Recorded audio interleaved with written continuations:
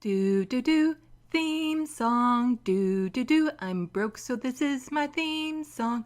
Do do do, just imagine this is an awesome theme song. Do do, theme song. Left of the box.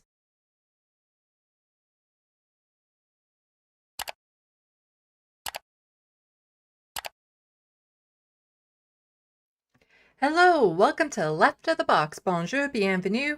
I'm Sandy. Welcome, welcome, welcome everyone to this Sunday evening afternoon. How is everyone?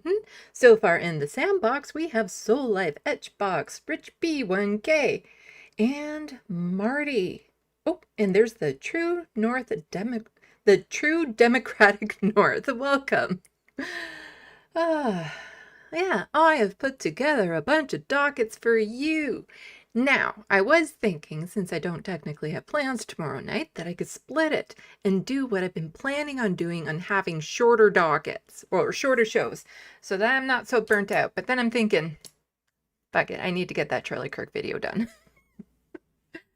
Because I meant to work on it last week, but between being physically sick and mentally sick, I was not able to put much of any work into it.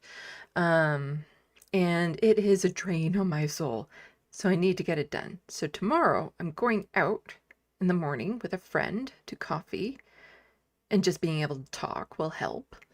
And then since I'll be up and alert, then I can come back home and just work on the script and basically just force myself to get it done. Once I get the first draft done, like that's the hardest thing, like going back and editing it and stuff like that, that's easy enough. But it's just getting the initial script done is the most challenging part of my video essays. So I'll be working on that tomorrow, and I'm going to force myself to do it no matter how much my brain might be screaming at me, because I want it done. And there is a bit of fear with it because, you know, once I post that video, there's a good chance I might get actually doxxed or people might try to take my channel down. So I will need all of your support. Like, I think some of the fervent Charlie Kirk people who are demanding firings and stuff, like, I think it's calmed down a bit, but it's still there. But I think it's calmed down a bit. So just check and see what people are saying in the SandBox.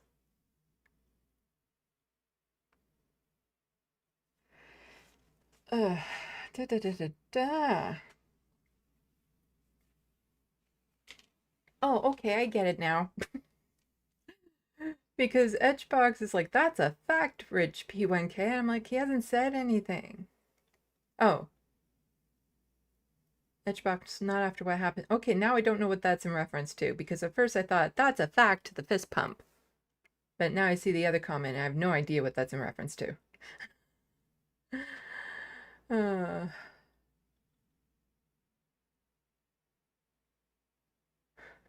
Oh, Rich P1K saying Christina was attacked and called a racist. GNN was just taken down. You'll absolutely have her support. Why was GNN taken down? Was it because of the Charlie Kirk stuff?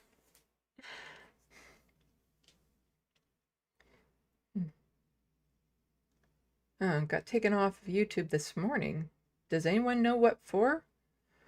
I need to tread carefully, because it's one of those things. I don't like restricting what I have to say. I want to get it out there, but at the same time, my channel is very vulnerable because it's so tiny.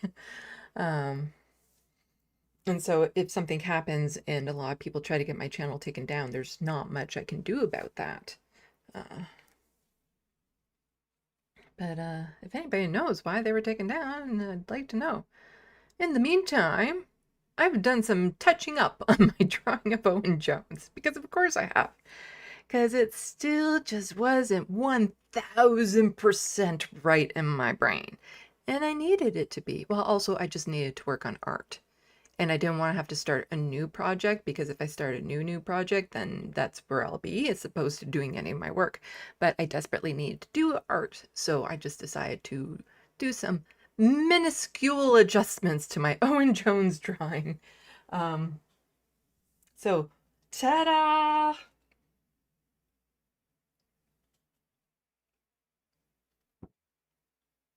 It's hard to get like a good angle on here. And again, there's always the glare from the lights that cause issues. Oh, there we go. Let's see. Now it just needs to focus. There we go. That's better. You see, if I tilt it too much with the camera especially, it looks weird.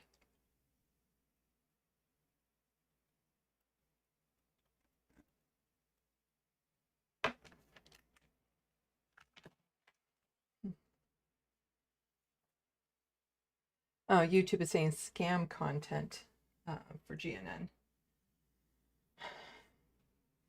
Rich P1K, it's been a minute, but it looks even more photo-like. The true Democratic North, beautiful drawing. I know how to draw like this too. Oh, then I'm not alone. It's a nice thing to be able to do. But I'll show you the differences, because first it was these differences. If I go to this screen, there we go. Boom. So this was the original two differences that I did before, which, you know, are barely noticeable. Now this is the third one. Oops, let's come over here. There we go. See the difference? It's easier, I think, to see the difference between the first one here and this one. And the middle one is just kind of the bridge in between. But the difference between these two were about 3 hours, and the difference between these two were about 3 hours.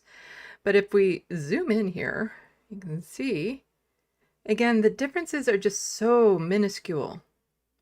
So actually, it's hard to see that way. So I changed the hair again, because you can see around there, I changed the hair.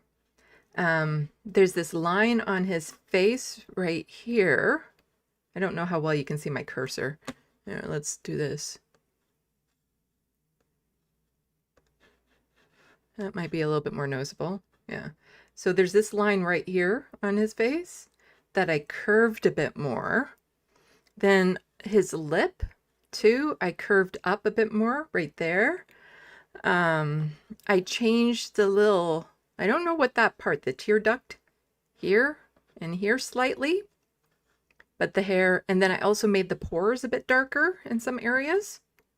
And I ended up bringing the jawline back out just a tinge, because what I did was I dropped it down a bit more here. And I kid you not, I changed the nose. I moved it over by like a pencil width. But those are the things that I've been doing. But yeah, and then if you go in, I can go in super detailed. Oh, right, and then their change was this area right here. I brought it down a bit too. So just like, again, the tiniest of changes, but to me it makes a big difference. But to me it also still just looks like a drawing. Like it doesn't, my photorealistic pictures to me look more photograph-like, but this, looking at this, you wouldn't think, oh, that's a photograph. You look at it and think, oh, that's a really good drawing. And I don't know why that is, because with my photorealistic ones, I look at them and be like, oh, that could be a photograph. But this one, I'm just like, it's just a really good drawing. I don't know what the difference is. But I might do some more tiny tweaks on it again. It's just like some of the bigger, oh, right. And I added more darkness to the eyebrows. I changed the eyebrows too. That was another thing that I did.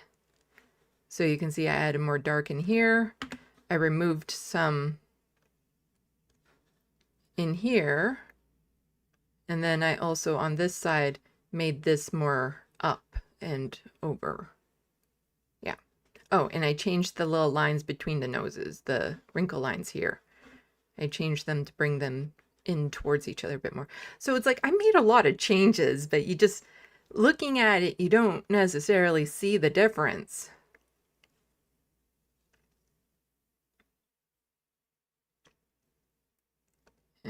Let's do that so you can see it better. Yeah. So I did a lot of work on it for the changes. It's just, oh right, and I changed the shadow here and here a bit. And I brought this curve in slightly a bit more. So here it's out a bit more. Here I brought the curve in a bit more, the shadow curve, to round it out a bit more. And I added more to the shadow. So you can see the difference if I zoom in. Let's bring this down a bit. So there's the shadow on the one side in the curve, and then the shadow on the other side in the curve.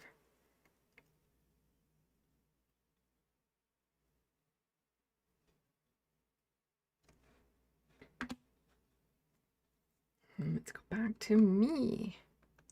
So yeah, that's I did that one evening because I needed to. Let's see.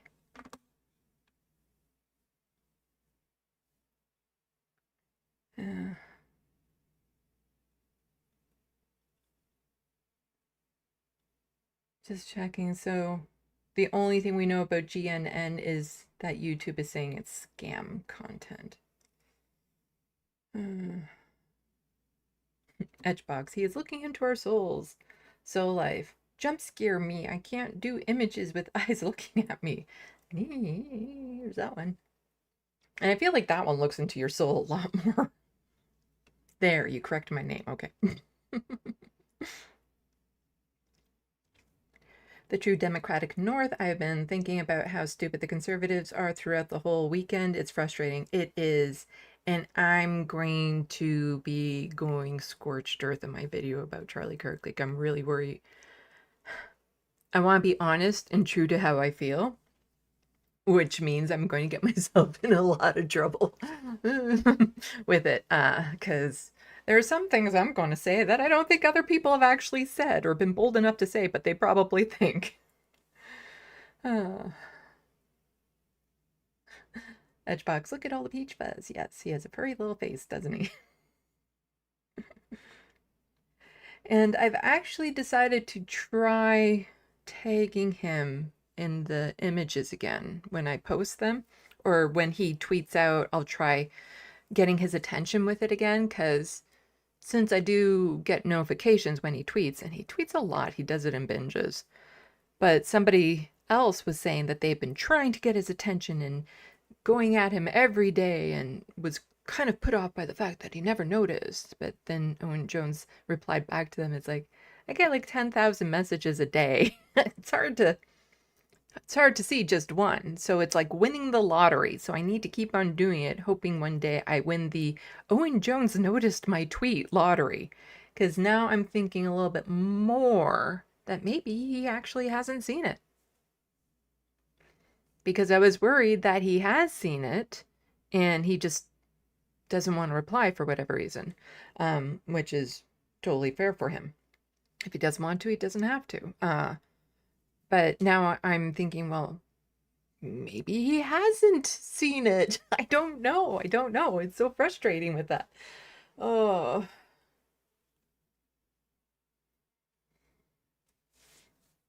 Let's see.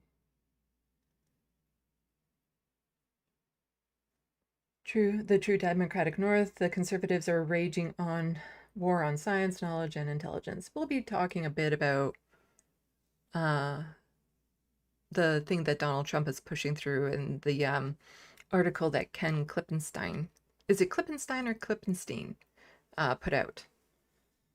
I was actually going to go over that. So I've always thought the cat was looking past me.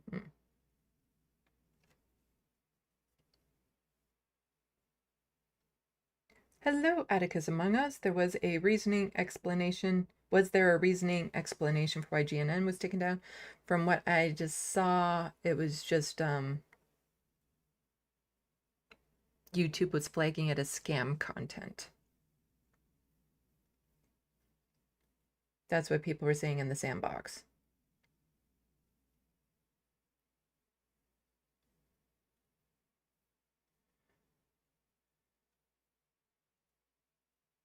Edgebox is saying GNN is also on Twitch, so he might be there tonight until YouTube is back. I've never actually watched GNN, so I don't know much about who they are. But yeah, so if you're still on the hostile fart sauna, if you see me tweet out an image of Owen Jones of the drawing, please help boost it, because I would love for him. I would love to know that he's actually seen it. That's all. That's all. Anyway, just checking. Yeah, so I'm going to be doing a standard live stream tonight, probably, as in long, so that tomorrow I get up early. I have a reason to get up early, so I get up early, go out, chit chat with my friend and whatnot, come back, and then just work on the script. The trick is to not watch the Majority Report, because the Majority Report just takes a big chunk out of the day that is normally very productive hours that I could be doing stuff.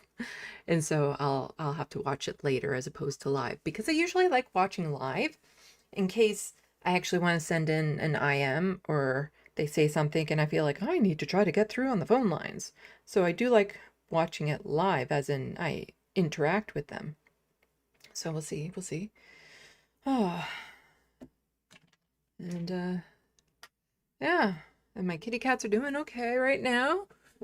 I had to give Frodo more fluids. Or I'm giving him more fluids every day now for a bit. It happens where he seems to lose his appetite, so I have to kickstart his system again by giving him the subdural fluids. And then after a bunch of days of that, he comes around, and he ate a bit more last night, so I was happy about that. I don't know how Lanier is alive. And I'm not being sarcastic. I don't know how that cat is alive. The fact that he's still walking around is kind of a miracle. Because I was mentioning that he likes to chew on rubber things like these things. And he found my big mats of them, and he started to chew off the corners, which I really hate. And it really upset me. And I just had to order new ones off of Amazon. But he would swallow the chunks of rubber. Like, it's not like he would just chew it off and leave it on the ground. He would actually swallow it. And then one day, he got a hold, I don't know what it is about like plastic and rubber, but he got a hold of like a dollar store tablecloth that's just like this thin sheet of plastic. And he ate a bunch of it. Like, he just ripped off the corners. He ate a strip of it. And so then a few days later, he pukes it all up and it looks like a junkyard. All the stuff that came out of his stomach. And I'm like, I don't know how that cat is alive. Because you would figure it would clog up his system, that he wouldn't be able to digest food because there would be too much junk in there. But eventually he did end up throwing it all up. And I'm like, how did all of that fit in him? It was very disgusting. Oh.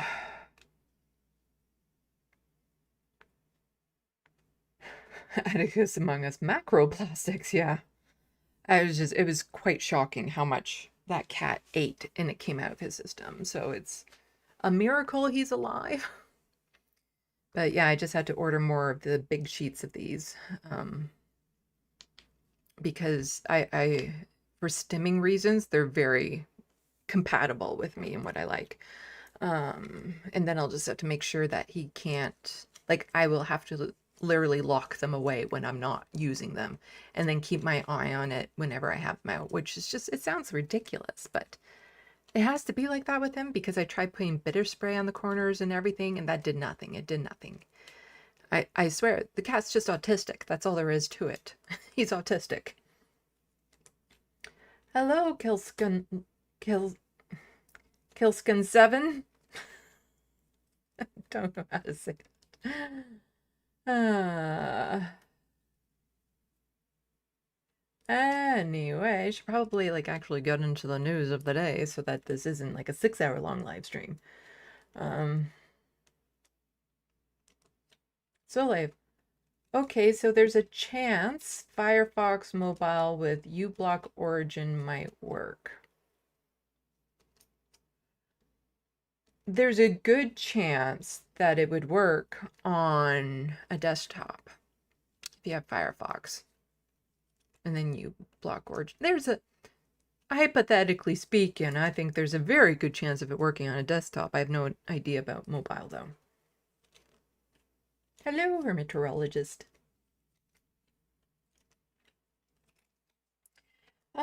Okay, so I actually have like a really big docket of stuff to do with Palestine and Canada, and well, not just Canada, but other things that happened through the UN and whatnot.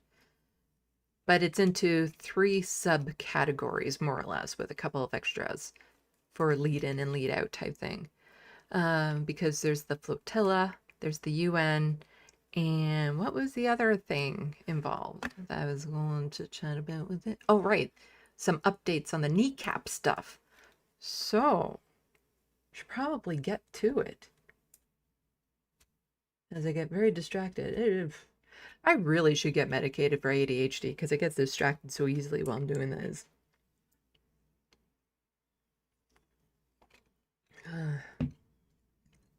Okay. Let's get into it. Last week, I was talking about how Canada, Mark Carney's Liberals, have decided to declare that Palestine is their own state. They have a state. They're a state. Of course, there were conditions put onto it, which Netanyahu will say otherwise as we get to a video of him. But there were conditions put onto it, you know, like Gaza has to have an election in the next year somehow, and Hamas isn't allowed to be involved because, of course, we are allowed to dictate the terms and conditions of somebody else's election. So, and that was also the most performative, superficial thing that did nothing. Still no arms embargo, still no boycotting or divesting from Israel, still having lots of partnerships and stuff like that. But of course, you know, some conservatives didn't like it, or conservatives, one of the liberals too, Anthony Horsefarter, hates it, but he has to be a little mum on it because if he speaks out too harshly against it, he could get in trouble because he's part of the Liberal caucus. But you know he wants to. Oh, he wants to so much just come out and say that, you know, Mark Carney's a raging anti-Semite because he says that Palestine has their own state type thing. You know he wants to. And I was actually quite surprised he hasn't released like a video or something about it yet. But there is just, you know, this little thing. He'll do it. He does what he can when he can type thing. This person was just pointing out this tweet he found. So Brian, whoever says, not only has Israel's entry in Global Affairs Canada travel advice page been changed to Israel and Palestine. The address for Canada's embassy in Tel Aviv has also been updated. The horror! And Anthony Horsefarter saying, I've spoken with them. This is going to be quickly corrected. How dare Canada follows through and actually says that there's Israel and Palestine. How dare you? You know he's dying to just get more into it. Oh, yeah, and then there's this. His loyalty is totally clear.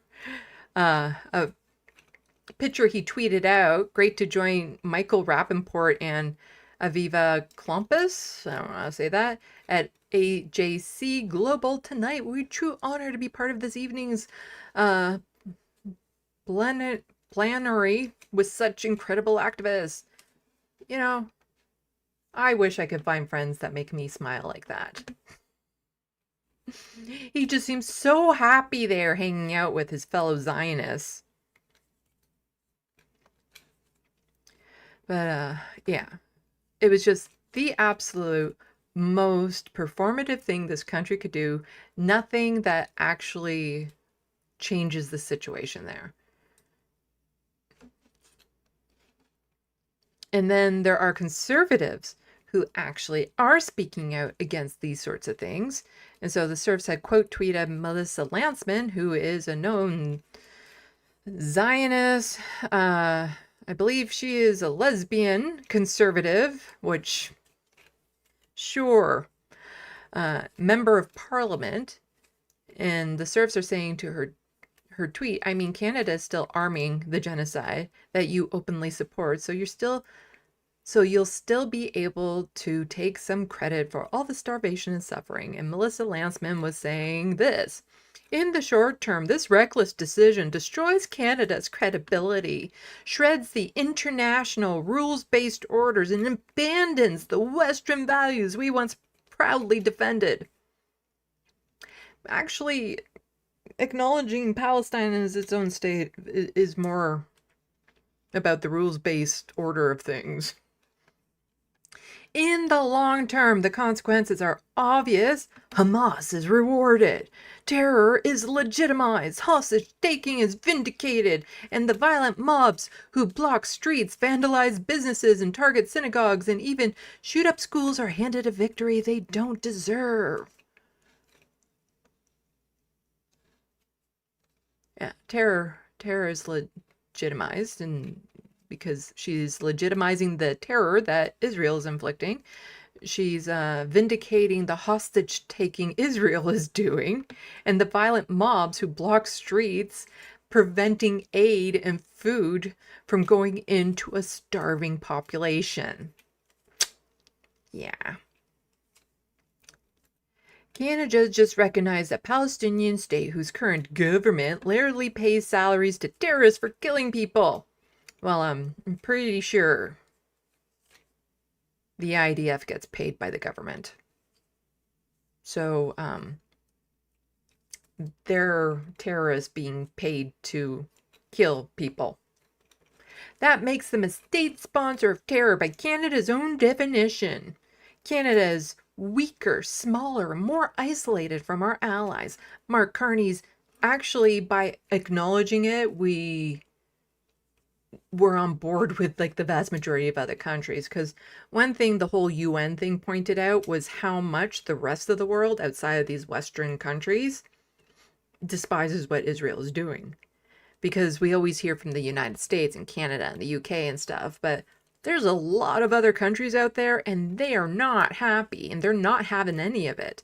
So by us recognizing Palestine actually puts us in line with a whole bunch of other countries. Mark Carney's vacuous foreign policy based on pretend conditions is cold, calculated, and done entirely for votes. The Prime Minister has just written a check to terror and all its victims everywhere. Well, most politicians do everything for, votes. That's kind of... Oh, and here's David Dole pointing out what I was just saying. Countries that recognize a Palestinian state. So we see all that green there. So Canada was just drawing like pretty much the almost entirety. That's probably the entirety of South America. Not quite the entirety of Africa. Not quite the entirety of Asia, but mostly Australia. Yeah, so let's just say there's a lot more green on that map than there is gray. And the green is the recognize. So it actually puts us more in line with the rest of the world. And even with all of this, as we know, as EPG says, why? Israel's committing a genocide in Gaza. Stop this madness. Sanctions, end free trade, stop sending weapons to Israel. Yes, why? With everything we know right now, are conservatives still so desperate to kiss up to Zionists? Because here's Scott Moe. He is Premier of Saskatchewan. Conservative, not shocking. Pleased to welcome, I don't know how to say their name, Ambassador of Israel to Canada at a timely and important moment for Saskatchewan. Our discussion focused on practical solutions for Saskatchewan's canola producers and opportunities to expand technological cooperation and market diversification. From Saskatchewan-grown chickpeas export to Israel to Israeli irrigation technologies, I am confident in the strong mutual opportunities and future of our relations. Are you telling me that there's no country out there that isn't currently committing a genocide that you couldn't have done this with? That Israel was like the only option. And if it was the only option, I wouldn't exactly be bragging about it. Like, really? Really? Doing that? You're doing that. They're doing that. Just absolute psychopaths. Like, they're all just psychopaths. To choose to work with Israel right now while they are committing a genocide is endorsement. Sending weapons to them also is an endorsement, something Canada is still doing. But you see, if you're not plugged into politics, you might not know how much Canada has actually done for Gaza. You know, not sanctioning, not stopping arms exports, but we've done so much. So Development Canada has tweeted out, Canada is one of the largest donors to the humanitarian response in Palestine. We continue to support civilians, including through emergency food and nutrition, field hospitals and healthcare, clean water and shelter. What exactly of that is Canada doing? Because we've done some airdrops, which killed someone because it landed on them, to send them food that they can't actually cook because they have no water or things to cook on, dishes, stoves. What field hospitals and healthcare is Canada providing? Like, I know Canadian physicians will go in of their own accord, but then they're stripped of almost every essential item that they need to actually help people. How are we giving clean water and shelter to the people in Gaza right now? How's that a thing? But you look at this little cute video that they put together and you would think, yeah, Canada is doing that. And you see, I have to have it muted because there's music in it. There we go. So delivery assistance, saving lives. Canada supports experienced partners providing life-saving assistance in Palestine. Ooh, that's loud. What life-saving stuff exactly is Canada doing?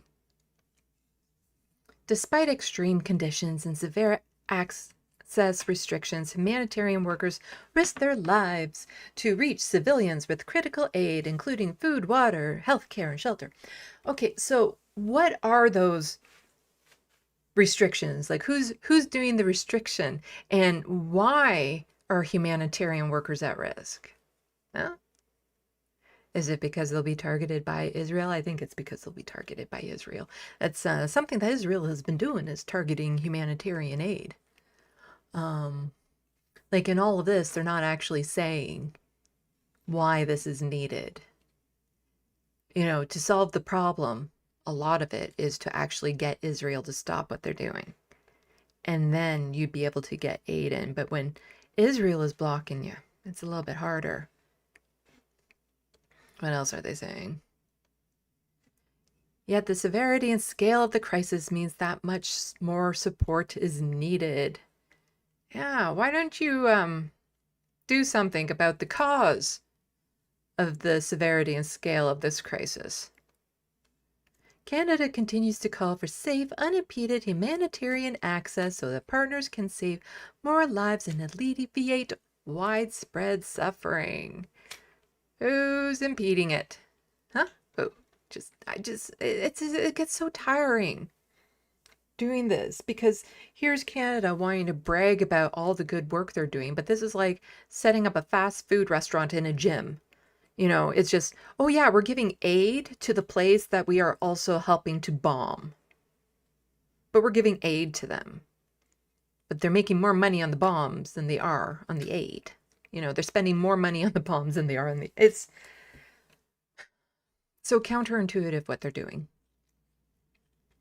And sending out these messages. But if you're not plugged into politics all that closely, you might see these cute little videos that the Canadian government will send out and be like, oh, we're doing good. We're doing good there. There's some sort of humanitarian crisis going on in Gaza, but with no causes to really pin it down on. But yeah, so Canada, still known throughout the world as the peacekeepers. Let's see. Like, this is something that we, the people, could be doing. And I know that there are companies and facilities around Canada that are making weapons that are going to Israel, and at times they have been shut down, and we need to be more active in that, because here we have Cape Verde has denied entry to Marianne Danka, a Danish-flagged ship carrying 18 containers of 155mm projectiles for Israel's largest weapons producer, Elbit Systems. The vessel's deadly cargo was bound for Israel, fueled its genocide in Gaza, but after public outcry, Cape Verde refused to let its ports be complicit in Israel's crimes. That's how you do it. You get the people to push back and not allow these arms to be shipped to Israel, because Israel ain't making them on their own. But that's how you do it. That is how you do it. So the next, we're going to get into the flotilla, but I'm going to treat these like separate dockets, even though it's on the same subject, so that I don't get too far behind in the SandBox, and I can say hi to people.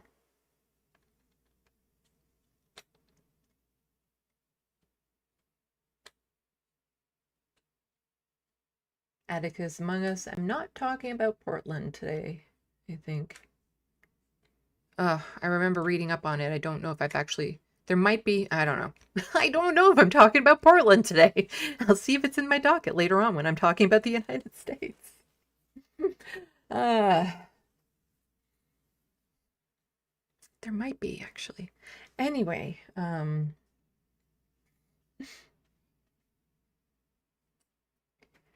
Killskin 7, a lot of updates from the flotilla, I believe. Yep, there will be. Etchbox Horsefarter? Yes, Anthony Horsefarter. That's what GTA Autobot said his name was, and I don't question it.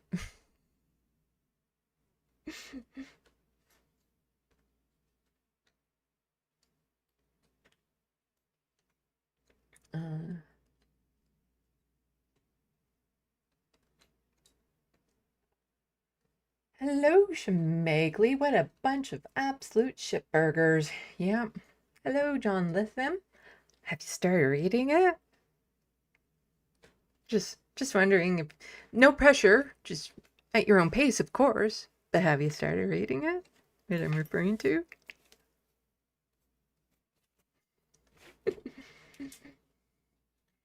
Hello, Jet. And there's Mozart. So many people I haven't seen for a while.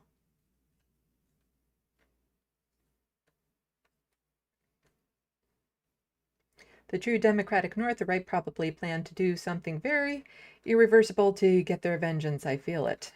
I'm worried about that. I'm worried about that. I do want to put out my Charlie Kirk video and say everything as honestly as I plan on saying it. I am a bit worried about the fallout because I don't particularly want to be doxxed. I'm sure it's easy enough. And I don't want my YouTube channel taken down. Oh, there's that. Although if my YouTube channel is taken down while I'm fighting to get it back up, that gives me plenty of time to work on my TYT video. So that as soon as my video gets back up, or my channel gets back up, I would post the TYT video and then immediately have my channel taken down again. Isn't that how it works?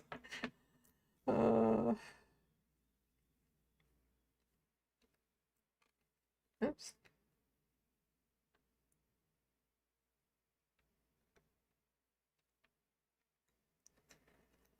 Let's see.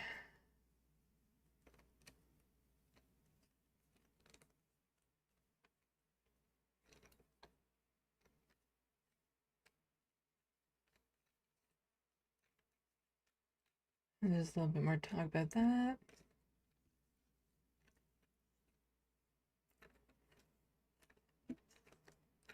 Jet says that they were here last week.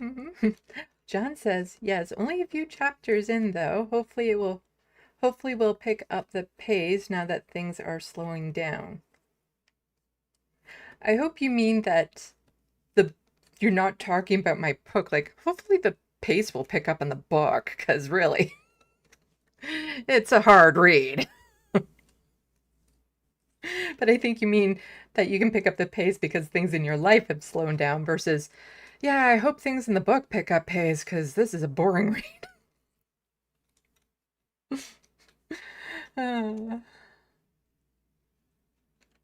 Hello, Bad Lefty. 6 minutes behind. I hope this future is less depressing. Oof. Sorry.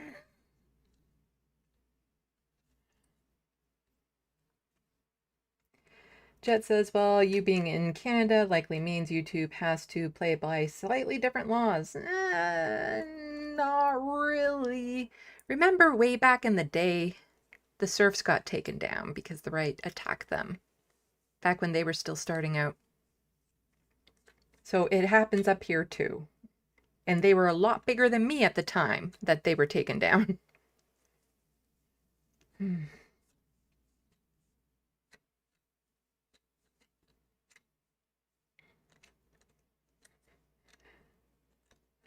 John saying, yes, been a bit busy with this and that. Book so far has been great. Why, thank you. Can't wait to get back into it. Oh my god, my mind is just so there. Maybe for my Halloween live stream, I'll do brainstorming session with people about things that I want to do in my book. I don't know yet. It's still a while before I have to worry about what I'm doing for the Halloween live stream. I know for this space, I'm going to be talking about Truth and Reconciliation Day because this space will be on the 1st and the 30th of September is Truth and Reconciliation Day. So I'm going to be educating all of you on that. Hello, Donald James.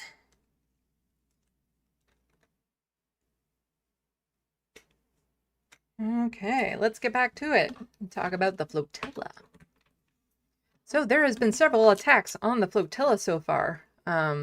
Fortunately, there's been like no injuries or deaths because, yeah, and there's also been no accountability for it.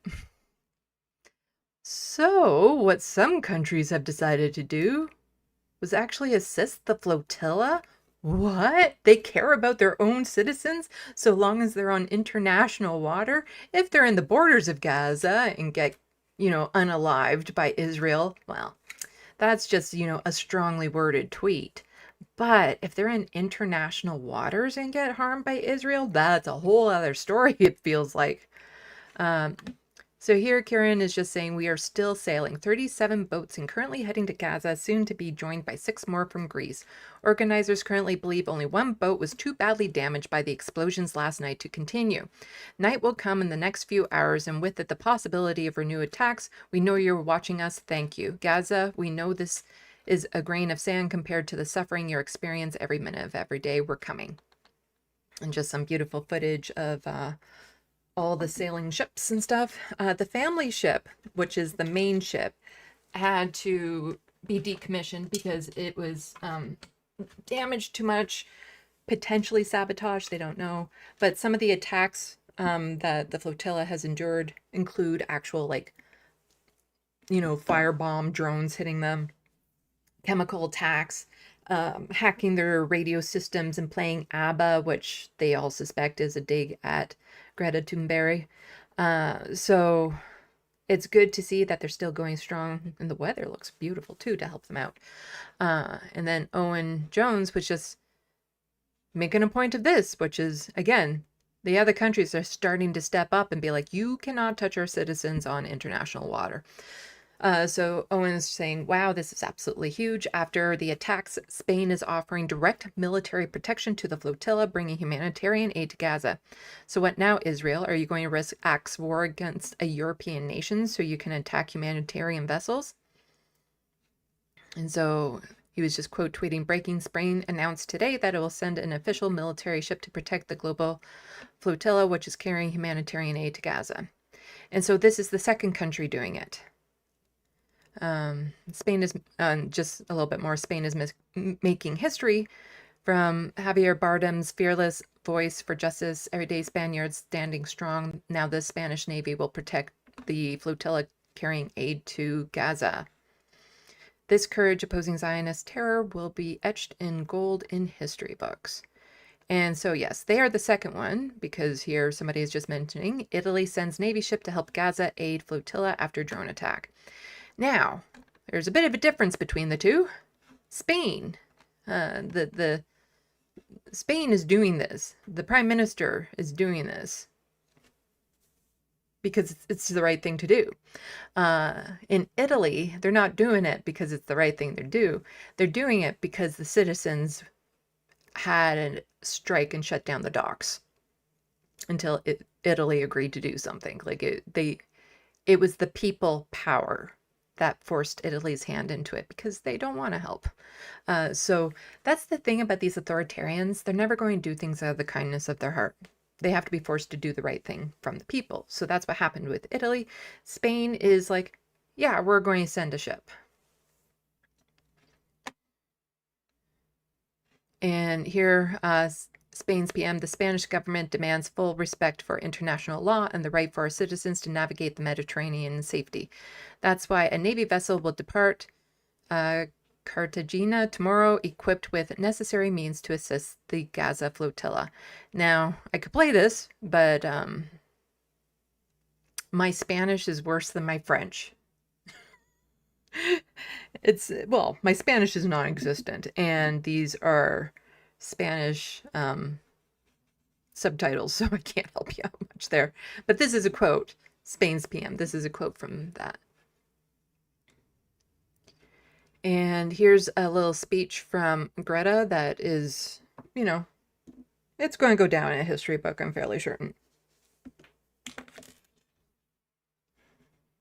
We are writing the history books of tomorrow. What chapter do you want to be in? I'm pretty sure Greta will have her very own chapter. I'm not scared of Israel. I'm scared of a world that has seemingly lost all sense of humanity.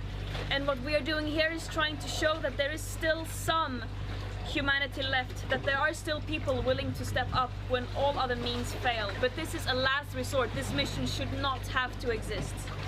Free Palestine! Free Palestine! The closer we get to Gaza, the higher is the risk of escalation and more attacks. The last weeks we have seen numerous escalated attacks against our mission that has damaged several boats, where drones have been dropping explosions, chemicals, and unidentified objects on and around boats in a desperate attempt to intimidate us and to silence and scare those who are standing in solidarity with Palestine and to further dehumanize Palestinians.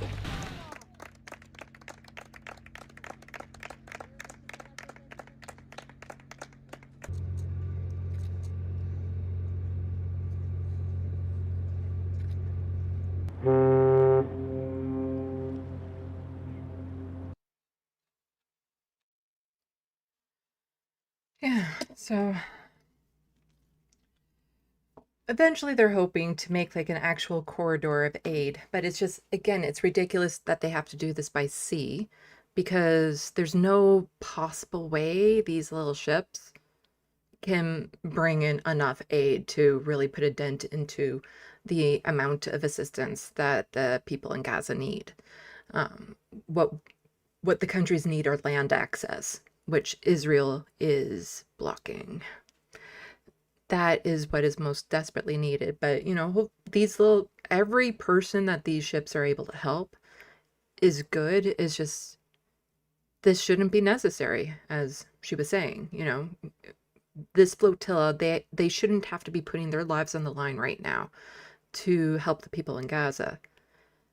What the other countries should be doing is applying the pressure on Israel to get them to stop, because the aid can flow in through all ports and all access points if the other countries actually forced Israel to stop doing what they're doing. Let's see, and then we'll get into the UN. What happened at the UN?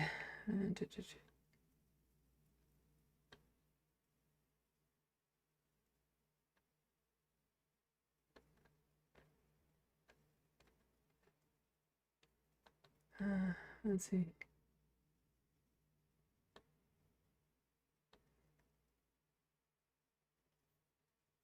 Jed, I wish I could afford the book. It's going to be a while before I can actually do it, but eventually I'll be able to make YouTube video of all of it. And, you know, people who are living in poverty, just send me an email and I'll send you the link. But ideally, I'm going to put it, because it's not part of my channel, so I'm going to put it behind a paywall. But, you know, if you're living with poverty, just send me an email and I'll help you out. And then there'll be other options. So, like, if you're a patron or a member of the SandBox at the highest levels, you'll be able to watch it whenever you want because you'll have the links. So one option would be, if you have a little bit of money to spend, you could just become a member for a month and then watch it all then. And I'll let people know when like all the chapters are up so that you'll be able to see it. But otherwise, just send me an email, because I don't feel right keeping people out of it because of finances, because I am there, you know.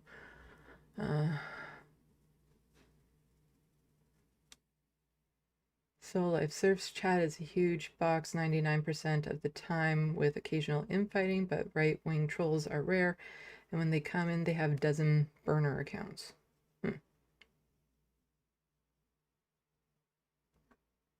Jet, don't you mean Minuet? No. The last Wednesday of the month was last Wednesday, and Minuet was there to talk to everyone. So she will not be there on the 1st to educate everyone about Truth and Reconciliation Day.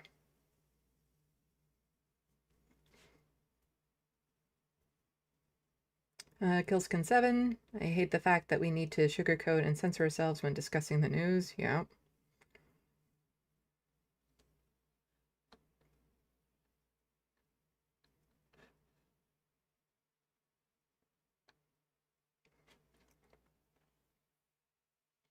So Life saying the Italian boat is only there to do recovery if needed. Spain, I hope, is a defense boat in Greece, and the Turkey and the other ships en route.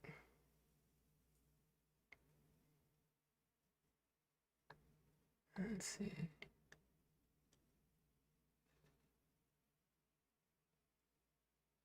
Yes, all the people on those ships are absolute heroes. So it looks like Turkey's getting involved too.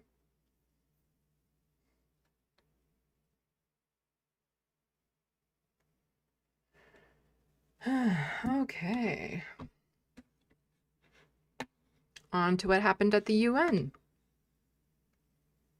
Many delegates walk out as Israeli Prime Minister Benjamin Netanyahu approached the podium to address the United Nations. Now, what's interesting and good about this is that it wasn't so much like they could have just, all these people could have just boycotted going. But what they did by actually showing up, being there on time, was to make a much more spectacle, much more of a show of leaving and showing that they are not in support of Benjamin Netanyahu. And why is he in the United States and not getting arrested? That's what I would like to know. Well, we know why, but he has a warrant out from the ICJ.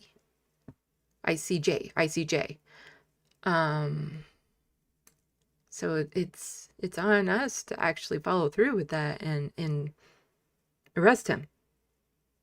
He should have been arrested, not given such a warm, friendly welcome from the United States. So let's watch them walk out with lots and lots of applause.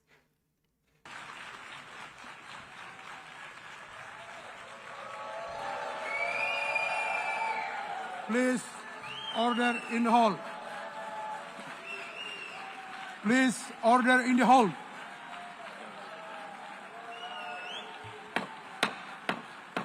Yeah, so somebody, as Kilskin is saying, he should be arrested. He's sitting right there. Somebody should be arresting him. Like, I suppose a lot of the people walking out, they don't have the ability to arrest them because they're not from the United States. But, you know, there are other people in the United States other than the president that I'm sure would have the power and the ability to arrest him. It wouldn't be Donald Trump that's arresting him, but there be some powers within. I don't know how an international warrant works from the ICJ. So, but I'm assuming it's not Donald Trump himself that needs to arrest Netanyahu. So why aren't they there arresting him?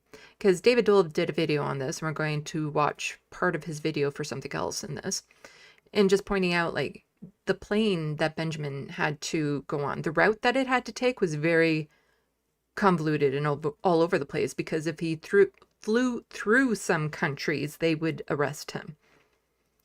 But he feels safe coming to the United States because he knows he's not going to get arrested there. Please, order in the hall.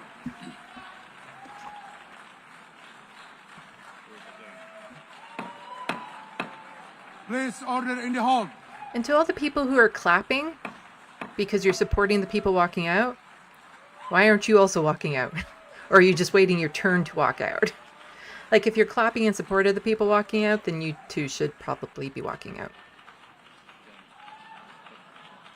Please, order in the hall. Oh my God. Does he seriously have a pin on with one of those quick scan things to get to a website?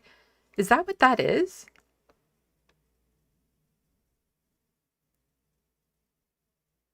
I swear that's what it looks like. One of those quick scan things that you do with your cell phone. You take a picture of it and it takes you to a website. Is that what that... He's putting that on a pin? It's not clear enough for me to find out which website it would take you to, and I don't really even want to know. But that's what that looks like. That's really ridiculous. Please, order in the hall.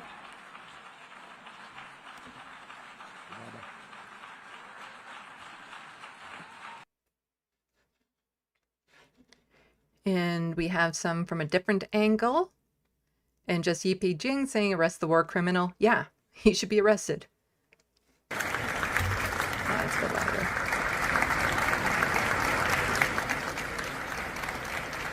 So this gives a much better view of the amount of people walking out. Oh, that's loud.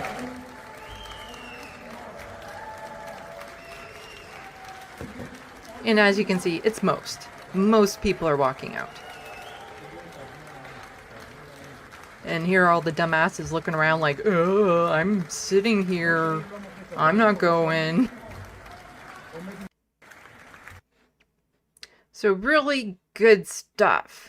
And, you know, I'm so glad that as a Canadian, of course, we're known as peacekeepers throughout the world, and we would absolutely all fuck.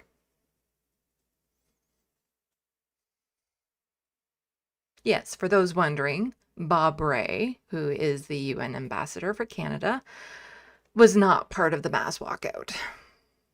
He stayed seated. And so you see here, I'm going to point this out, this person was quote tweeting out the Canadian Press article, Canada not part of mass walkout when Israel PM Netanyahu spoke at UN General Assembly. Now, am I surprised? Not really. But what good did it do him? Nothing in the end. So here is an article on it. Canada not part of the mass walkout when Israel PM Netanyahu spoke at UN General Assembly. We're not going to watch this video because the next article has a fuller video of course, Netanyahu talked down to Canada for the very performative thing of acknowledging a Palestinian state. So, you know, all this support and love that this Canadian government is giving to Israel is constantly being slapped back in their face. As I said in some of the subtitles that I have, it's Canada has unrequited love for a Zionist Israel. Like that's it. Like Canada loves it, but Israel is like, if you don't be exactly what we want, then we don't love you back. So from the article, Canada was not part of the mass walkout Friday morning during Israeli Prime Minister Benjamin Netanyahu's address to the United Nations General Assembly. The Office of Canadian Ambassador Bob Rae says he remained seated during Netanyahu's address as dozens of diplomats from other countries walked out of the chamber. The Canadian press has reached out to Global Affairs Canada for comment but has not yet received a statement.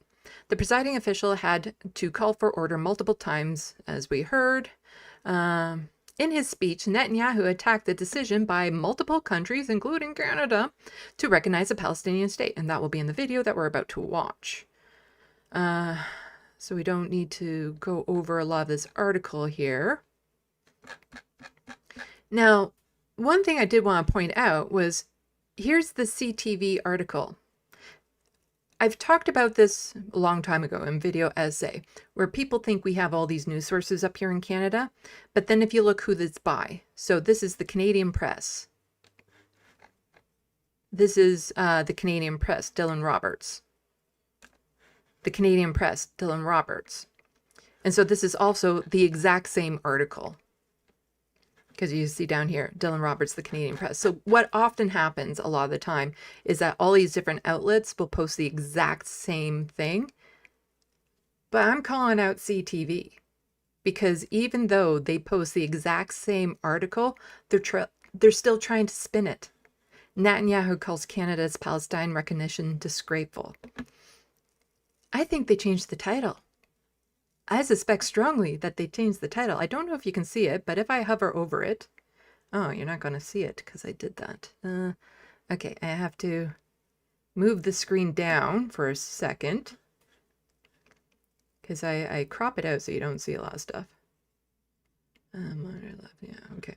So if I move this down briefly, so you see all the bazillion tabs that I have open.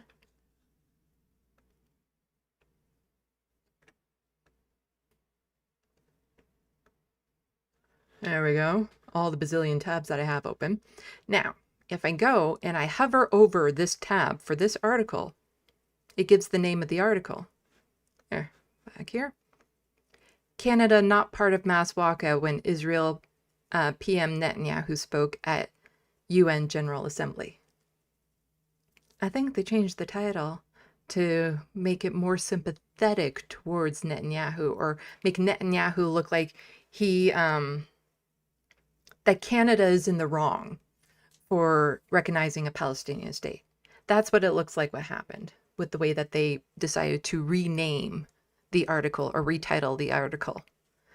And it looks like they actually did change it because they can change it here, but it doesn't change it from the original in the tab up there. So it used to be basically the same article or same title as that one, Canada not part of it. But they went and changed it, I think. to make it look like Canada is in the wrong for supporting a Palestinian state. Does Control Z work on this? Oh, it does. Good. Okay. So I can get it back to the way it was, so you don't have to see all my bazillion tabs that are open. But I wanted to listen to this video because it's a little bit longer of Netanyahu talking and scolding Canada and other places for its disgraceful decision to recognize a Palestinian state. Of France, Britain, Australia, Canada, and other countries unconditionally recognized a Palestinian state. They did so after the horrors committed by Hamas on October 7th.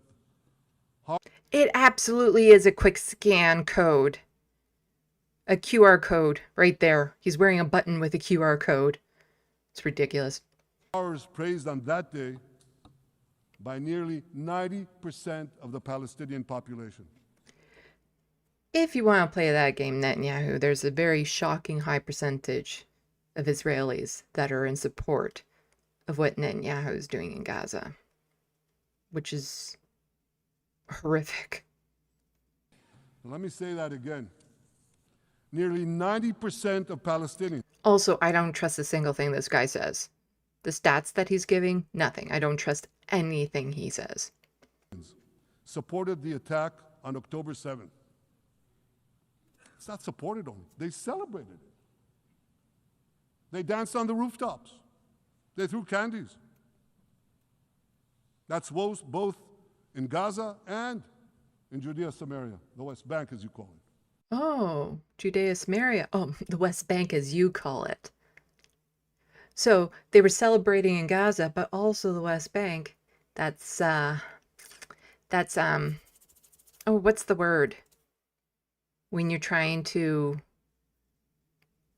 convince people that it's a bad thing ahead of time. Oh, fuck, there's a word. It's when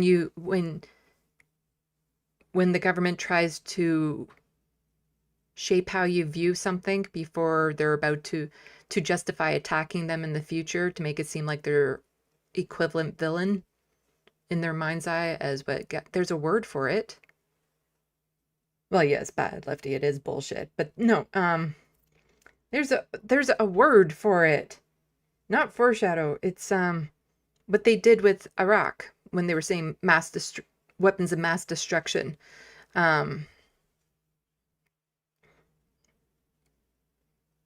Manufacturing consent. There we go. Thank you, Bad Lefty. And as John Litham was saying, like, what rooftops? Yeah, there's no rooftops there anymore because they've destroyed everything. Like, it's not comparable. I had to keep my cool because it was in public, but I was at a booth for Amnesty International, and somebody's like, you're not going to like what I have to say, but... And it's like, okay, so he's either going to talk shit about trans people or side with Israel. And it was the siding with Israel. It's like, if they just released the hostages, and I swear if the others weren't there to hold me back, I would have just completely lost my shit on this guy. And as soon as I did push back, he just walked away because he couldn't say anything. And it's like, oh no, they want to return the hostages. It's Israel that isn't allowing it. And he just walked away. But yeah, all of it is just a bunch of bullshit coming from Netanyahu's mouth. But he's absolutely trying to manufacture consent for when they do in the West Bank what they are doing in Gaza. Like, they're already doing a whole lot of bad in the West Bank. But he wants to escalate it to the same scope as what's happening in Gaza. And it's just the way they celebrated another horror, 9/11. Well, I heard through the conspiracy hotline that it was actually Israel and Netanyahu who was celebrating 9/11. So maybe he's getting that confused. Maybe that's where he has the mental image of the people celebrating and throwing candies again, because he says that again. Oh, they were throwing candies like it was some sort of parade. Danced on the rooftops. They cheered. They threw candy. They threw candy. You know what message the leaders who recognized the Palestinian state this week sent to the Palestinians? It's a very clear message. murdering Jews pays off. Well, Nobody has ever said that. Mm-mm. Nobody. I have a message for these leaders. When the most savage terrorists on earth are effusively praising your decision, you didn't do something right. You did something wrong. So even after the Canadian ambassador to the UN sat there to show his support for Netanyahu, after all the concessions Canada has done, after all the weapons that Canada has sent, after all the ways that they've never really directly called it a genocide, after they've just sent strongly worded statements as opposed to doing anything that would actually make Israel stop because they're in cahoots with Israel when it comes to what's happening in Gaza, after all of that, just because Canada did the performative thing of recognizing a Palestinian state, here's Netanyahu on the UN stage scolding Canada. Horribly wrong. Your disgraceful decision will encourage terrorism against Jews and against innocent people everywhere. It will be a mark of shame on all of you. What Netanyahu is doing in Gaza has put Jewish people around the world in far more peril than they ever have been pretty much since the war. Like, it's what he's doing to people from Israel, like no matter where they go in the world now, they have this label on them. They have this, the people in Israel are in far more danger because of what Netanyahu is doing than they were before. But wait a minute, Mr. Prime Minister, they tell me. Wait a minute. We believe in a two-state solution where the Jewish state of Israel will live side by side in peace with the Palestinian state. There's only one problem with that. The Palestinians, they don't believe in this solution. They never have. They don't want a state next to Israel. They want a Palestinian state instead of Israel. And that's why every time. And he wants an Israeli state instead of a Palestinian state. His genocidal intent has been made obvious for a long, long time. This is nothing new. This is what he has been declaring for a long, long time, his intent to wipe out Gaza, to have an Israeli state instead of a Palestinian state. Not both, but instead. And that's why one of the main reasons why there isn't a two-state solution yet is because Israel hasn't allowed it.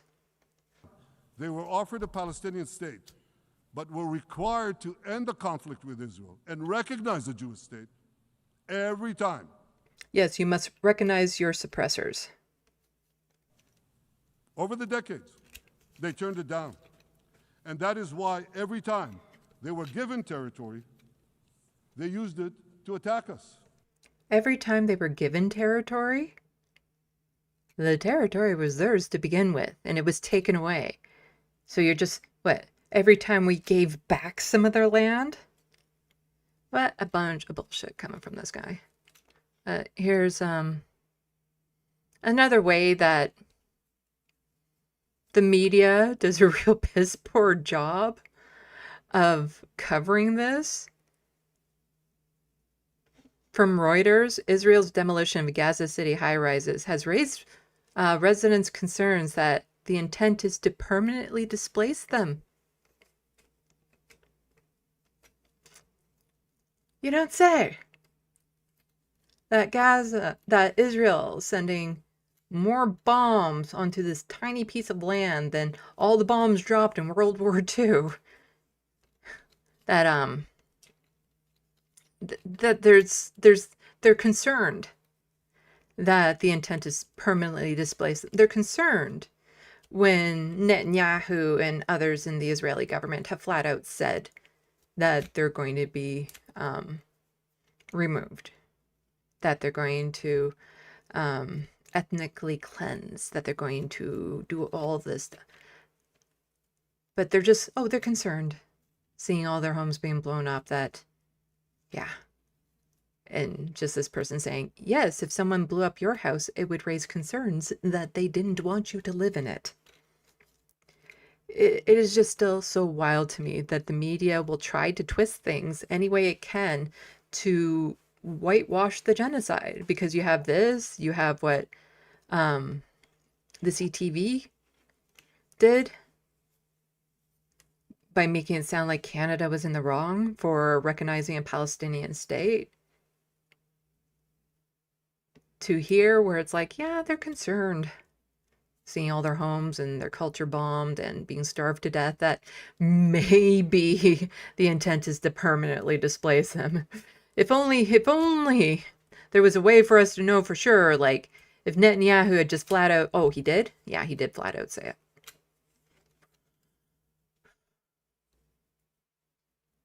But here we have Bob Ray, that was the Canadian ambassador to UN. He wanted to explain his side as to why he didn't walk out. So Canada's ambassador to the United Nations had a simple reason for why he didn't, let's make that bigger, for why he didn't walk out of Israeli Prime Minister Benjamin Netanyahu's speech to the General Assembly. It's his job. I'm sorry, when was that ever an excuse at the Nuremberg trials? Just doing your job? Do you think that excuse is going to fly in the future when hopefully people are starting to be held accountable for this atrocity? Do you think people in the Canadian government can get away with just saying, we were just doing our job?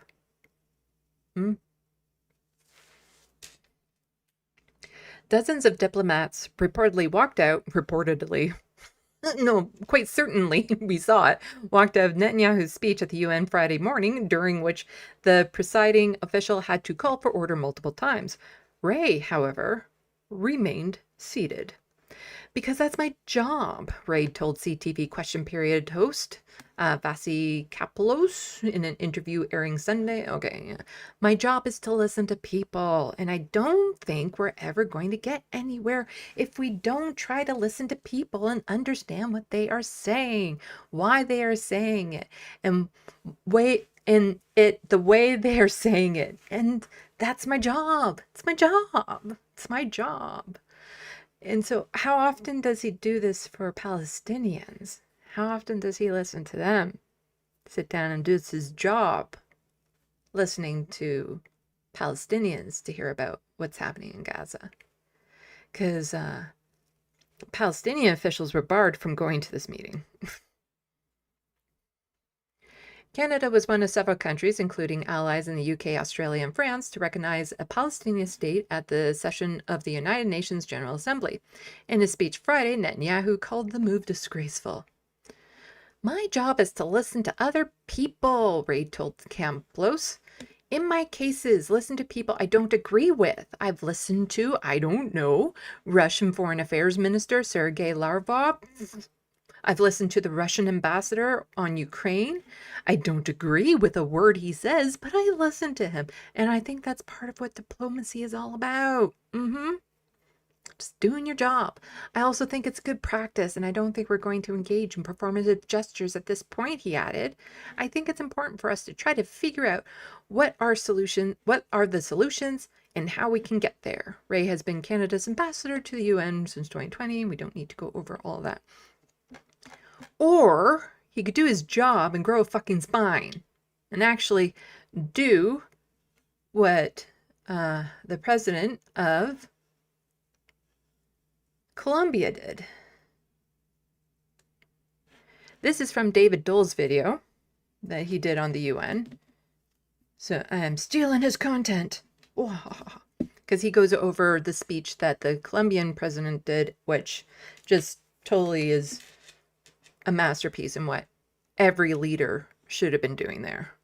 I think I have to go back to 541. Okay, right there. A clip from this incredible speech. This is the president of Colombia, Gustavo Petro, who, this is not in the clip that I'm going to show you, but I will read this. There is no superior race. There is no chosen people of God. It is neither the U.S. nor Israel. The chosen people of God is all of humanity. Here is This speech that was translated on screen, I assume by this account here, People's Dispatch. So credit to them for posting the translation. This is fantastic. Washington. Since David doesn't read it out for you guys, though, I will, because the translation's in English on the screen. So, Washington and NATO are killing democracy and Y la OTAN matan la democracia y hacen renacer. are reviving tyranny and totalitarian. David, you really should have read this out, so I didn't have to. Totalitarianism on a global level. I'm going to bring the volume down on that. La tiranía y el totalitarismo a nivel global. La ONU tiene que The UN cambiar needs ya. to change. Una A ONU different human UN diferente, needs humana. to. Debe antes First and que nada foremost, stop the detener genocide in el Gaza. genocidio de Gaza. Turn it down a little bit more.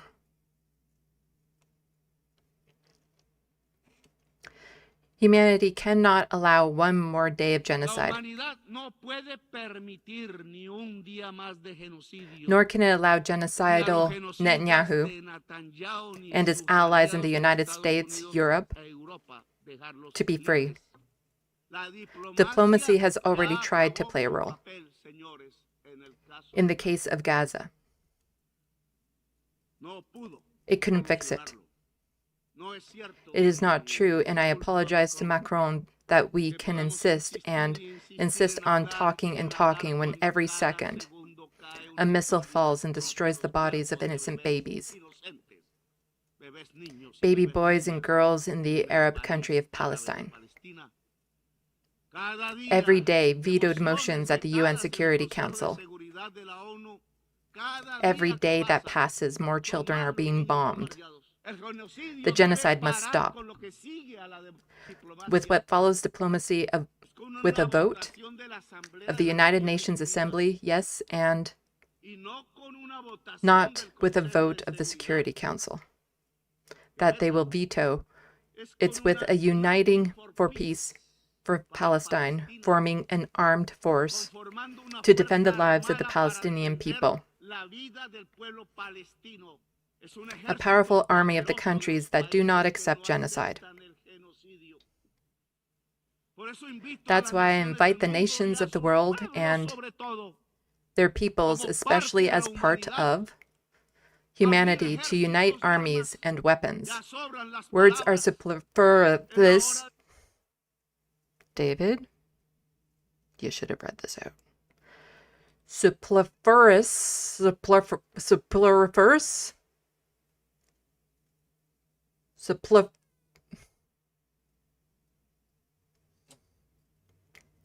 It's the hour of de la libertad o muerte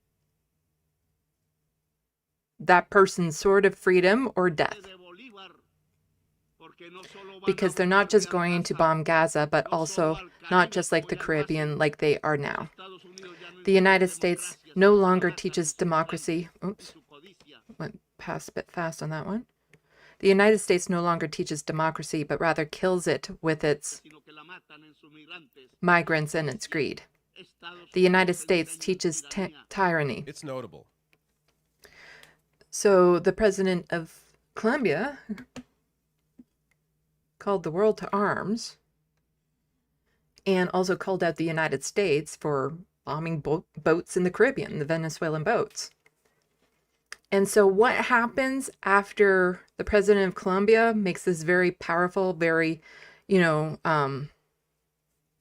call to arms speech, something that should have happened a long time ago? The other countries should have united to stop Israel, because it's what I've been saying since the beginning of this. There's only two ways Israel is going to stop, and that is they have completed their objective, or the other countries force them to. Ideally through sanctions and boycotts and stuff of that sort, but I think we're past the point of that, and they need to have people on the ground in Gaza to protect the innocent people that are being brutalized, traumatized, slaughtered. So, what happened then to the president of Colombia? Well, U.S. revokes Colombian president's visa over reckless and incendiary remarks. So he gets his visa revoked over a speech, but Netanyahu, who's currently committing a genocide, gets to go and keep his? Huh. It's almost like the United States doesn't actually believe in the idea of free speech. The U.S. has said it will revoke Colombian President Gustavo Petro's visa after he urged U.S. soldiers to disobey his American counterpart Donald Trump during remarks at a rally in New York. The State Department described Petro's comments as pro-Palestinian street protests on Fridays as reckless and incendiary. The Colombian leader was in the U.S. for the UN General Assembly, where earlier in the week he called for a criminal inquiry into Trump administration's airstrikes on alleged drug trafficking boats in the Caribbean. Yeah, somebody should. The United States extrajudicially killed people in international water. And here's the thing that I'm afraid of, because some people are saying, well, Israel's not going to bomb the flotilla. That's just, it's too on the nose. It's too, like, public. There's people that we know on it and whatnot. And it's like, well, the United States has already bombed 3, I think, now, Venezuelan boats in international waters. And there hasn't been a peep of any accountability. So if the United States can do it, Israel's probably thinking we can do it too. Because nobody's holding the United States accountable. Who's going to hold them accountable? I'm worried. I'm worried about that.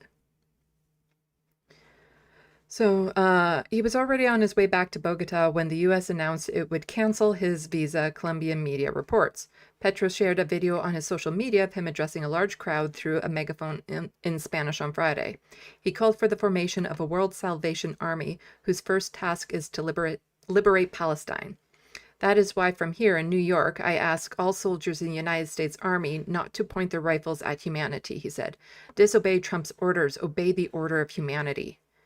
That'd be nice. That'd be nice if, the people who are following these orders suddenly, developed a soul, conscience of some sort.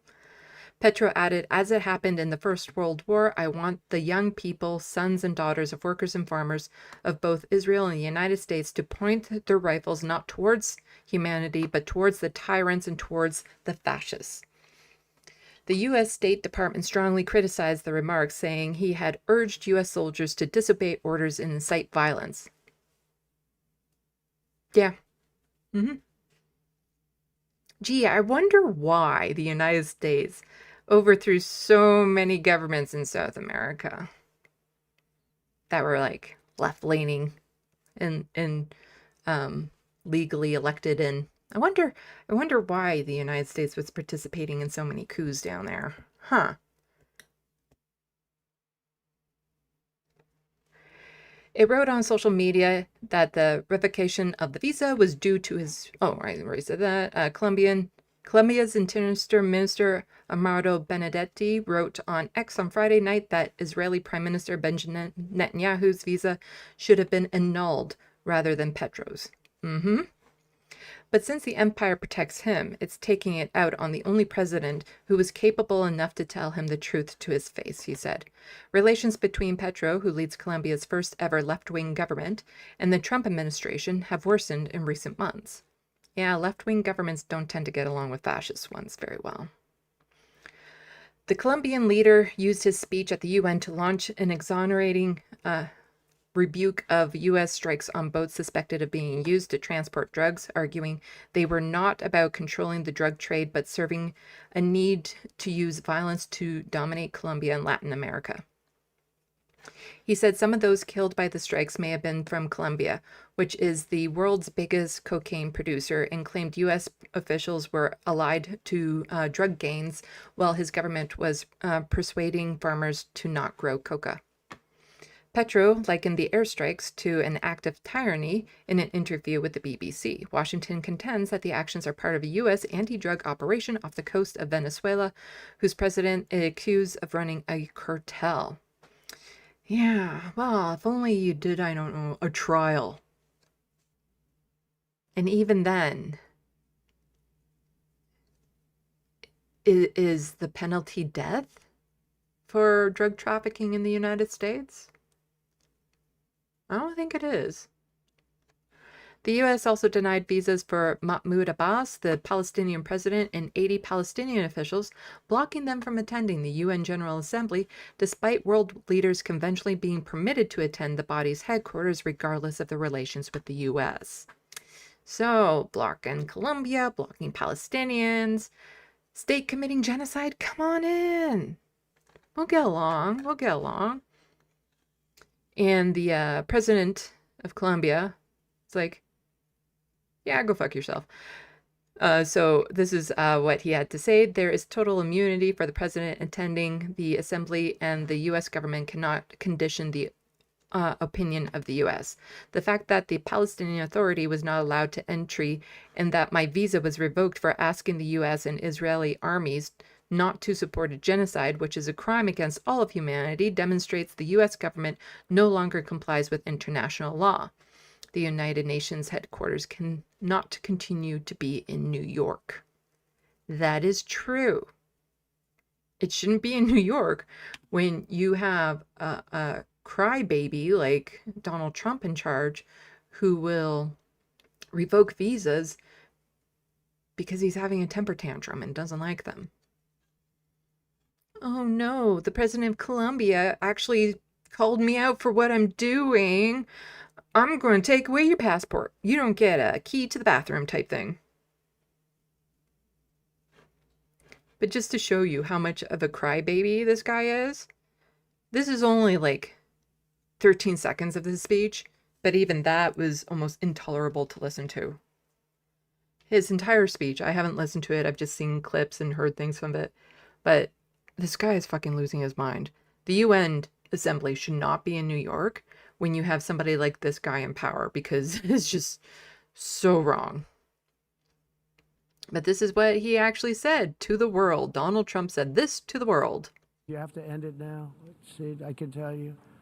I'm really good at this stuff. Your countries are going to hell. In America, we've taken bold action to swiftly shut down uncontrolled migration. You have to. Yeah, your countries are going to hell.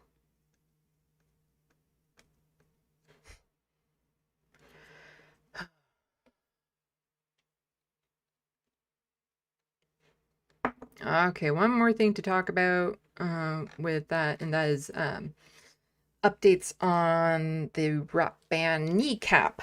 But before we get to that, let's check out the SandBox.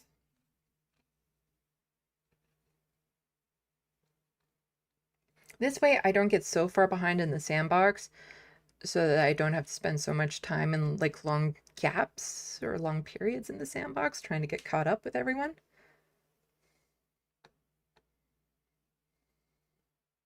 Etchbox, it will never be enough. That is the only power they have.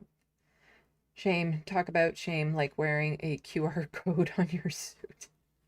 It's a QR code. That was a QR code on his shirt, wasn't it? You guys agree with me that was a QR code. I don't know what it would go to. Maybe it's like, here's your link to hell, but you know. So Life, in my honest opinion, it was Israel that was responsible for mass casualties. I'm sure Hamas did some. Every citizen is IDF. They probably had to defend themselves, but the motive was hostages. Owen Jones actually does a very good breakdown of October 7th, if you want to go back and watch one of his videos, because he also watched the propaganda video that was put out that a lot of the Zionists were trying to push just to be able to analyze it and talk about it afterwards. But he does a really good breakdown of the facts as we know it as to what happened on October 7th. So I recommend people go and check out that video from Owen Jones.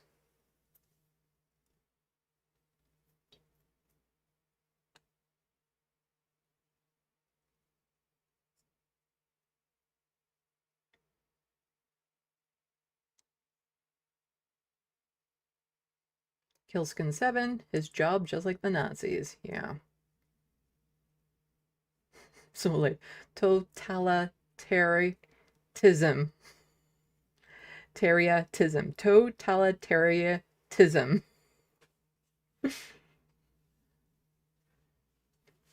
It's weird because, you know, some days I can just say the word and other days I can't.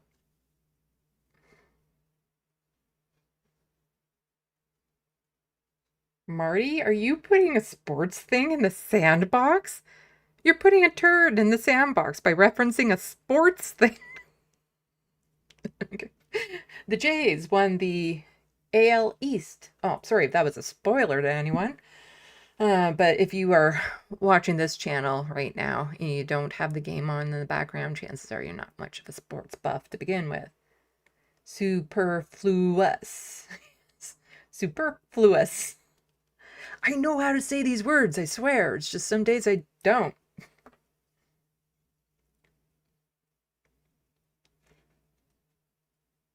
Ah.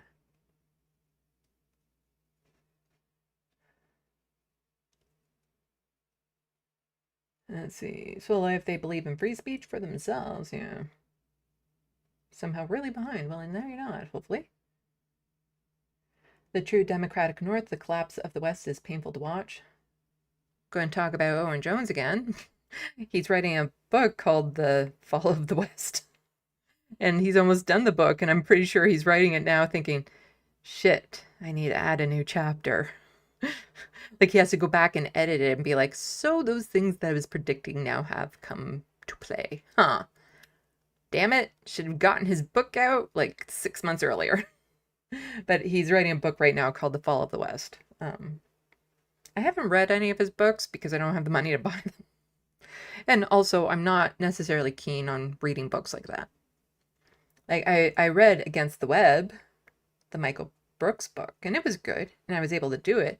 It's also only 80 pages long, so I could handle it. Because normally the only time I've been able to read books is like, it's a horror novel story. It's usually horror. I can stay plugged into a horror book.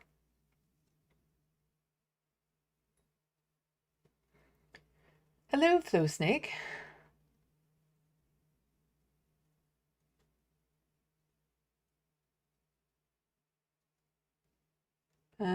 Vicky Klee asked me to say hi too. She's modding No Justice right now. Oh, No Justice is live now, huh? You see, I knew I shouldn't have started at 5 because that's when a lot of them start too, but I don't want to be on here till 11. I just if I could split this and do part of this tomorrow, then maybe I would have started later. But like I said, tomorrow I have to get up early to go out to coffee with a friend, and hopefully I can just get some things off my chest and talk. And then come home and just get the fucking Charlie Kirk script done. And once the first version of the script is done, that's like the hardest part of a video essay for me. And then I can just work on editing it and get it out this week because I need it done so I can take a breath and then get back to my TYT essay. I'll probably do a drawing in between there just to unwind from it. I'll probably do a drawing. But I need to do all of this sooner than later because I want to get back to writing my books. They're all in my mind and I can't wait. Can't wait to go. Like, that's the reward. I don't do like a real vacation because working on this book would be my vacation. Because I get to explore that world and be in that world, and I can't wait to do that. And I want to talk about it so much and give like all the spoilers. So John, if you have the book read by Halloween, then you don't have to worry about spoilers from the book, but you would have to worry about spoilers from like the rest of the stories. I don't know. Maybe I won't talk about it at all, and I'll find something else to talk about on Halloween. We'll see how it goes. Let me know what you would like me to talk about on Halloween, because for the past couple of years, I have been doing a live stream on Halloween dressed up as a vampire. Before it was generic vampire, but yes, this time it will be Minuet. She will come on to talk to you guys on Halloween to give me the night off. But also hi to Vicky Klee. Hopefully I get a raid when they stop, because I will most likely still be going.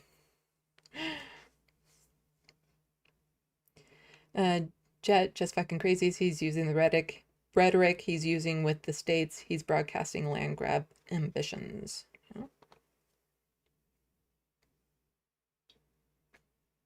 So like, yeah, I heard about the Hannibal directive for October 7th, and I don't doubt it. I don't doubt that there was some of that going on. Like, it's just, the evidence is there.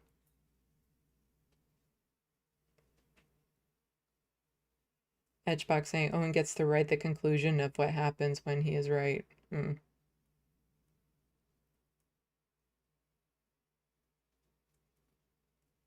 Faux Snake saying Owen Jones, I watched the Hamas massacre film. Here are my thoughts. The video, I think. Yeah, it's from a while ago. I could... Because it was closer to October. Like, it was within a year. You watched it. Let's see.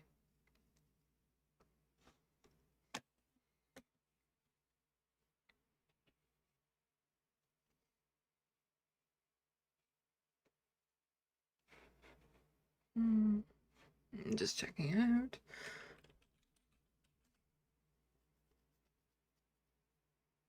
Yep, that's exactly what it is called. Let me just... So I watched the Hamas massacre film. Here are my thoughts. I'll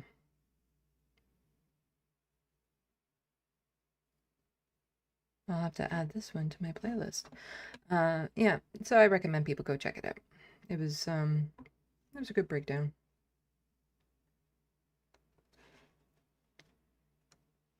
Speaking of Owen Jones again, I swear I'm not obsessed with the guy. Not at all.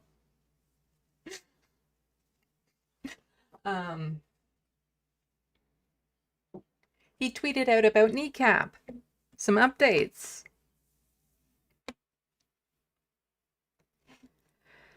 So he quote tweeted Michelle O'Neill saying, Kneecap fought the law and the law lost. This victory for Kneecap is a victory for everyone speaking out against Israel's genocide.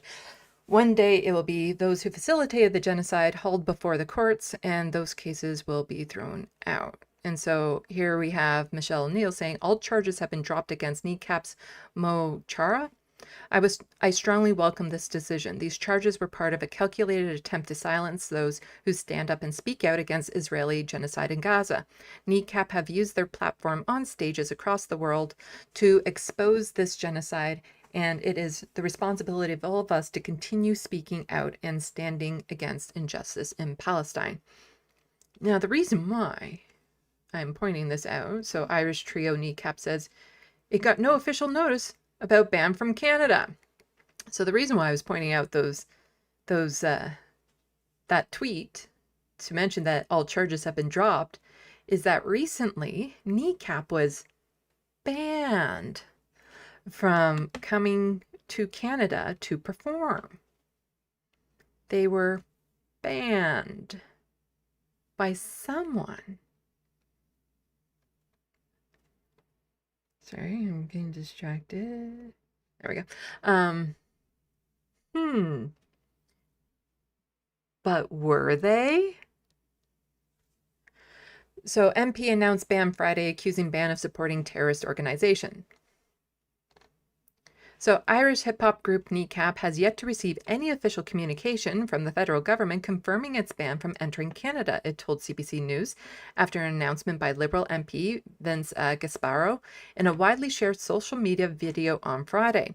Nobody has instructed Kneecap that they can't travel to Canada except Vince in his social media video, said the band manager, Dan Lambert, in an interview. CBC News reached out to multiple government departments but hasn't received details about the decision beyond Gasparo's initial post, where he was making the announcement on behalf of the Government of Canada. Gasparo said the group have amplified political violence and public display of support for terrorist organizations such as Hezbollah and Hamas. He also said Kneecap has engaged in actions and have made statements that are contrary to Canadian values and laws that have caused deep alarm to our government. On Tuesday, Immigration Minister Lena Diab, who would not say whether the ban is allowed in Canada or not. You know, I can't comment on any individual cases, she told CBC News as she arrived on Parliament Hill.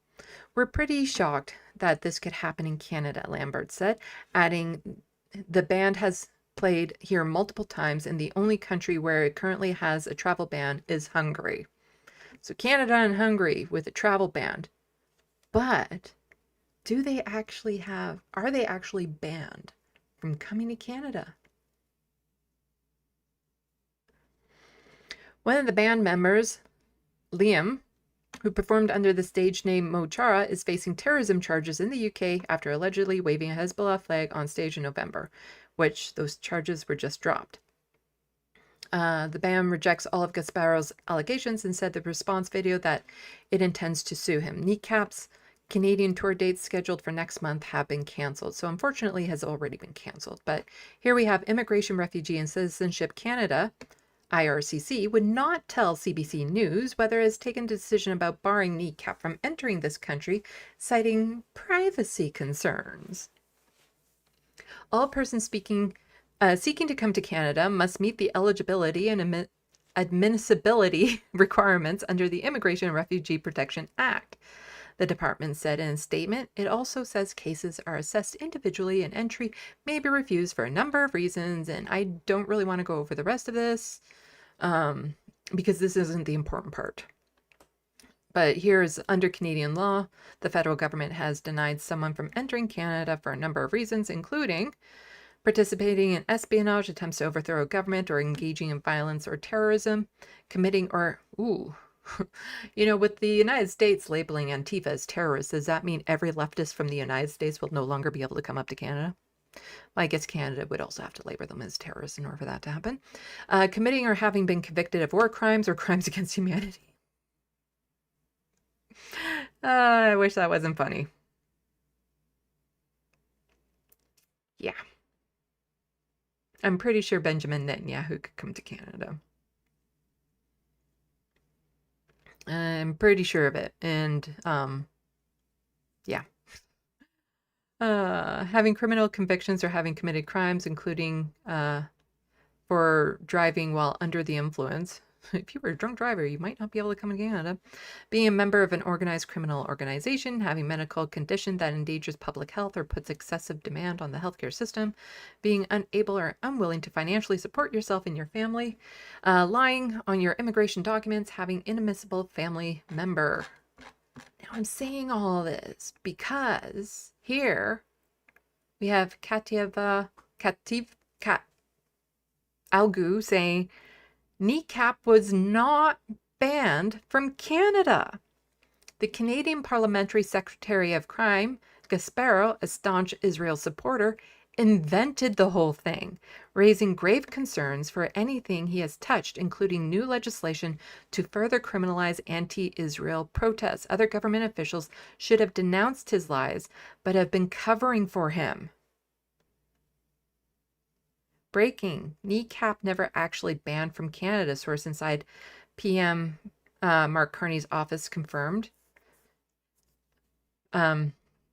Gasparo went rogue.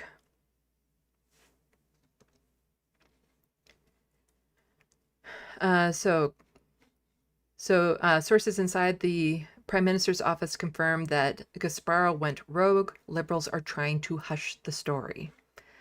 In a dramatic turn of events, a day already marked by major announcements, Canada's recognition of Palestinian statehood and federal bills, and so on and so forth.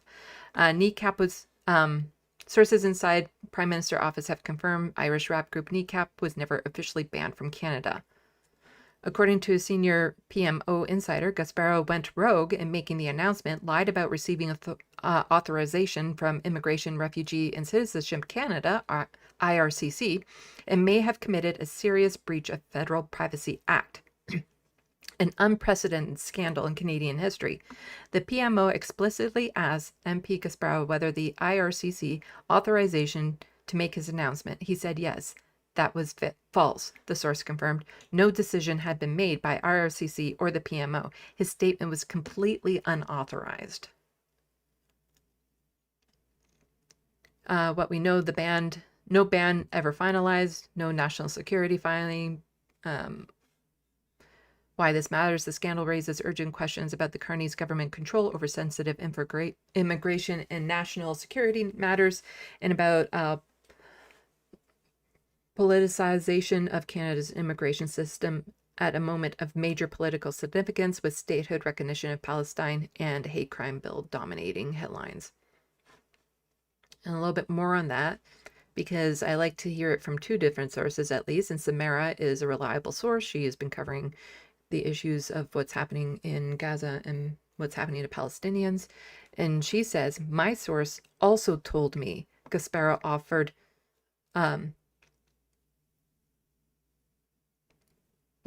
my sources also told me that Gasparo offered to PMO to delete his message re kneecap being banned from Canada, but was told not to as it will attract more attention. Both PMO, Mark Carney, that's Prime Minister Office of Mark Carney, and this is the IRCC Twitter account, have yet to respond to my request for a comment. So we have two different people saying they have sources that have both confirmed this was not legitimate. It was not authorized what he did. He just went off and put this speech out there to ban kneecap from coming into the country.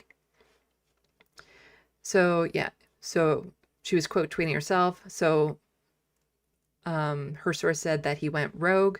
It's causing a huge issue. The Immigration Canada told Vince not to go public, and Vince lied to Mark Carney's office saying he had the go-ahead from the IRCC, but he was lying. More to come. So, and she was quote tweeting herself again. Let's be clear, there's nothing legal about this. There's no official ban for kneecap from Canadian government. This is simply based on the whims of my cousin Vinny Gasparo, who's a big fan of local Lackey Lee. So, as the person from this tweet was saying, this would be raising grave concerns for anything this MP has touched, especially legislation that is further criminalizing anti-Israeli protests. I would say, yeah, that if he did something like this, definitely would call into his legitimacy. So what that means is that there is an Action Network petition to say that kneecap must play because they were never actually banned. So email Immigration Minister Lina Diab and all Liberal MPs, kneecap must play. Email Immigration Minister Lina Diab and Liberal MPs to demand they raise their voices in favor of the pro-Palestinian group's right to play and schedule performance in Toronto and Vancouver. Liberal MP Vince Gasparo reportedly went rogue last week in announcing anti-genocide rep. Email. So I will put this link.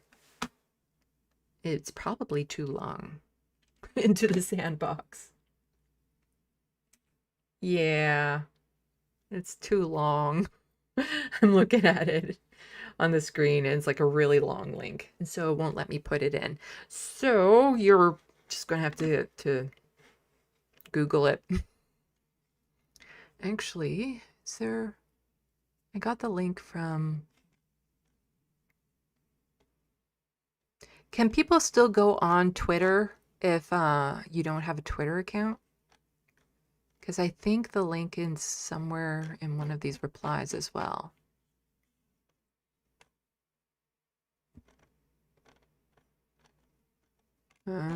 Sorry about that. The link is too long. I can't put it in the SandBox, so you're going to have to check it out. But they want to get 1,600 signatures on it, and there are only 334 more until they reach their goal. So I'm not going to fill this out in front of everyone. I don't really want to give away my city and postal codes like that.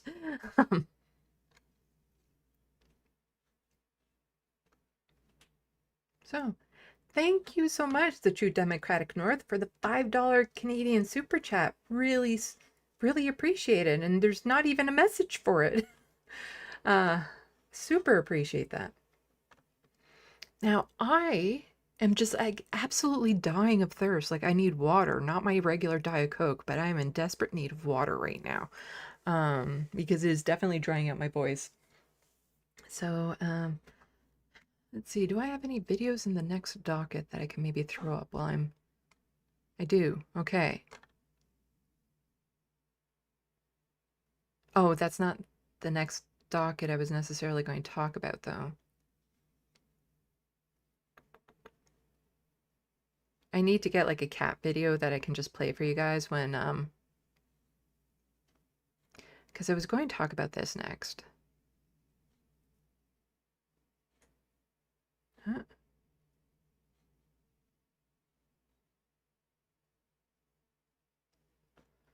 Huh.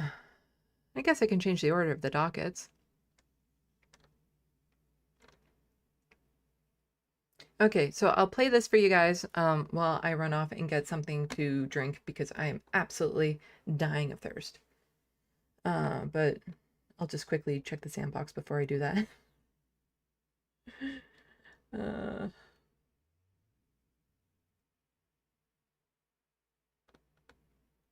Okay, people correcting my pronunciations. I know where that's at.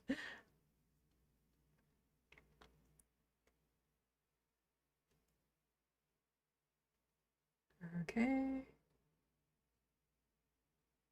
Saw that. Again, thank you for the super chat. Seeing lots of watermelons.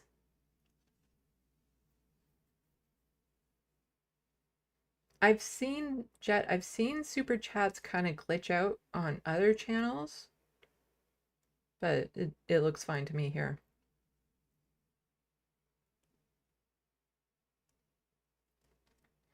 Okay, so next I guess I'll be talking about the digital ID issues in the UK, and I bring that up because it's not going to be long before Canada follows suit. Just saying, it won't be that long.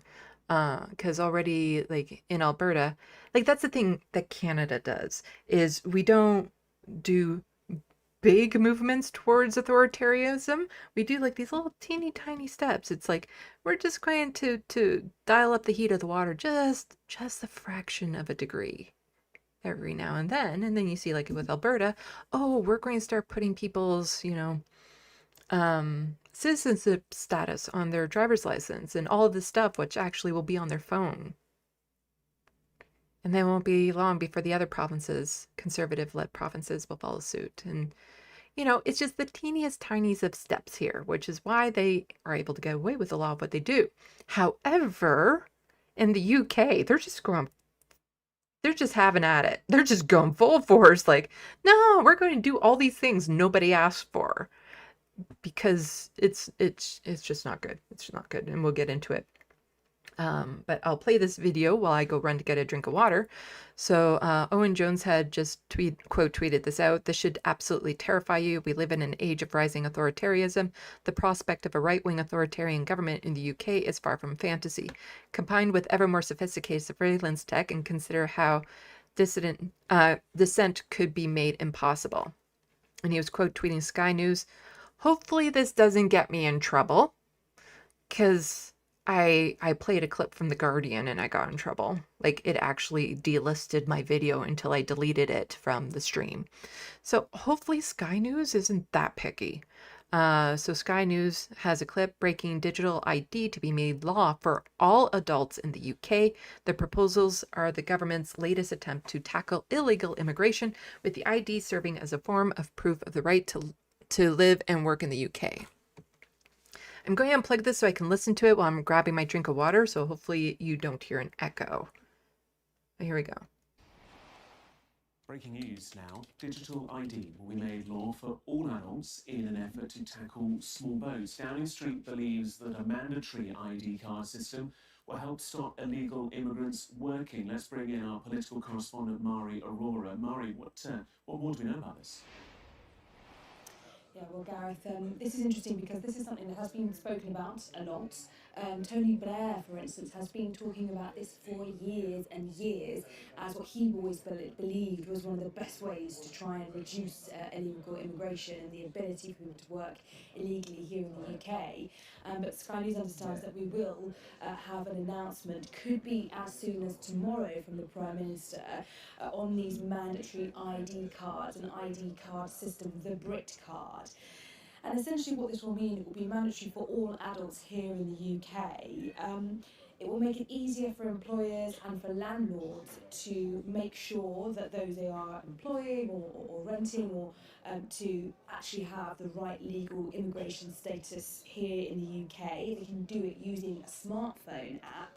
It's also, according to the government, going to make it easier for people here in the UK to essentially prove their status or their ability to kind of qualify to be able to work here in the UK. And essentially, this is all about immigration. This is all about trying to tackle small boats crossings. We've had a lot of conversation about small boats and about other European countries, especially the French, who have been concerned with the kind of pull factors here in the UK in terms of being able to work in the black market, being able to work illegally here in the UK. We already know that France has an ID card system. They've had it for many, many years. And it's something that the UK has always resisted, partly because of questions around civil liberties and freedoms, but also because many governments in previous times said they didn't think it was the best approach. Now, clearly, Keir Starmer has been persuaded of the benefits of a digital ID card system and has been persuaded that this might have a significant impact on small boats crossings. The question really, and this is always going to be the million-dollar question, is once this comes into play and I'm going to be showing you a video just after this one, which really just, is there a point to this? Because all of these people who are, you know, being smuggled into the UK, and I'm going to say smuggled into because I think a lot of people are trafficked into the UK to work at these companies. Will that actually prevent them from working at these companies that are having them work for them illegally? Are they going to care if they have this ID or not? how much of an impact could it have on small boats crossings? And if it has a really significant impact on small boats crossings, then it really kind of starts to eradicate that pull factor for illegal migrants coming to the UK, because I think they can essentially make money on the side illegally, as opposed to somewhere like that in France. How much of an impact does that have? And if it doesn't have a huge impact, then of course there'll be sighs of disappointment, I think, from within the Labour Party. Okay, so Keir Starmer was asked about how this will actually cut down on people working illegally. But also, it's like, it'd be nice if maybe instead of cracking down on the people who are working illegally, it would be to maybe crack down on the people who are hiring them illegally. Like doing something about the companies that want these illegal workers because they can abuse them. They can underpay them. Maybe tackle that issue. You know, and maybe also have a path to citizenship for people who do come in and work these jobs that nobody else wants to work, but also pay them reasonable rates when they're there. But they just want the people who are undocumented to be in the country, the same reason why in the United States, to have slave labor, more or less. And a lot of these people were probably trafficked there to begin with. And so how are these ID cards on your phone supposed to stop this?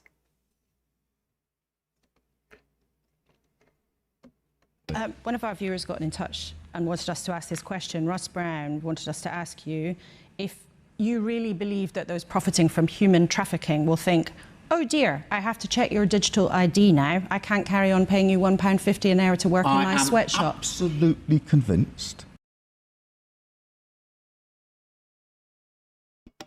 Yeah. Are they really going to be like, I want you to work in this sweatshop where I can abuse you and not pay you properly. But do you have a digital ID?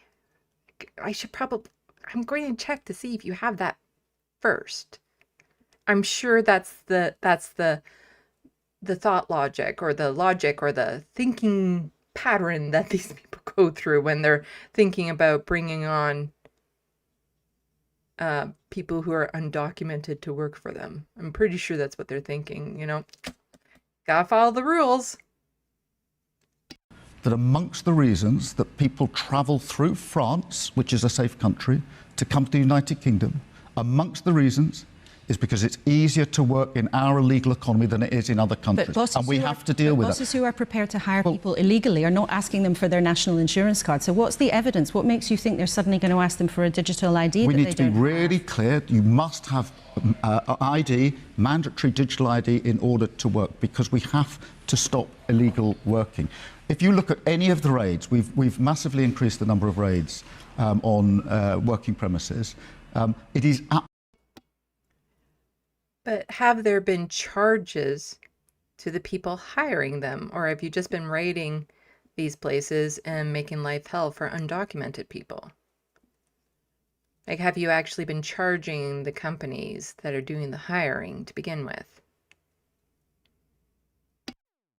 absolutely clear that people are working illegally in numbers. But why that do you think that them having a acceptable. digital ID, having to have a digital ID, would stop that problem, when right now people are meant to have a national insurance number and card, and if they're not asked for that, a boss is willing already to break the rules? What's the difference going to be? Well, the difference is this is on point of starting, not a retrospective exercise as it now is.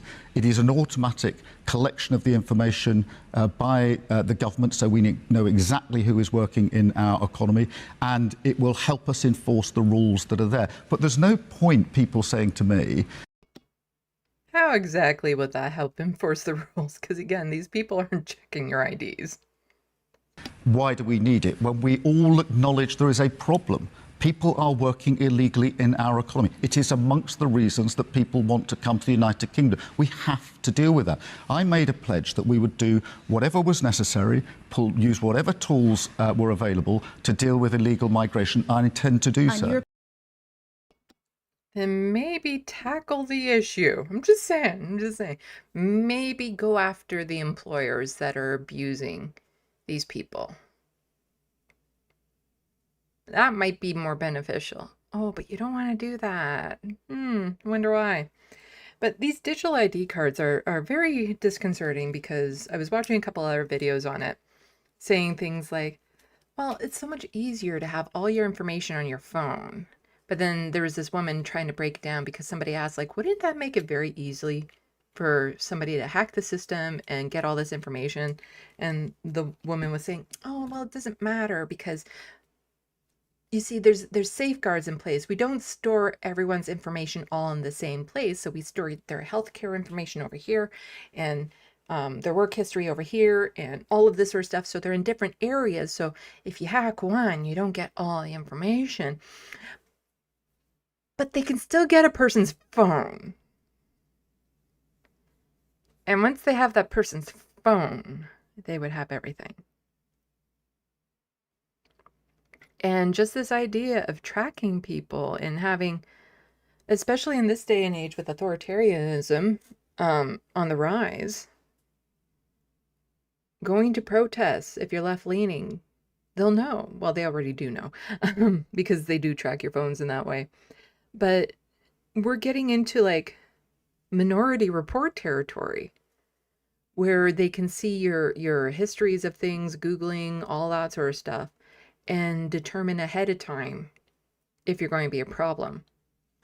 Oh, it's like in the Avengers, in Captain America, with that program. Oh, what's the program called? I've watched The Winter Soldier like a billion times, so I should know what the program is called, where they want to go and eliminate all people based on the algorithms that determine if they're going to be problematic against their authoritarian takeover. Okay, fellow geeks in the sandbox, remind me what that protocol is called. Darn it, I can't I'm very bad at recalling things like that. But I do remember the story. And so it's not that they would have flying ships going around then targeting all these people to eliminate them. But it does mean that you might get pulled over more often. You might get ticketed more often. You might, if you get charged with any sort of crime, the law could crack down on you harder. You might be barred from going into certain places. Also, keep in mind, like, what if you don't have a phone? Like people who live with poverty, people who are on the streets, they don't necessarily have a phone. So how are they going to have all of this ID with them? You know, there's seniors who don't know how to use their phones. Nobody has gotten it yet.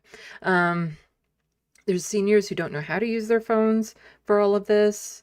And then if somebody bugs your phone or gets your phone, then they would know all of your information, like all of it. And has this been a problem? Is this something that people wanted? As they point out, I think in the next couple tweets, nobody voted for this in the UK. And guess what? Nobody here in Canada wants that either. Because in Alberta, nobody voted to have citizenship put on their driver's license. That's not something that was, that wasn't a pressing issue for people. But here they are doing these things so that they can better track the masses and possibly sell a lot of this information to different advertisers and insurance companies and all this sort of stuff. Like, it's really getting to the point where the governments, they just don't see us as people. They see us as, a commodity that they can trade on the international market. Their population isn't people, it's product.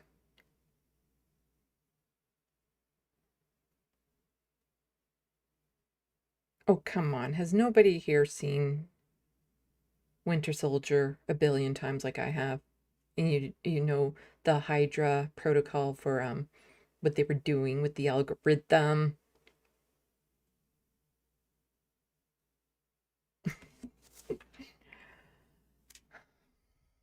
I'm trying to think of like the proper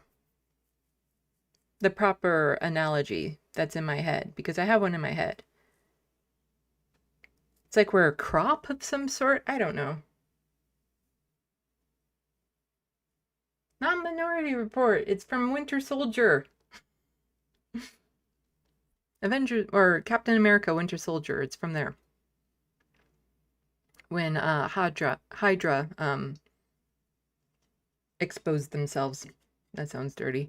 But it's like the government is treating us like a farm crop. I don't know. Like, there's an analogy that is kind of like at the tip of my brain for how the government is treating people.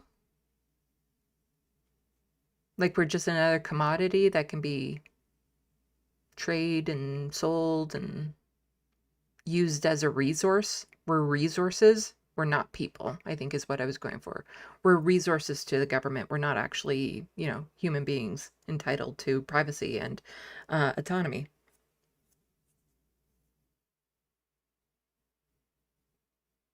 Come on, nobody has seen the Winter Soldier a billion times like I have and knows what I am talking about. It has a name in the Winter Soldier. Anyway, a little bit more on this. So Dr. Zoe Harncrumby says this is not needed for illegal immigrants. We have passports for that. This is not needed for employment. We have national insurance numbers for that. Here we call them SIN numbers, the same as the States.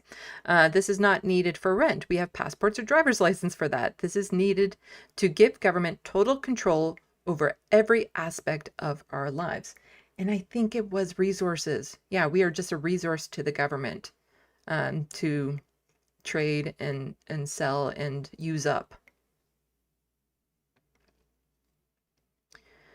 So every adult in Britain will need a government-issued ID card, despite backlash at Starmer's plan for a dystopian nightmare.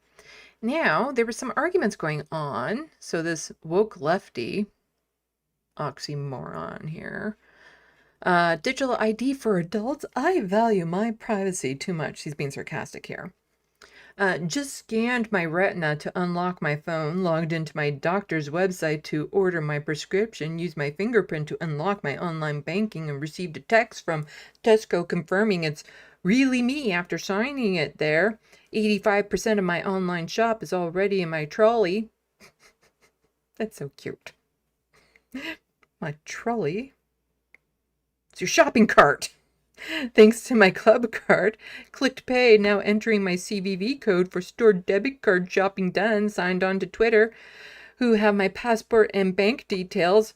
Oh my God, why would you give that to Twitter? Anyway, and access to my DMs, then popped into just in bubble. You get what he's saying. They, as my voice already registered to Alexa, changed my. So basically he's saying, oh no, how dare we have these digital ID cards when we already have all this information online. But as many people are pointing out, I have one liked down here. And you chose to do all those things. You had freedom of choice. It wasn't mandated by a government who just sold our health data to Palantir, or who call people to oppose them terrorists and arrest people for holding bits of paper. We did not vote for this. And so a lot of people are saying this is voluntary. To a point, this is voluntary. Some of this is voluntary. Like anyone who puts their bank details and gives that to Twitter, that's voluntary. But if you want to be able to access a lot of the features that you used to have, you do need to be a blue check. You do need to be paying, which means you do have to give Twitter your information. A lot of this, what he's talking about for some things, isn't exactly voluntary. It's kind of like when the terms and agreements in order to use different programs and stuff like that. We always click yes, because you don't have the choice to click no. I literally did that when I was, when a lot of these were first starting out. I'd be like, no, I don't agree to these terms and agreements. Then I don't get access to whatever that is. And sometimes you need these things. You need them to function in society, to have a business. And I would stubbornly just click no, but it wasn't enough because then you just wouldn't have access to it. So you're coerced into accepting it, but you don't actually accept it. Nobody reads it because that you need it to function in society. So some of this is voluntary, others is not.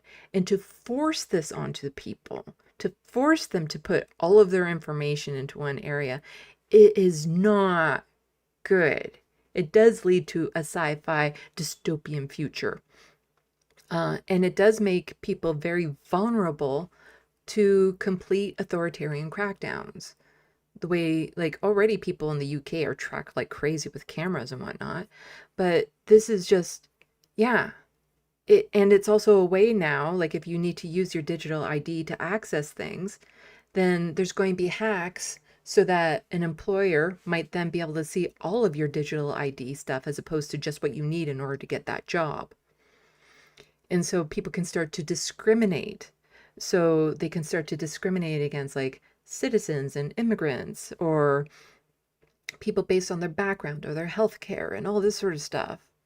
Like, where's the line? How much access do the people who get to see your digital ID, how much access do they get? And again, nobody voted for this. And that's why there's a petition that's going around that says, like, do not introduce this. That's a call against this. And they were hoping to get 100,000 signatures in the UK. Like, I can't sign it because I'm a Canuck. But, they were hoping to get 100,000 just to make their point. Yeah, it's over 2,300,000 signatures. Do not introduce digital ID cards. So yeah, they wanted 100,000, but they have over 2,300,000. So I think they've hit their target. Oh, I can put this in the SandBox for any pawn jumper that's in there, because the link on this one is really short.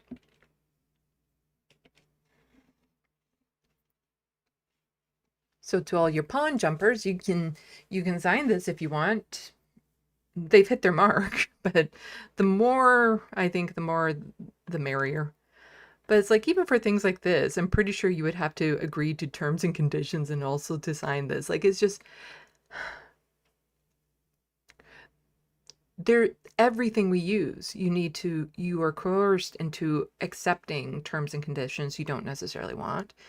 But then some of these things are voluntary. And so to force this on a public that didn't want it in the first place, it's just not good. Not good. Okay, I'm going to close these tabs. But I have more on that docket I want to get to that's not related to that. Also, I wanted to close, so that my computer isn't breathing so heavy, the docket that I had up about oh right, it's because I didn't want to, I'll move that out there so I can sign that later, but then I'll close all those other tabs about Gaza and Palestine. There was 25 tabs in my Gaza and Palestine coverage. There we go. So I have the petition out for me to sign about kneecap. Not on camera, so you don't see my postal code. Okay, let's check the SandBox, and then we're going to get into some American authoritarianism.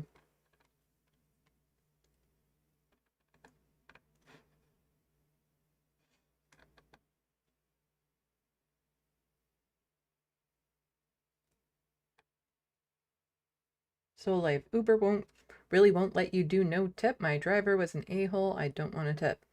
Then you tip a penny.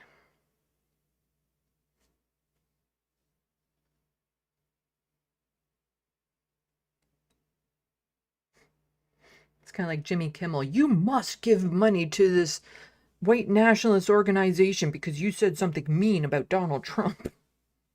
You must tip an asshole Uber driver. You see, it goes against every autistic principle. The instant you say you have to do this, you immediately do not want to.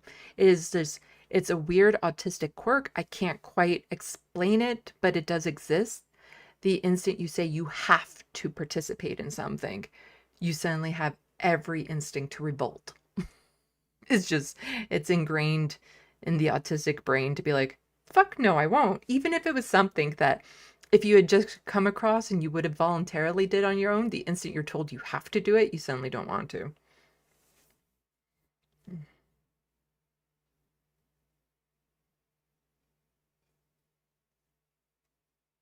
Bad lefty, it's just going to make life harder and more precarious for the already vulnerable poor immigrants.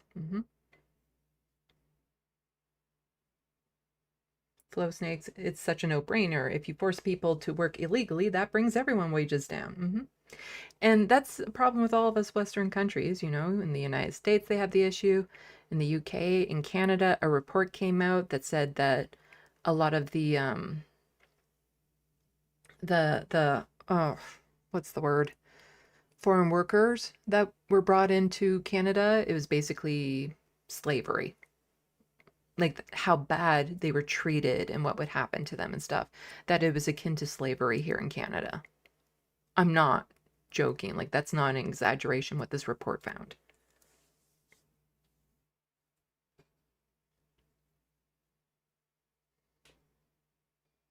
Hello, Manoop. Hello, Grand Theft Autobot. Tackle the source? Nah. That'd mean they'd have to target the source of every problem. Crimes, drugs, homelessness, global climate change, and that cut into profits and too close to work.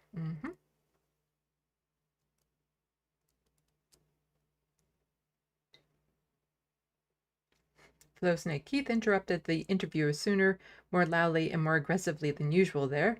The reason? He found the question terrifying.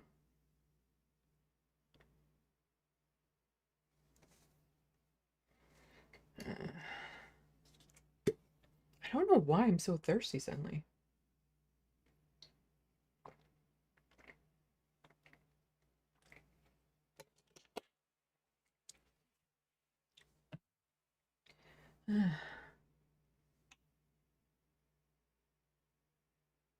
Okay, has nobody gotten the Captain America? Make me Google it because it's bugging me.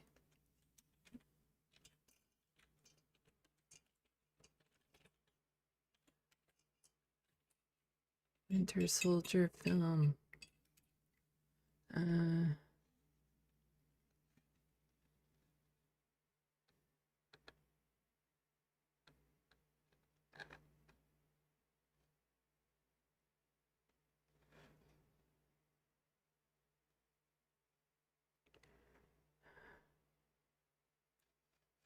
Jasper, blah, blah, data mining algorithm. Okay, so Zola developed a data mining algorithm that can identify current or future threats to Hydra. The Insight. It's called Insight. The Insight helicarriers would sweep through the globe using satellite-directed guns to eliminate these threats. Sitwell is killed in the ambush and... Oh, sorry for spoilers. Yes, it was the Insight program. That was the name of it, the Insight program that would identify current or future threats. And they mean future threats by going through people's patterns and determining if this means that they're likely to go a certain route politically or whatever. And it's basically the Minority Report. And that's what's happening right now. Okay, that bug is out of my brain.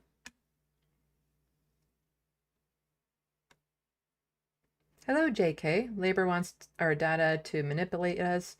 Have Cambridge Analytica been forgotten or just forgiven? I think a little bit of both.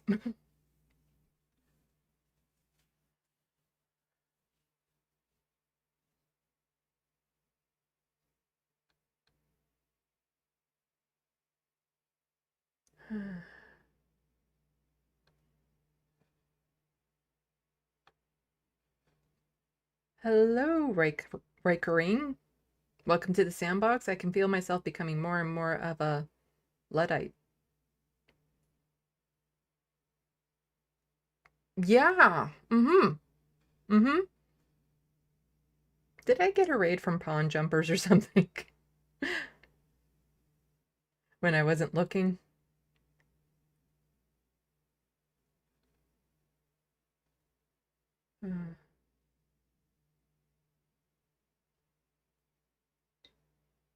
Let's see.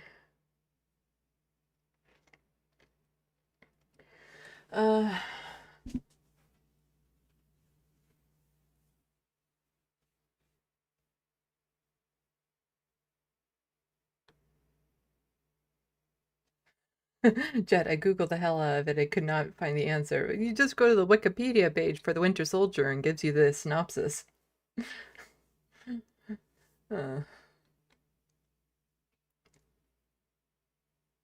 Flow Snake, well, I guess we need more autistic people then, given that our governments want to enforce voluntary participation, bring on the vaccines, bring on the bring on the Tylenol.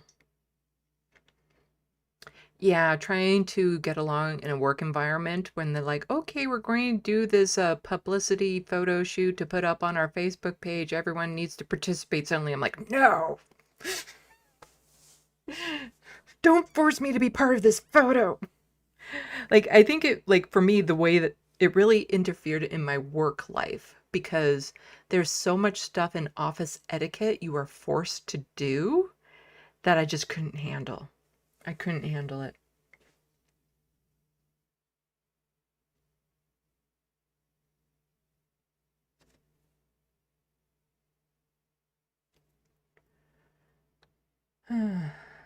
I was talking about, you know, neurodivergent people in my This Space spot from last week. Well, I wasn't talking about it. Minuet was talking about it, in how a lot of the changes and progress over the millennia, over the centuries, were from people who were most likely neurodivergent and refused to conform and push the boundaries and, didn't just give in to this religious rhetoric or whatever, and a lot of them were executed because of it. But that's where a lot of the change stems from.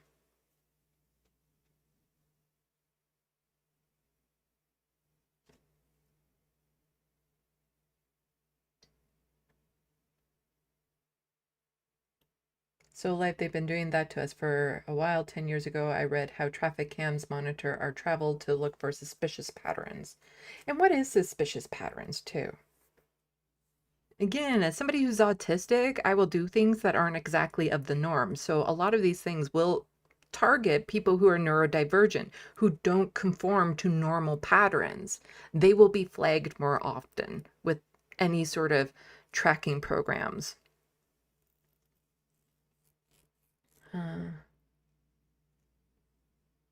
Hello, Snake. Sandy, I think you're just gaining popularity with pawn jumpers. I didn't see a raid. Oh, well, I thank you, pawn jumpers, for sticking around and putting up with my Ontario accent.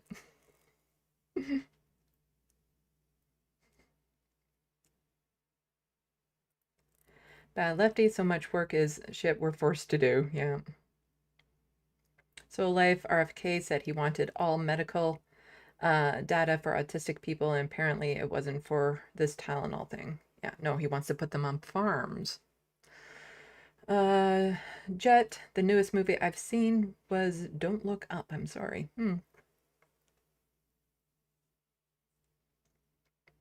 Bad Lefty, haven't you heard of what RFK was trying to do with the data? Like, it was literally, he wants to put autistic people onto farms. Well, autistic youth. That's actually going to be thrown in with my TYT video for a segment, in one of the segments. But yeah, they want to have people's medical history so they can also start identifying who's neurodivergent. Because again, you target the people who are neurodivergent, and I was talking about this again Wednesday in my This Space, so people should go check that out. Well, Minuet was talking about it.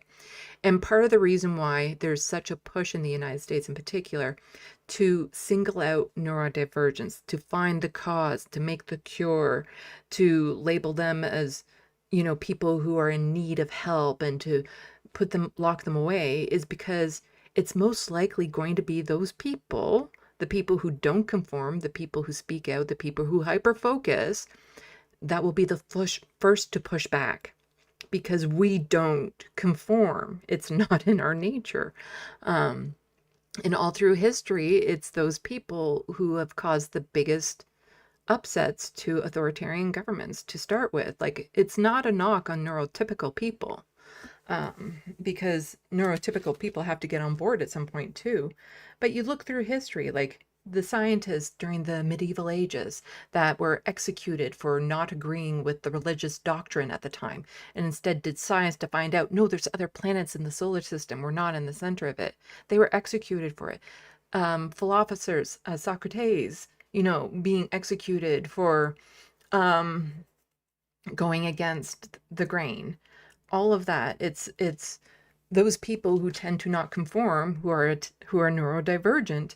And that's why the United States wants to have such a huge crackdown on people who are neurodivergent, and to criminalize them and to vilify them and to make them seem like they're in the wrong, is because we won't conform. And quite often we have a much stronger sense of justice and are willing to put our necks on the line to follow our principles. And they don't want that. And so, yeah.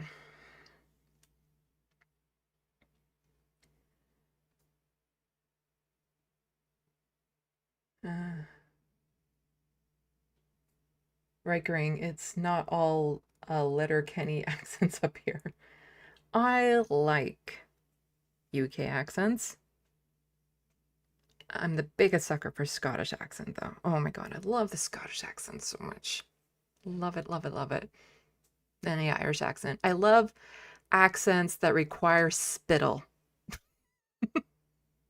If you have to, in order to speak the accent, I probably like it. So you have Russian accent. You also have the Quebecois accent, not the French accent. Okay, the French accent is just pretentious, but the Quebecois accent I really like. Arabic, yeah, get me those accents. I like those accents. But, some posh British accent, not necessarily a fan of. Australian accent, Most Southern United States accents, nah. But, okay, Cajun accent. That's nice too. Like those are the accents I tend to like, and they sing in my ears when I hear them.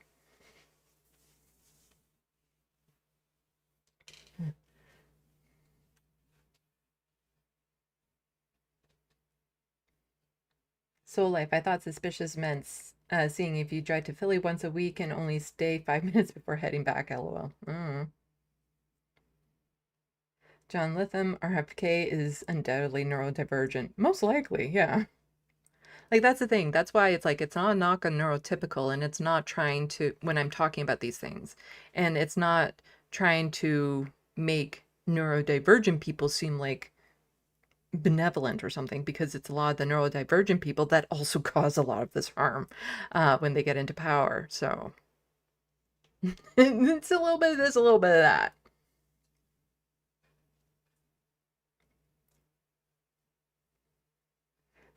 Flow Snake, while it's absolutely true that autistic people don't tend to be compliant, yeah, you just said it, Sandy, they don't conform. It's one of the reasons I suspect I'm probably autistic. Most likely if you're in the SandBox. I talk about neurodivergence a lot because I am neurodivergent, and I've learned a lot about it. Like, I knew about the OCD and ADHD a long time ago, but it wasn't until I got online, like Twitter and stuff, and started hearing stories from people who are autistic before I clued in, like, oh, that explains so much of my life. And the thing is that it's sometimes hard for us to identify it because neurodivergent people tend to cluster. Like Cheerios in milk. When there's just a few left, they never float individually, they cluster. So we are Cheerios in milk. And so we don't know that there's other cereals out there. We tend to hang out with other people and gravitate towards other people who are also neurodivergent. So we don't see it necessarily as being unusual. And a lot of the people who are online doing leftist commentary in particular,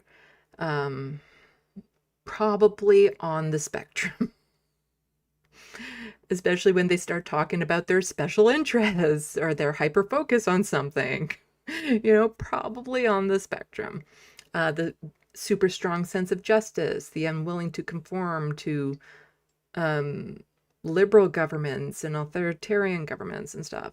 And so it wouldn't surprise me if there's just a higher percentage of people who watch my content who are also neurodivergent. But again, there's scales on everything. So neurotypical people, again, nothing wrong. That's a type of person. Neurodivergent people, type of person. And within all groups of people, there are good examples and bad examples. And so not all neurodivergent people are good, and far from it. But I would say more than 50% comfortably. But that's all people in general, like anywhere. There are more good people than there are bad people in the world, no matter where you are on the spectrum.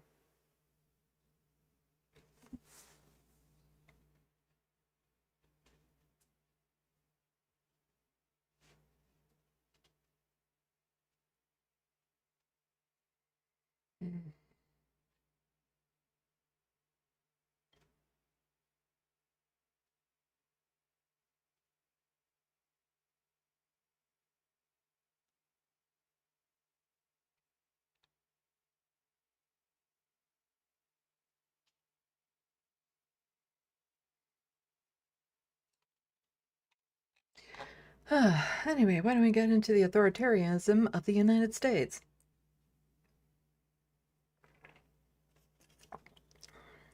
As I crack open in there, cold Diet Coke. Then this one.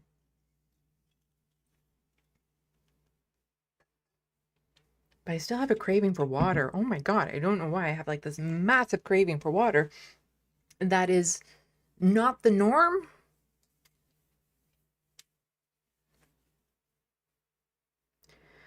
Okay, so Ken Klippenstein. I still don't know if it's Klippenstein or Klippenstein. I've heard both.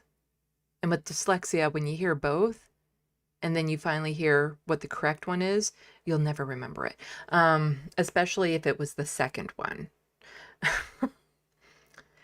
So Kenny Clips, wonderful independent journalist, has come across some very problematic stuff coming out from the government, the Trump government, as to what terrorism indicators are. And it would include basically people like me and everyone in the SandBox. Let's get into it. So Kenny Clips says Trump's NSPM-7 labels common beliefs as terrorism indicators. New directive targets anti-Christian, anti-American, and anti-capitalism opinions.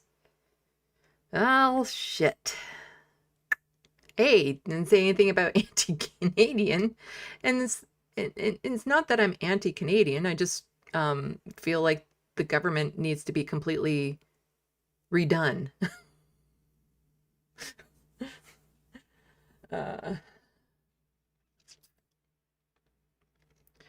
So, with mainstream media distracted by the made-for-TV drama of James Comey indictment, Trump has signed a little-noticed national security directive identifying anti-Christian and anti-American views as indicators of radical left violence.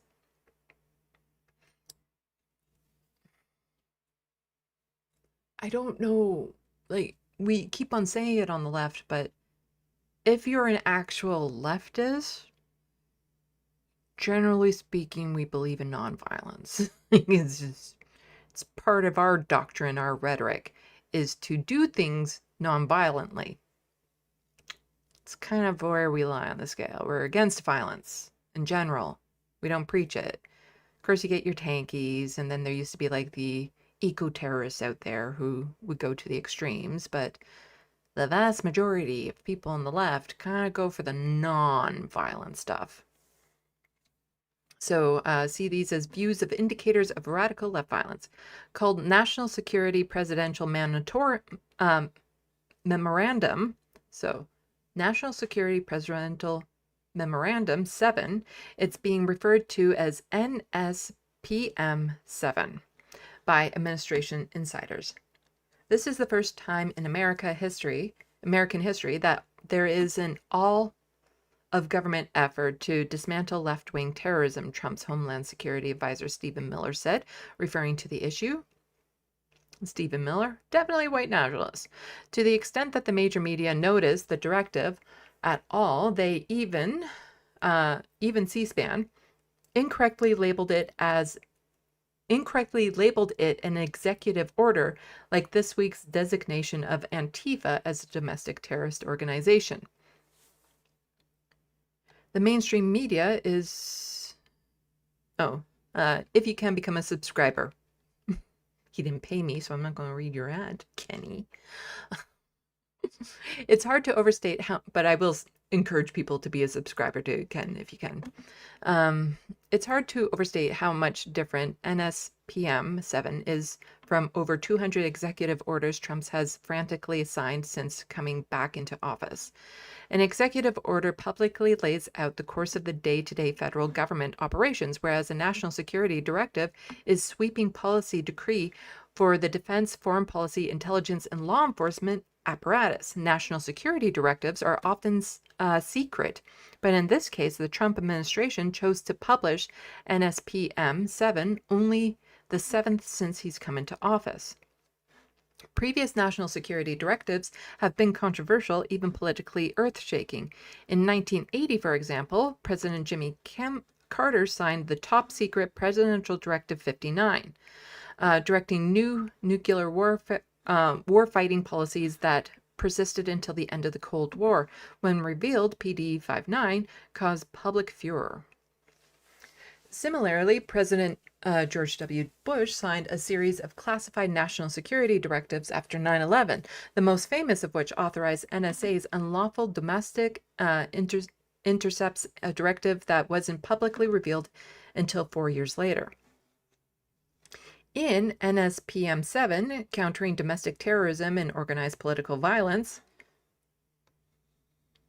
if you want to do that, you got to look at the right. I'm just saying. President Trump directs the Justice Department, the FBI, and other national security agencies and departments to fight his version of political violence in America, retooling a network of joint terrorism task force to focus on leftists. Political violence in America. See, I want you to focus on this little bush that's burning over here as opposed to the raging wildfire that's over there. That's what I want you. Just focus on this little bush. Put out the flame in this little bush. The raging wildfire, it can just go on raging, but make sure you put out this little bushfire. So this vast counterterrorism army made up of federal, state, and local agents would, as Trump aide Stephen Miller said, form the central hub of that effort. NSPM 7 directs the new national strategy to disrupt any individual or groups that foment political violence, including before the result in violent political acts. In other words, they're targeting pre-crime, to reference Minority Report. I feel like I need to rewatch that movie. Because it's more of like a manual at this point. I feel like I should just rewatch it. Because I know they use like psychics in it. I don't think you need to be a psychic to see where things are going these days. The Trump administration isn't only targeting organizations or groups, but even individuals and entities whom NSPM 7 says can be identified by any of the following indicators of violence. Anti-Americanism, anti-capitalism, ooh, that's anti-Christianity, support for the overthrow of the United States government, extremism on migration, extremism on race. Do you mean that white nationalist is extremist on race, or are you talking about people that believe in DEI? I wonder which way that is. Extremism on gender, hostility towards those who hold traditional American views on family, hostility towards those who hold traditional American views on religion, and hostility towards those who hold traditional American views on morality. Those traditional American views. As somebody else on Twitter said, and I kind of concur with it, or agree with it, this is pretty much on my dating profile for what I'm looking for. If you check these boxes, let's go out to coffee. It's kind of, yeah, yeah. I will keep this in mind if I ever get a dating profile online again to be like, do you check all of these boxes? If so, you are probably a terrorist according to the United States, but I think we should go to coffee. The United States requires a national strategy to investigate and disrupt networks, entities, organizations that foment political violence.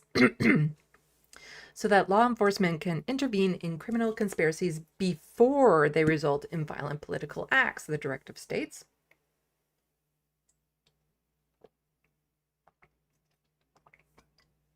Emphasis, mine. So this is already kind of happening. People are getting locked away for free speech reasons because, the government doesn't like their speech, but again, look at the people that Donald Trump has targeted for Venezuela. He's killed people on boats in international water before they were even convicted of a crime or did anything necessarily. Like, this is, the pre-crime stuff, that's thought police territory that we're getting into, which is exceedingly problematic. A pre-crime endeavor preventing attacks before they happen is core to the post-9/11 concept of counterterrorism itself. Do you know what you can do to prevent a lot of crime? Raise the living standards. Healthcare for everyone. affordable housing? How about socialized housing? Let's go that far. How about socialized grocery stores? Free education. That is how you prevent crime from happening before it happens, is to make sure everyone's basic needs are met and they're comfortable. So, no longer satisfied to investigate acts of terrorism after the fact to bring terrorists to justice, the Bush administration adopted preemption overseas that led to aerial assassinations by drones and special operation kill missions. Domestically, it led to counterterrorism campaigns whose hallmarks was excessive and illegal government surveillance and the use of undercover agents as confidential human sources to trap and entrap would-be terrorists. There was a lot of reports that they were infiltrating mosques for reasons. And so does this mean that they'll have people infiltrating the DSA? Going to our weekly Antifa meetings? Coming into my SandBox? Would people be coming into my SandBox to infiltrate the SandBox? Not until this comes up to Canada, anyway. I'm really worried about a lot of the American lefty content creators that I watch regularly. Like, I'm worried about everyone in general, but they're public faces and I'm worried about what will happen to them.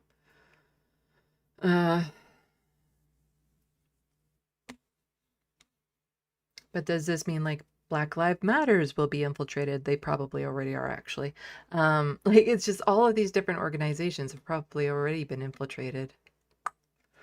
Now with Donald Trump's directive retooling the counterterrorism apparatus to go after Americans at home, this means monitoring political activity or speech as an investigative method to discover radicalism.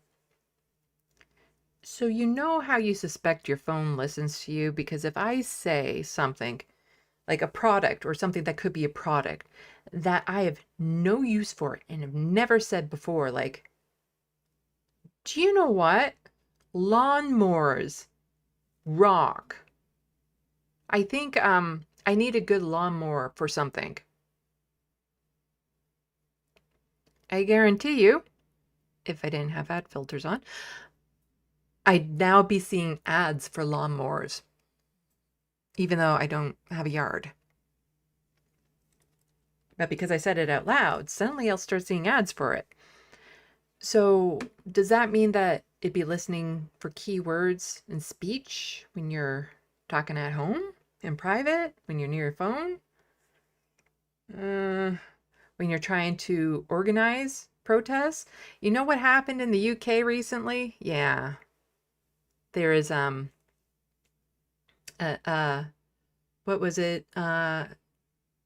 Palestine Action people were trying to arrange a protest or something, and he got arrested for a Zoom call because they were trying to arrange some protest. It's already happening. It's already happening. This is just a more extreme version of what's already happening. Contrary to other national security documents, all during the post-Watergate era, NSPM 7 doesn't even mention the First Amendment of the fundamental rights of Americans to organize and protest. The focus on speech is evident through NSPM 7. The directive says that political violence is the result of organized campaigns that often begin with the left dehumanizing targets in anonymous chat forums, in-person meetings, social media, and even educational institutions. Basically, when we call a fascist. To give a sense of how broad this formulation is, Trump's earlier designation of Antifa as a domestic terrorist group was accompanied by a White House fact sheet singling out people who celebrated Luigi Mangione, the alleged killer of United Healthcare CEO Brian Thompson, last December. As I wrote at the time, this describes a lot of Americans. So you know, you right-wingers, there's some people that you might celebrate because a lot of right-wingers were also celebrating this. You also get put on a list because it's not necessarily about right-wing versus left-wing. It's about who's in power. It's about the establishment, the authoritarian establishment. And some people on the right might be against some of that too. Well, then you are also on the left list. Because let's face it, there's a lot of right-wingers that would love to overthrow the American government. Trump's new national security memorandum also alludes to Mangione, but adds to it even larger categories of potential targets. How long is this article? Where is the cursor? Okay. NSPM7 is fundamentally a law enforcement directive, and it dispenses with the complications of using active duty military or National Guard in pursuit of political violence. It directs the Department of Justice to focus the FBI's approximately 200 joint terrorism task forces to the new mission. The FBI network task forces comprise over 4,000 members, including FBI, personnel, and task force, and so on and so forth. And they're also occupying American cities right now. Portland is being invaded, I believe, or is about to be. For Trump White House, the beauty of using an already existing network is that it bypasses congressional oversight and scrutiny, and even obscures federal activity to governors and legislators at the state level. States, cities, and local policies have already signed a memorandum of agreement with the feds to fight terrorism, and officials and officers are already assigned as task force officers. Let's see. Oh, the article's almost done. Okay. So NSPM7 says I'm seeing jet when I see that, because jet in the sandbox, I see jet when I see this because of my dyslexic brain. JTTFS shall investigate potential federal crimes relating to acts of recruiting or radicalizing persons for the purpose of political violence, terrorism, or conspiracy against rights and the violent deprivation of any citizen's rights. So here's the recruiting or radicalizing persons. Would that mean also the queer agenda? That if you talk about queer relationships to school-aged children, you're trying to recruit and radicalize them and make them queer? Yeah, that's going to be included. Yeah, if you talk to children about gay couples and being gay and stuff like that, then you might be recruiting them and radicalizing them. And so therefore, no, you can't talk about trans folks because you'd be recruiting and radicalizing children. That's going to be in there. It authorizes the JTTFs to investigate individuals, organizations, funders responsible for, sponsor, or otherwise aid and abet the principal actors engaging in criminal conduct. The Attorney General shall issue specific guidance that ensures domestic terrorism priorities include politically motivated terrorist acts such as organized doxing campaigns. Doxing is bad, but what they categorize as doxing will be very flexible, I'm sure. So right now in Canada, David Mascroft, a writer for The Maple, I don't know if I have it part of my docket, but I read the tweet about it. There's been a lot of hate campaigns against his Find an IDF soldier because they're claiming it's doxing when he's just using publicly available information to list Canadians who have gone over to fight with the IDF. And it's just publicly available information. But would these people now consider that to be doxing? When you say, here's a state representative's phone number for their office, is that doxing? But is it doxing when, Libs of TikTok puts some random trans person on blast in their workplace and all that sort of stuff, what city they live in? Would that be doxing? Because that is doxing.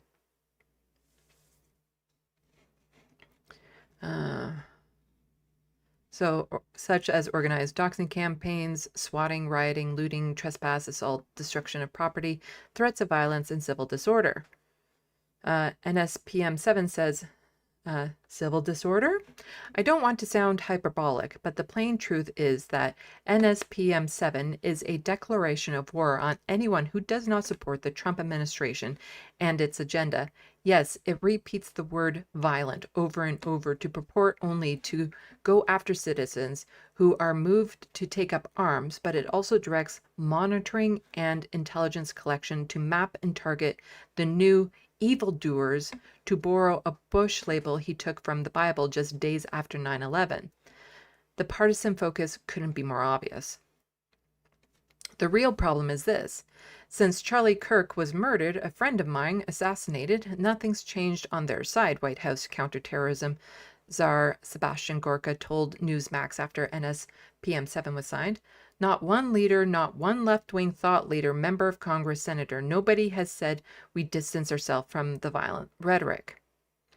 The left refuses to rid themselves of the justification for the violence, Gorka continued, and as such, President Trump is taking measures to protect us from the violent rhetoric that becomes snipers and bullets. So subscribe if you think NSPM 7 should be a bigger story. It should be. But please, just tell me, what is the violent rhetoric we espouse? What is it, from what I talk about on my channel, that might encourage people to go out and do violence? When I explicitly say over and over, don't do violence. Violence is bad. Political violence is bad. Charlie Kirk being assassinated or killed for political violence reasons is bad. If he were to die of natural causes, I wouldn't, maybe a little bit celebratory. But violence is bad.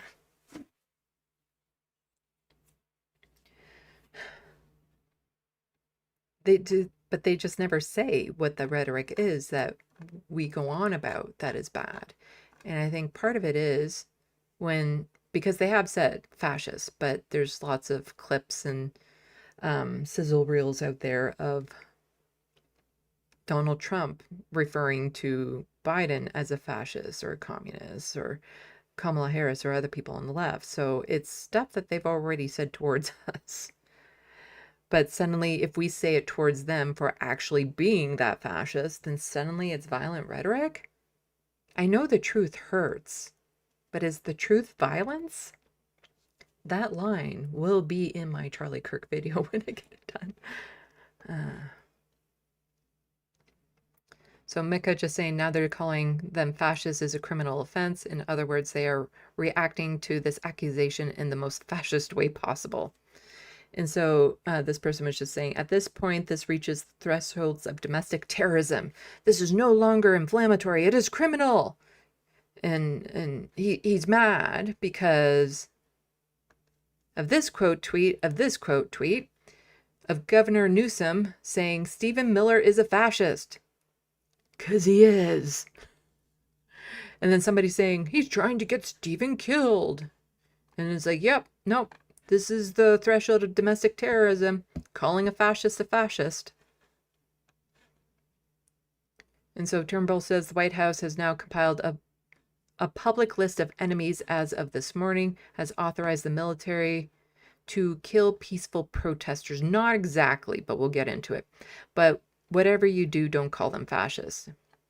And so this is just a list of like links to Representative Robin Kelly smeared ICE as the Gestapo and a betrayal. Rashida Tlaib said ICE is terrorizing our communities and turning our country into a fascist police state and called it a rogue agency. Let's see. Elizabeth Warren claimed ICE is intentionally stoking fear and tearing communities apart. Like, these are all true. But here is what they were saying here. So he's saying he has authorized the military to kill protesters. That's not exactly what Trump did, but there's a lot of gray area there. So Cristobal had quote tweeted this out: declaration of war, full force against our own citizens opposing fascism. Republican politicians support mass political violence. That is true. That is true. Trump says he authorized Hague to full force against Antifa and war-ravaged Portland. So at the request of and this is what Donald Trump truthed out, whatever they call it over there. At the request of Secretary Homeland Security Kristi Noem, I am directing Secretary of War Pete Hegseth to provide all necessary troops to protect war-ravaged Portland. Portland is not war-ravaged, and any of our ICE facilities under siege from attack by Antifa. Antifa is not an organization. We don't have a army. And other domestic terrorists. I am also authorizing full force, capitalizing full and force if necessary. Thank you for your attention to this matter. And that can definitely be interpreted as you can kill people if needed. Now, it's not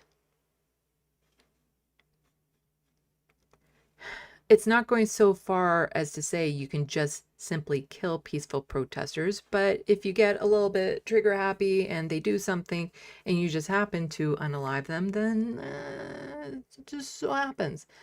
Like, there's a lot of gray area in that, but I want to make sure that people knew the exact wording, as opposed to, yes, Donald Trump has absolutely said that their military that they're using on their own soil is allowed to just go out and kill people. Not exactly the wording, but the wording is definitely gray enough that it can be interpreted that way. And here's just a little bit more from Politico. Trump says he is authorizing military to use full force in Portland. President Donald Trump is directing Defense Secretary Pete Hegseth to troops in Portland, full force if necessary, at the request, and we read that. Further details about President's actions were not immediately clear, including what legal authority the President would rely on to authorize full force of the military in Oregon. A federal law, Posse Comitatus Act of 1878, generally bars the President from using federal troops to enforce domestic law. The order came as a surprise, and many in the Pentagon and several officials were unsure what the orders will actually entail. One official, who was granted anonymity to discuss the order, candidly said they expected to be a National Guard mission that would look similar to Los Angeles and Washington, which was to focus on supporting federal and local law enforcement by doing logistics and not much more. The official was unclear what the President's claim that full force was authorized meant. So they're not sure, but the fact that they're not sure if he's saying that they're allowed to kill American citizens is disconcerting. Because it's like, is he saying that? Nah, he can't. But maybe, like, I think there's a lot of that going on right now with these officials. They don't want to believe it. Oregon Governor Tina Kotek said at a Saturday afternoon press conference that she spoke with Trump and Noem in separate calls in the morning, where she reiterated her view that Portland is not in need of federal intervention. Kotek says he has no advanced communication with the White House and got official word on Trump's plans only when he posted them on Truth Social. That's quite a way to find out that your government's invading your city. You know, is when you see it on social media. Portland is doing just fine, she told reporters, and I made that very clear to the President this morning. Our city is far cry from war-ravaged community that has posted about on social media, and I conveyed that directly to him, that we got this, we are good, we are doing fine. Kotek also told reporters she wouldn't approve of any authorization of the Guard. There is no mission for them right now, she said. The White House and Defense Department did not respond to requests for comment on the orders. Portland officials, including Mayor Keith Wilson, warned of an influx of federal agents throughout the city in a press conference Friday. We did not ask for them to come, Wilson told reporters. They are here without clear precedent on purpose. We have seen their presence harm commerce and prosperity and the opportunity in cities like Washington, D.C. Okay, so that was like the top part here was the main thing that I wanted to get to, was just this idea of like fleshing out what full force means.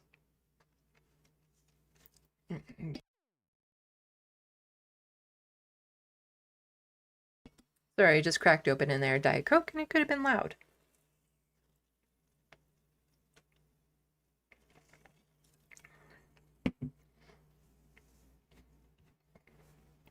Now, again, here up in Canada, we tend to think we're safe from this sort of thing. But we tend to copy a lot of the bad things the United States and the UK is doing.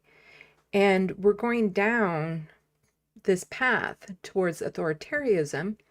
It's just it looks different. There's more flowers and it's nicer and it's better lit. But there's tiny, again, it's just the tiniest things. Canada is very sneaky about it. The tiniest things that they do that inches us ever so closer to authoritarianism up here. Because I've talked about it before, but Canada introduces legislation to combat hate crimes, intimidation, and obstructions. So there is a horrifying rise in hate crimes in our communities, and Canada will not tolerate being made to feel afraid because of who they are, how they worship, where they gather. Rising anti-Semitism, Islamophobia, homophobia, transphobia have left too many people feeling unsafe in their own communities. You see, Canada is a lot better at this because they really do make it sound like they're helping you. But are they? Because some people will say, well, the Carney government's in charge, so this is good. But ask yourself, would you feel safe if Pierre Poilievre was making these? And if those were different words, like Christian phobia, anti-Canadian government stuff. Because here's like, and they want to make it clear in this article that this is not a bubble zone. It would make it a crime to imitate, obstruct people from accessing places of worship, as well as school, community centers, and other places primarily used by an identifiable group. Unfortunately, though, the thing is that when it comes to synagogues in particular, they like to have these things where they're selling off stolen Palestinian land. And people like to protest that. So they're not protesting Jewish people. They're not protesting people who are going in to worship. They are protesting the sale of stolen land. But this would apply to them. So here we have, not going to be able to police our way out of hate, says this person. And I think I wanted to watch the video on this. Yes.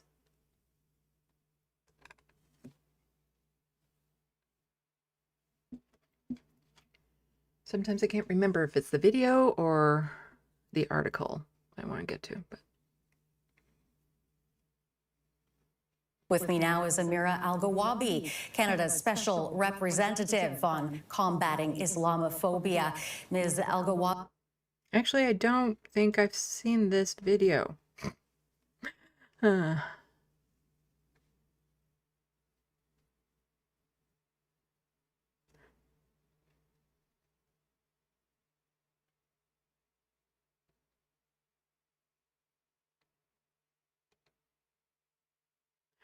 Sorry. I get confused as to which videos versus articles I wanted to get to. So these are legitimate concerns communities are making. The federal government has to know that they are ready to put... Why don't we go with the article? Because the video is also like 4.5 minutes long. The federal government has introduced legislation to strengthen protections against hate-motivated crimes, including new criminal code offenses aimed at curbing public intimidation, hate symbols, and violence targeting identifiable communities. Now, when it comes to hate symbols, would that include a keffiyeh? Who gets to define what these hate symbols are?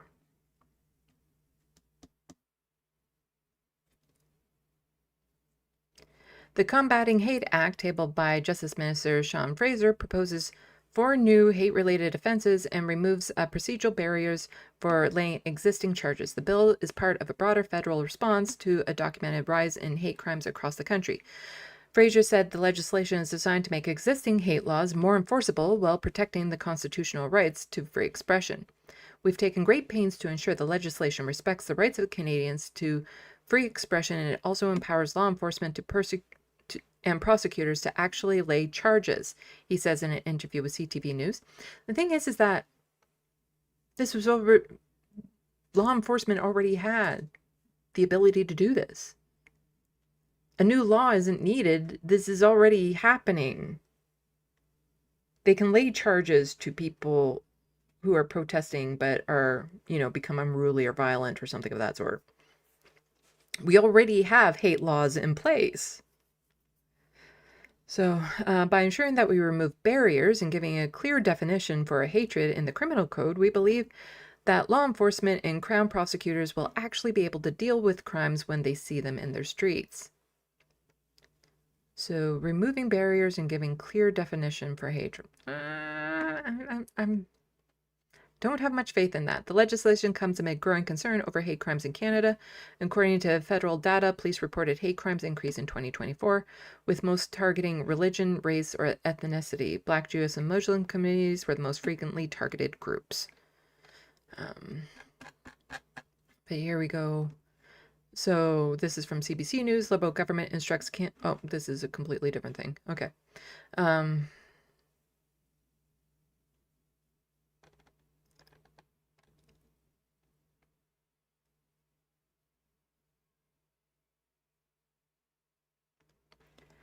So the person also acknowledges concerns from some Canadians who fear potential overreach by law enforcement. These are legitimate concerns communities are making, she said. The federal government has signaled that they are ready to have input from community about how all of this is going to impact people's well-being and safety. She added that addressing hate must go beyond criminal law. We are not going to be able to police our way out of hate, she said. We are going to have to think about comprehensive ways to talk about why we are seeing increasing rise in division and polarization. Yeah. So, Canada is very good at tiptoeing these things. Because we already have laws that, if somebody is being problematic during a protest, barring people from practicing the religion and all that sort of stuff, we already have laws in place. Okay, let's check the SandBox.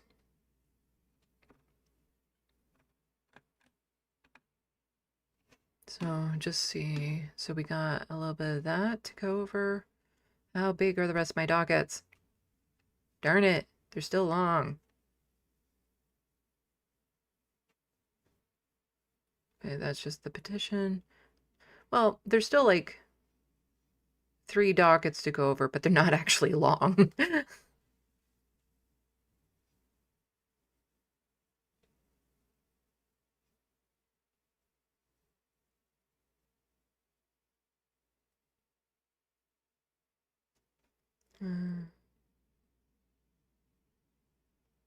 And I think I could skip that one.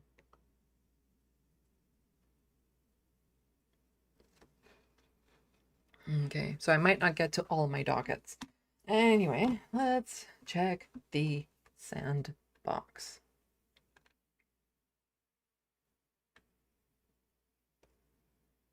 Okay.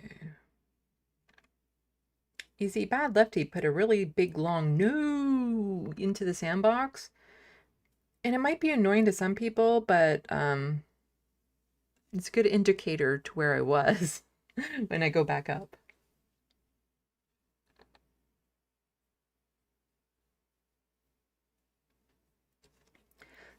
So life, anyone to the left of MAGA is now considered one. They are fash, and if you are anti them, they are anti-fash, which is illegal now. John Lytham, only leftists and anti-capitalists, though, as right-wingers are boycotting, etc. all the time. Yeah.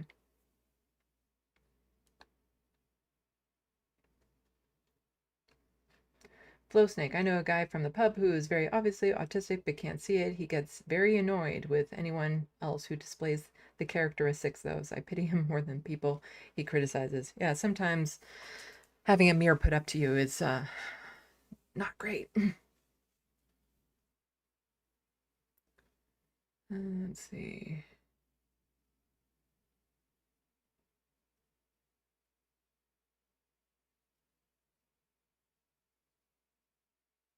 Grand Theft Autobot Executive Order 66. Trump probably. I know that reference. It's from Star Wars.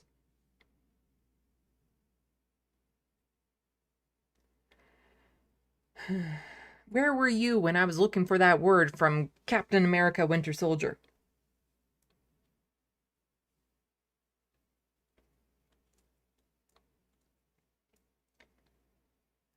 Let's see.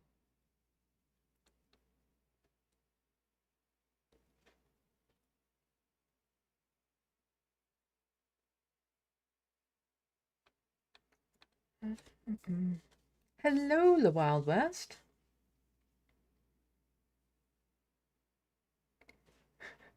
Tried to come on earlier, but my Wi-Fi was crashing out. I almost read that as my wifey was crashing out.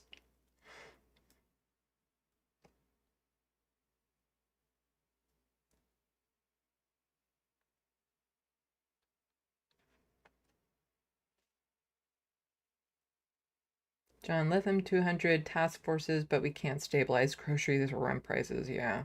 The amount of money going into all of this authoritarianism, too, where it's like, well, if you just put the money towards socialism, a lot of these problems would be solved. But no, they don't want the problems to be solved because those problems keep them in power. It keeps the public scared and desperate, and that's how they maintain their power.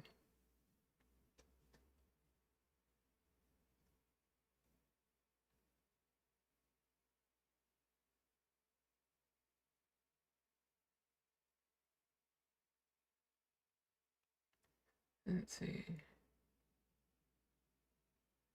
The Wild West, because of the shooting and church burning in Michigan, the U.S. feds are now investigating anti-Mormon rhetoric online.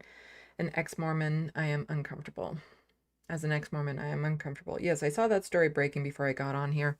But again, I don't necessarily like to cover stories as they're breaking because I want to wait for more information. But the quick rundown is, I think 9 people were shot. 1 was killed that they know of, but a fire was also set.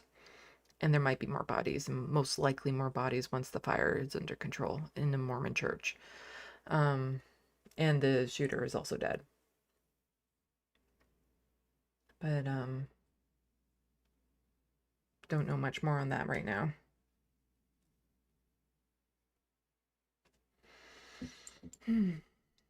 And yeah, it's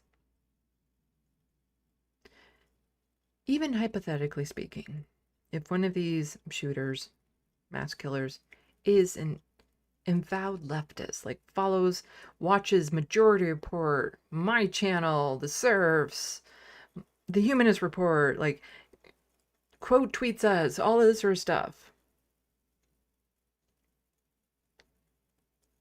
Are you really going to punish everyone involved because this one person who had obviously gone insane did something bad?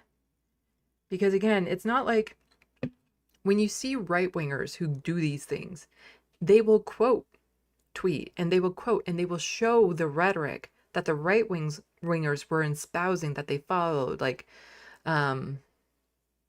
Candace Owens or Ben Shapiro or something like that, like whoever inspired them to go off and do these shootings. You can actually follow the trail back and be like, this is the rhetoric that they bought into that caused them to do that.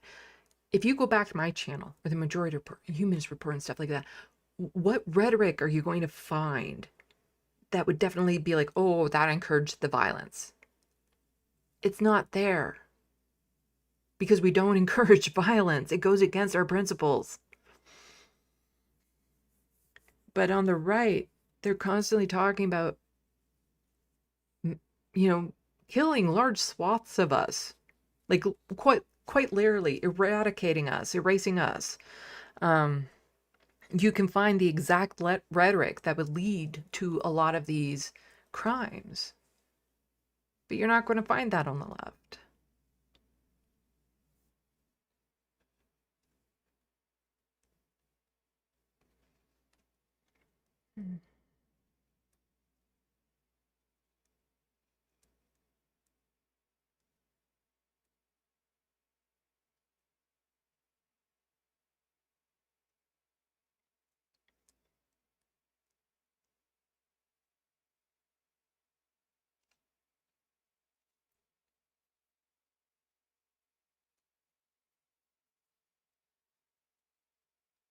don't know what that means, Flow Snake, but I'll read it anyway. It's crazy. I was starting to get on with some of the 2A crowd as they were starting to question the official story CK, which I'm guessing is Charlie Kirk.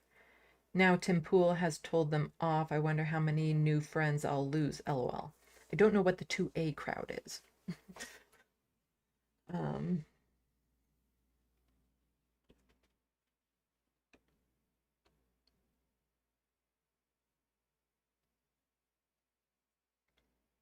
And Atticus Among Us saying the 2A crowd protecting the rights of others isn't altruistic, it's self-protection. Okay, I don't know what the 2A crowd is. Hello, Bobby. Welcome to the SandBox.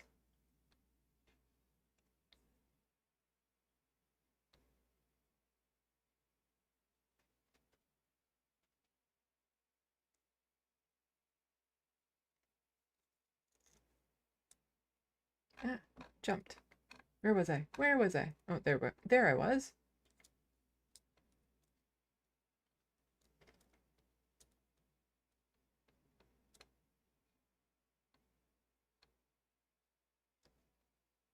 Hello, the reference frame. Trump will crash Higgs's meeting with the generals. I wonder what that is about.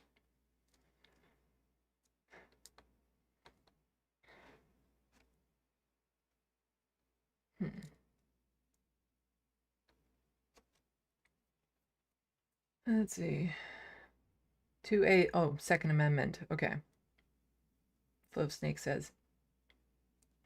Second Amendment is the 2A because for some reason I was thinking batteries. But then it's like, no, you need double A's for a lot of things. I don't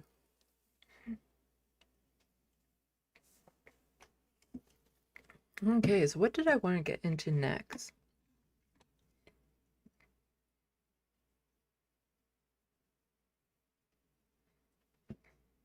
I'm just trying to think. Because I don't necessarily just want to bombard stories. I want them to be part of a larger leftist narrative, I guess. So I'm trying to cut back on the amount of stuff that I'm covering, per se. So I don't know if I want to cover some of these things. Like, I do, because I feel like they're all good, but I don't know what's relevant to the bigger picture. Because, well, yes, they're all relevant to, like, that's the conundrum I face, that everything I put in my docket, I feel like it's important, but I can't go over every single thing, because I'm just one person. But this is definitely one that I wanted to get to. It's also part of the title of my intro card. So, Quebec. Quebec. Quebec.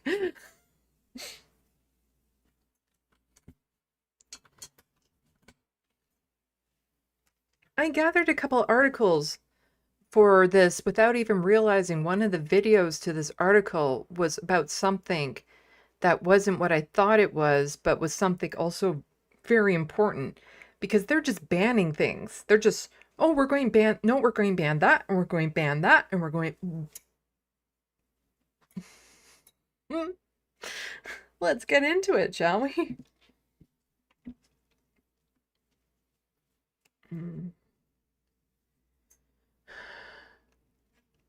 So from CTV News, if elected, so this isn't necessarily a ban yet, but it's the PQ will ban elementary school students from wearing religious symbols. And you see, they're announcing this because they believe with this rise in right-wing rhetoric, it will help them get votes. And it might.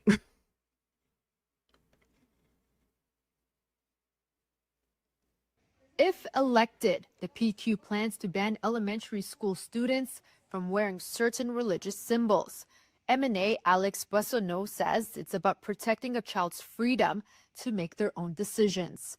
Normally, it's not the choice of the student to wear a symbol like this. Usually it's because of the conviction of the parents. The right wing just loves stripping more and more autonomy away from children, saying that they're not allowed to make any of their own decisions and stuff. Like, granted, a lot of indoctrination happens in religious families, but that's all religious families. And I dream of a world that is a-religious, you know, kind of like instead of apolitical is a-religious. Like I'm fine with people, like practice your religion. If you believe in something, that's up to you. But, you know, a place that's a little bit more, oh, what's the word? Agnostic, I guess. But I would never want to force that on people. Because I understand that I'm in an extremist view with that I'm an outlier with that. I would never want to force my views of an agnostic world onto the mass population, even though it's like I might think I'm right in my logic, but just because I think it is doesn't mean I am. And this affects how comfortable the student feels at school. It would affect how the family interacts with the school. It would affect so many different things. If they start doing this, it would ostracize certain children. And again, it's stripping away more and more autonomy from children because it's the whole, oh, well, a child isn't capable of figuring out what gender they are, even though they absolutely are able to figure that out. Oh, a child isn't able to make this decision. They're not. So they're really just trying to strip personhood from children. That's what the right wing wants to do. In recent weeks, the party held a vote to see if their members were on board with the proposal. 90% said yes. The ban will target religious symbols that are noticeable, but it's not yet clear if that means banning the kippah or the hijab. Boissonneau says the details are in the works. For now, we have an orientation of our members. That's what they want. We're going to take this and make sure that we can find a good way to apply it. One Jewish group says the party just cares about getting votes in the upcoming election. This is trying to gain some ground against perhaps other political parties to see who can be more severe in an area that they think will garner them votes. Constitutional lawyer Julius Gray says if ever this becomes law, the courts would likely strike it down. And this is a violation of their freedoms, violation of freedom of expression, violation of freedom of religion. Gray also questions how it would even be enforced. Are they going to send the child home?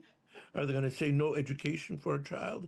Boissonneau adds it's too soon to even speculate if the party would ever resort to using the notwithstanding clause, adding that the focus right now is to work out the fine print. For us, what is important at the Parti Québécois, and always has been, is that we respect the choice of our people. The next provincial election is a year away. Sweeta Rassi, CTV News. Sorry, folks. I have like an eyelash in my eye and it is driving me absolutely freaking crazy. And I don't want you seeing me like pulling my eyelid apart trying to find it. That's why I covered my camera there. Because it's annoying as hell, but I can't see it at all. And I'm like mucking around with my eyelashes. And I still don't see it. I have a mirror like up close to my face as I'm like pulling my eyelid around. Because it's really freaking annoying. I hate when this happens. Okay, I'm going to put some teardrops in my eye. Some eye drops that I have here. So you'll see me a little bit teary-eyed when we get back. I just hate doing this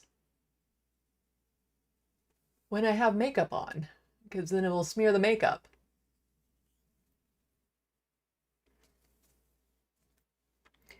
But don't worry, I'm still here.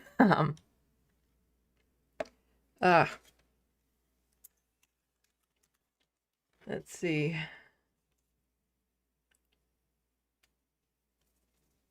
I just need to dab up the... I don't look like I was crying.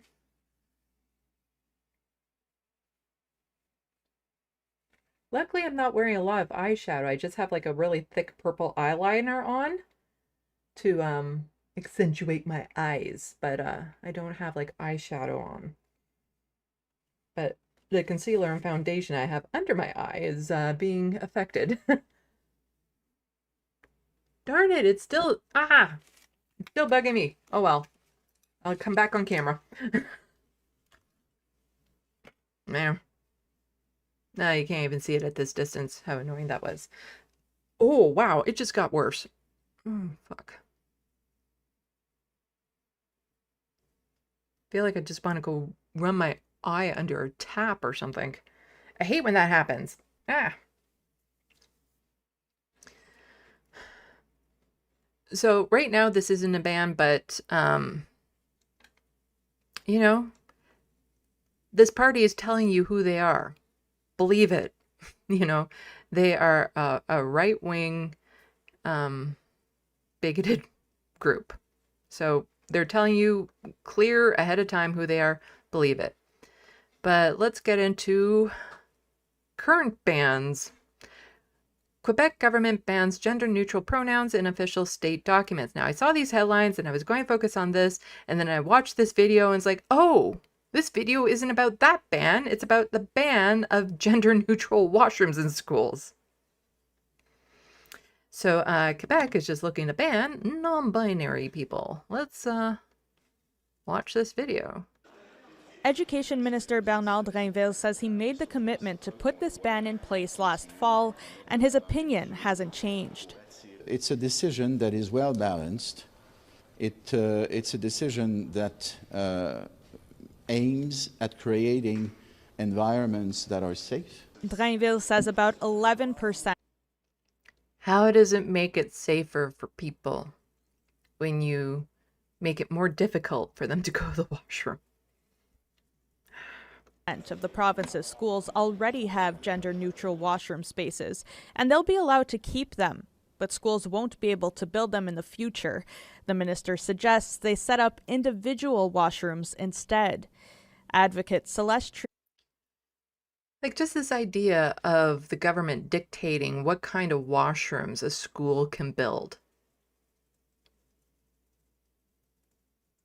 That you're not allowed to build gender-neutral washrooms in your school. How dare you if you do like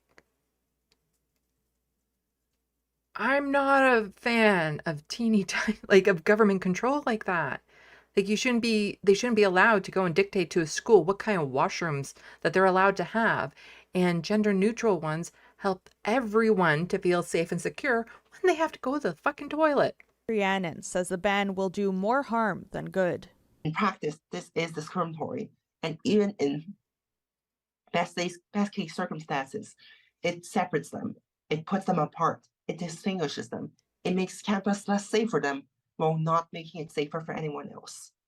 Opposition parties at the National Assembly don't see an issue with the ban itself, but wonder about the timing. The province put in place a so-called Comité des Sages last fall to look into questions of gender identity. The opposition says Drainville should have, at the very least, waited for the conclusions of that committee, and they say this only proves it serves... Yeah, it's, well, we'll do a study about it, but we're going to do it first before we get the results of the study. It's government's tricky ways, like you'll hear this a lot with the federal government. Oh, we're going to consult this indigenous group, this First Nations ban here that we want to violate their land. We'll consult them. But they've already made up their mind what they're going to do. They're just going through the motions. And this is no difference. It's like, oh, we're going to do this study or whatever, but this is what we're doing. We'll just do the study, but regardless of what the results are, this is what we'll do. Just like the federal government saying, regardless of what the consultation results are, we're just doing what we're doing. We just have to check that box. No real purpose. Try to follow what's the logic of all this. There's none, and it's so CAQ. It's pure juice CAQ.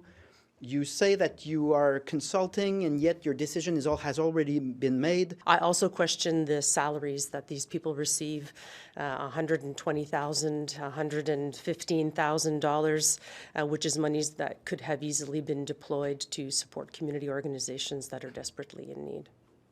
Drainville refuses to say whether anyone was consulted prior to this decision, but he says he's confident this committee wouldn't come up with a different conclusion. The government says the question of washrooms is also not within the committee's mandate. It's been tasked with weighing in on policies in all sectors, including healthcare and education. The committee is expected to release its report next year. Franca Miniaca, Global News, Quebec City. Now, to get on to the subject of what this was, to ban the gender-neutral pronouns in official state documents. This article has more information on it than... So the body of this article actually covers it.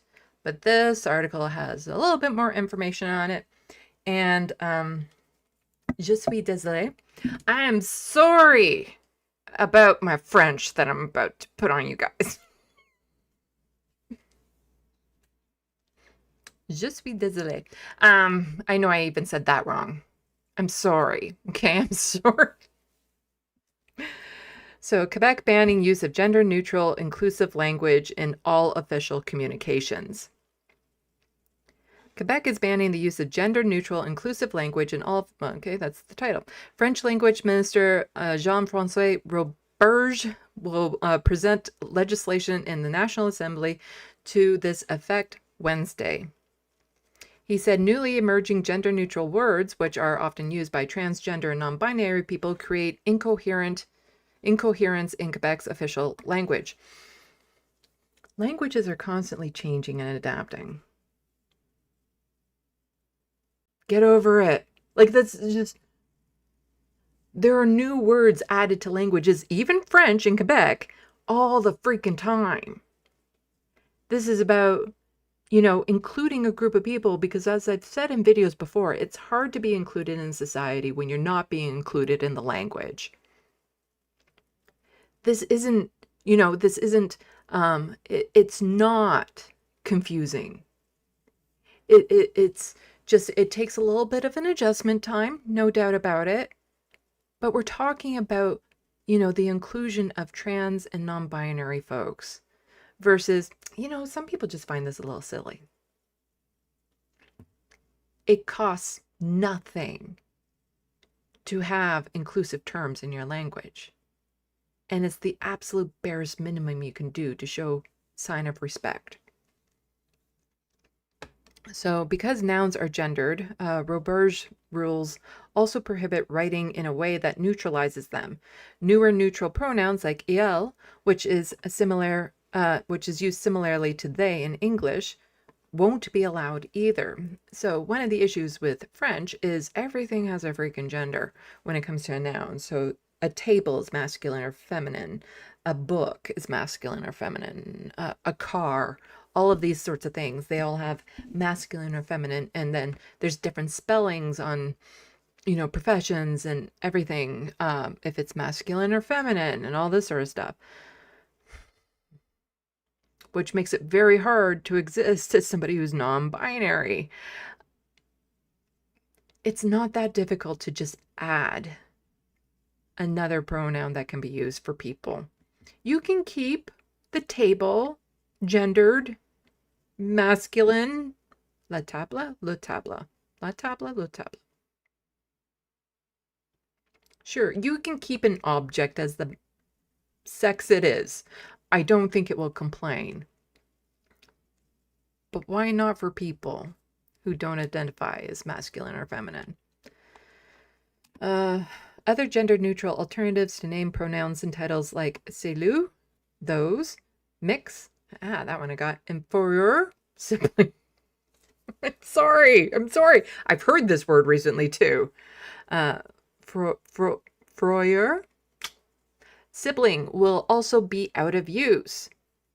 So even titles, like everything that might indicate you're non-binary will be removed.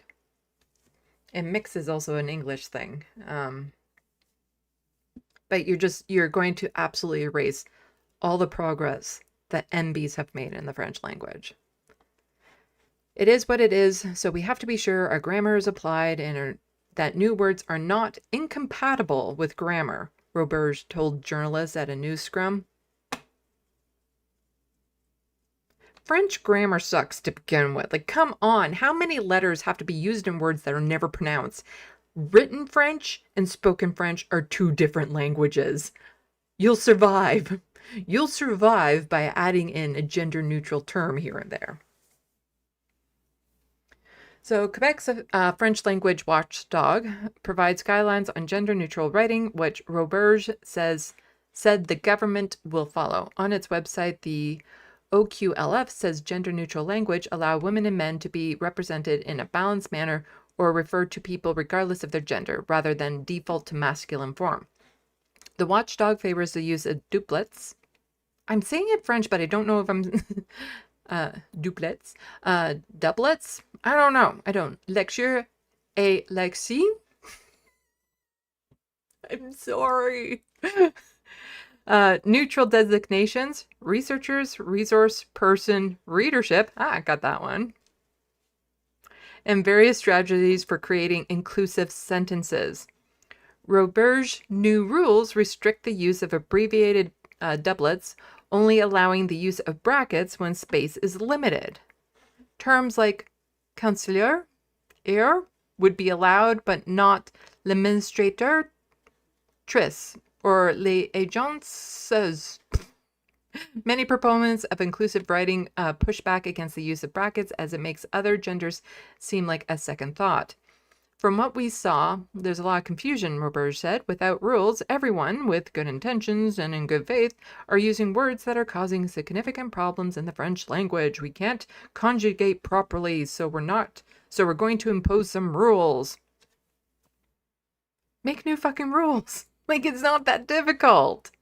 It's not that difficult. He added that many Quebecers already struggle with French grammar and the government wants to make it more uniform.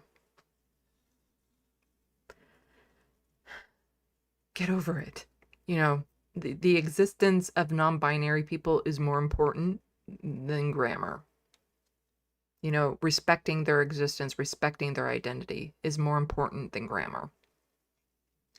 The guidelines will only apply to state communications with the public for the time being. So what's going to happen is you're going to have a lot of public stuff that is adapting these new rules, but then the state communications won't be. And do you know what that will do? It'll cause confusion because it won't be uniform across the board. It'll cause confusion if the public is using one thing and state communications is using another thing. It'll cause some confusion.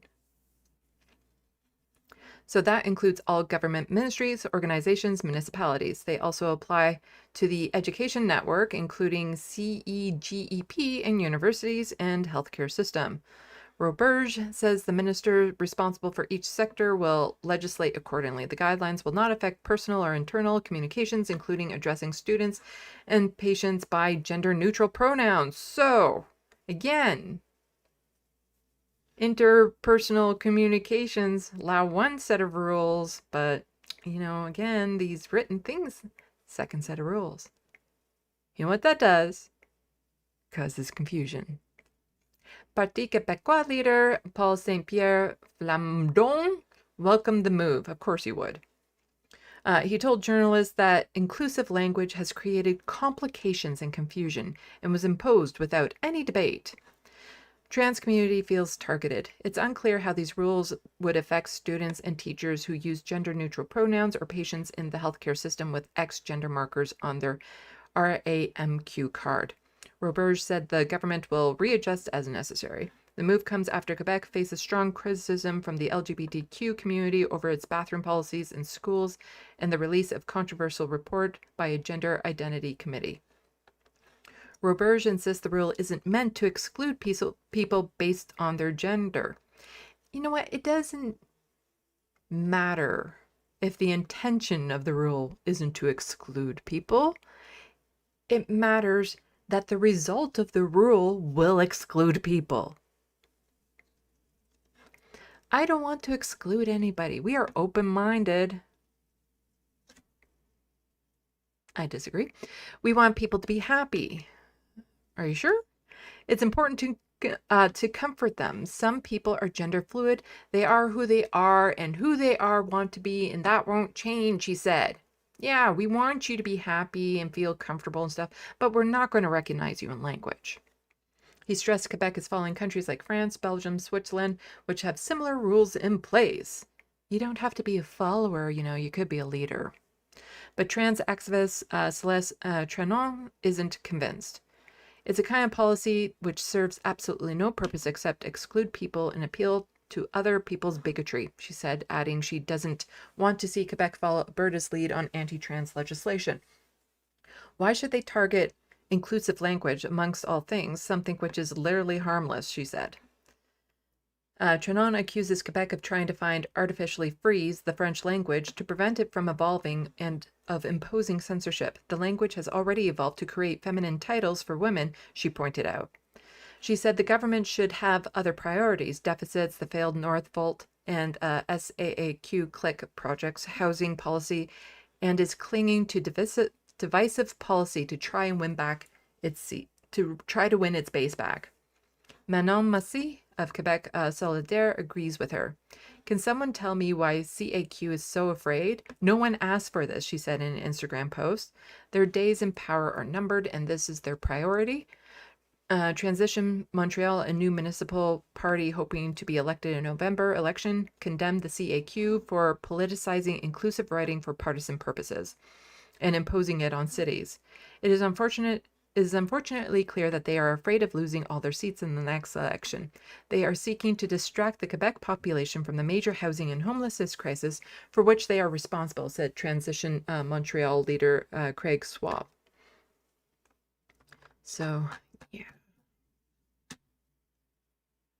It's just, as somebody who is non-binary, can't we just have this? It doesn't, you don't lose anything by adding inclusive language.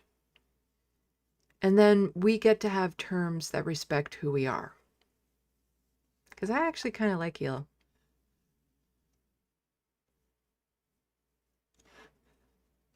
As a pronoun. I wouldn't mind using that. It costs nothing. It doesn't take away from the quality of life for anyone else, but it is very significant for the people who are non-binary, who are trans, who don't conform to gender norms. It allows us to fully participate in society as opposed to constantly being reminded of society's unacceptance when we're constantly receiving letters or forms or seeing written things about us that have, gendered titles all the time. Like, I have had to work to just remove the miss from my banking statements, from, my health card and all this sort of stuff, like all these other documentations. I have to fight every time because every time I see that mail, I'm being misgendered. And it would just be nice if we could have just this to start. We'll get more later. But how is this harming anyone? It is just a distraction. Like, that's all it is. It is just a distraction. It's not harming anyone to add a few more words to the vocabulary. Because we get new goddamn words all the time. And then we get new meanings for words like, oh, they're all about the bag. Do we really need, okay, you're talking about paycheck, talking about getting money, they refer to it as bag now, apparently. I'm just, But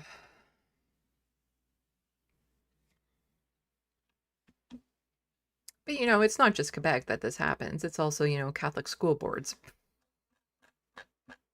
In Ontario, a GTA school board banned Every Child Matters flags. Now some families are speaking out. So, this Wednesday on this space, I will be talking about Truth and Reconciliation Day. And that is in reference to Every Child Matters. Wide-reaching flag bans in deaf-and-peel Catholic schools will affect Truth and Reconciliation observances. So, what happens when you go all out and ban everything queer? You also start doing things like this, where you're banning respect towards Indigenous folks as well. So there is a slight update to this that we'll get to in a minute. So when Melanie Cormier would see the Every Child Matters flags on display at local Catholic school for Truth and Reconciliation Day, the Mississauga, Ontario mother would feel welcomed. Cromier is OG Cree from Bearskin Lake First Nation in northwestern Ontario. Many of her relatives, including her mother, are residential school survivors, and Cromier often visits schools to give presentations about Indigenous history and culture, as well as the legacy of residential schools. As a parent, I knew that I would feel welcome in there. I knew that it would be a safe place to tell my story and to tell my family's story about the intergenerational harms from residential school. Yeah, residential schools were yesterday. Like, that's how recent they were. People in their 30s, had they been born in certain places in Canada, some of them are residential school survivors. People in their 30s, they're residential school survivors. This wasn't that long ago. And it needs to be taught properly. It needs to be respected. It needs to be acknowledged. Having an every child flag up once a year is the absolute bare minimum. So she has 2 daughters that attend schools run by the Dufferin Peel Catholic District School Boards. But on September 30th this year, the National Day of Truth and Reconciliation, those orange flags won't be on display. The school board updated its flag protocol earlier this year, restricting what flags can be flown at schools. Changes to the board's flag policy initially targeted pride flags, but in the end, the policy changes agreed by a majority of the board's elected trustees in January limit permissible flags, both outside and inside schools, in the board office to only Canadian flags, provincial and territorial flags. Was there a video earlier in this? There is a video in this that I'm going to watch. It means flags like Every Child Matter flag can't be displayed on September 30th. And throughout the year, other flags, such as those from nearby Mississaugas of the Credit First Nations, also cannot be displayed. I think it sends a message to the students, Cromier said. To have this one year and then have it removed the next, I feel like it's erasure. The Dufferin Peel Catholic District School Board is one of several boards that has recently been put under supervision by the province due to financial mismanagement. I don't care about that so much. There should not be Catholic school boards. I'm sorry. I don't believe in religiously geared schools. That's the indoctrination thing I don't like. Especially publicly funded. Especially when it goes against the Charter of Rights and Freedoms. You know, there's still the issue of, pride and gay Catholic teachers and all that sort of stuff. Public money should not be going to these schools when they can't even teach that everyone is equal. And they can't even respect everyone's culture. CBC repeatedly contacted the ministry for comment. Let's see. Bruce Campbell, the communication manager. Okay. Flag contributed to sense of inclusion, recent graduate. So the board's flag policy first made headlines in June 2024 when a motion allowed alternative flags such as pride flags to be flown outside of schools was voted down in trustees. However, the flag policy continued to allow additional flags to be displayed within schools in support of particular observances. I really hate this video. How happy these people are to not have to show a rainbow flag. A surprise victory Tuesday night for these people who are against flying the pride flag outside schools in the Dufferin Peel Catholic District School Board. We're ecstatic. So many of us were looking at each other in disbelief. Josie Lutke with Campaign Life Coalition says after a motion recently passed a committee vote allowing the pride flag to fly outside board schools, her group thought they'd lost their fight against the symbol of 2S LGBTQ+ rights. It is because I deeply love those who misguidedly identify as LGBTQ. I'm sorry, like right there, just stop. Okay, misguidedly identify? No. Nobody was guided into being queer. We just are. That's how we were born. And to, again, just say, we love you deeply, but you're a sin, is grotesque. Absolutely grotesque. It's hate the sin, not the sinner, but what you are is evil. Who you are as a person. But you were just misguided there. It was a choice that you made. Fuck all the way off. that I so strongly reject the pride flag and the ideology that it propagates. Being queer isn't just an ideology, it's who you are as a person. It's not a political movement, it's just who we are.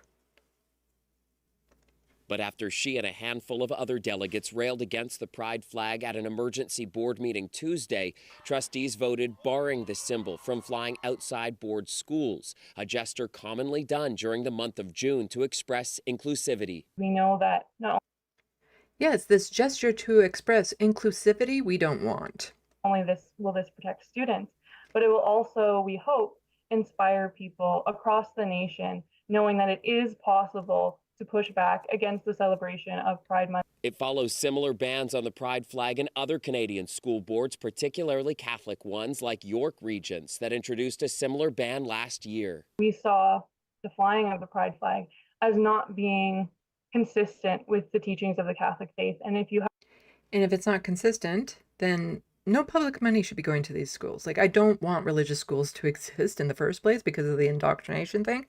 But no, if they can't accept queer people, no public money, just none.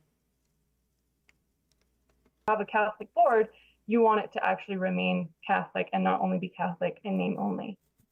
What do you say, though, to people who disagree firmly with what you're saying and they do feel like it is a rejection of specific people? It turns them away from the faith, and some of them are your very students who identify as queer and who now, as a result of the advocacy from your group, don't feel safe at schools within your board. What would you say to those students? For Catholics, June is the month of the Sacred Heart of Jesus.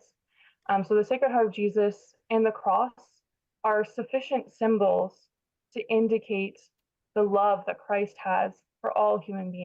Okay, fuck off. Like, just, no.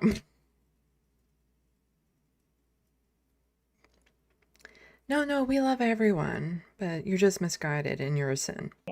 What would be your message to that same queer student who isn't feeling safe or isn't feeling seen within their board any longer? It's difficult to confront, and it's So this is somebody who is more on the side of having queer flags up. such a depressing feeling to feel like you're alone in this, and to feel like that there is so much hate out there that there is a group of folks, and to feel like that it's a majority of folks in this case who just doesn't want you to feel seen and heard and to be safe, and who wants to try to use the symbol of the cross as a replacement for seeing you for who you are. This act and their votes last night and those delegations were acts of faith-based discrimination, and just because you do something in the spirit of faith doesn't mean that it's the right thing to do all the time. So the motion has been defeated. The board confirmed the outcome of the vote, but provided no comment supporting or opposing the decision. CBC Toronto reached out to every single trustee, but none responded. This is not about hatred against any group. As Catholics, we do believe that homosexual activity is sinful. It's not about hatred. You're evil and will be burning in hell when you die. Campaign Life Coalition says now that pride flags are banned outside Peel Catholic schools, they'll increase their activism to ban the symbol inside schools next. Chris Glover, CBC News. No, just cancel all their funding. So in January this year, the policy was amended again to include removing part that permitted additional flags within schools. A motion to specifically allow every Child Matter flags to be displayed was also voted down. Let's see. My voice is starting to give out.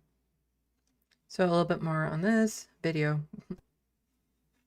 The Survivor Every Child Matters flags are flown every September 30th as a symbol of remembrance to honor residential school survivors and families impacted by the residential school system.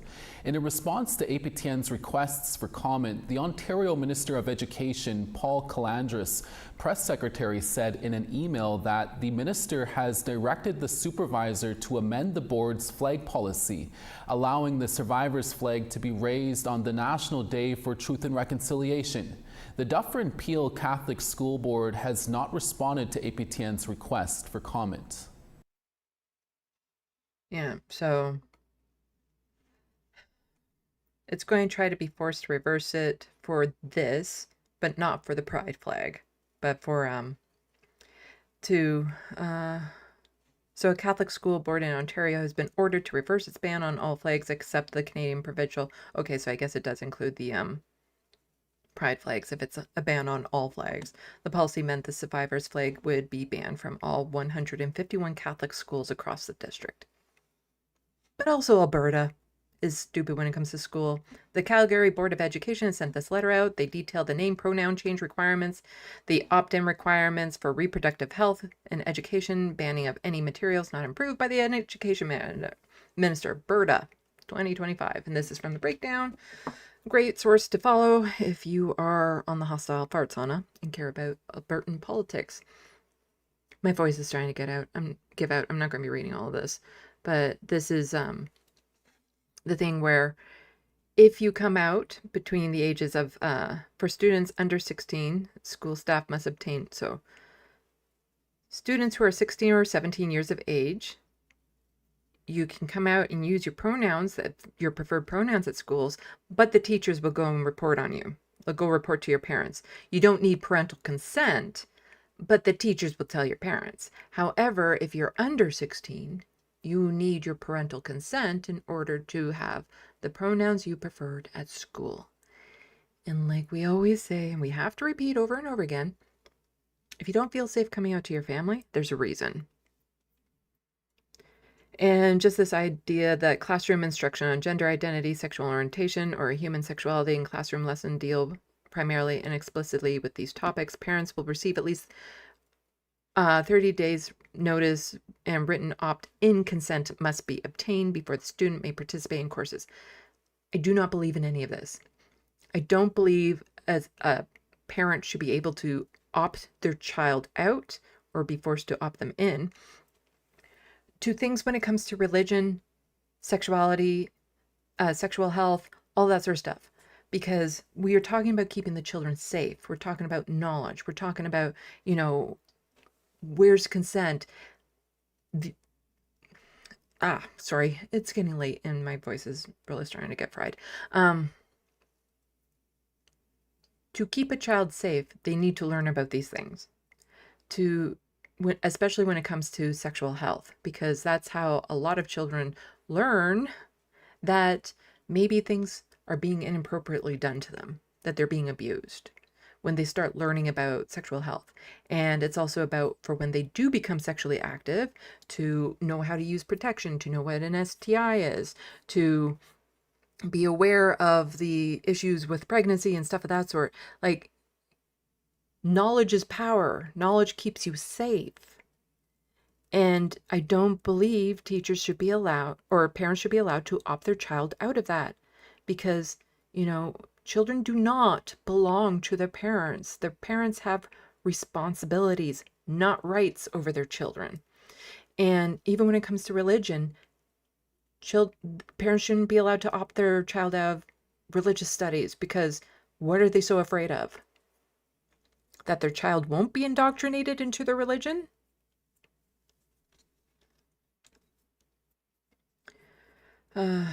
So you can freeze the screen here too and just read that if you want to read the full letter. But here's a little bit more from the breakdown about Neshi, the leader of the Alberta NDP. I'm just so disheartened by the NDP. Across the board. Who they are, what they represent. But here it's just... So the NDP are trying to define the problem and are coming to the table with no proposed solutions. This is weird to say the least. Alberta NDP demanding a hike to minimum wage. It'll be the lowest in Canada next month. So how much? NDP won't say. I asked Neshi for some numbers. No, this has to be done in consultation. This government's job. So what is your vision for a better Alberta? For a better Alberta? I don't know. That's basically what happened. Like, what's your vision? What are you offering people?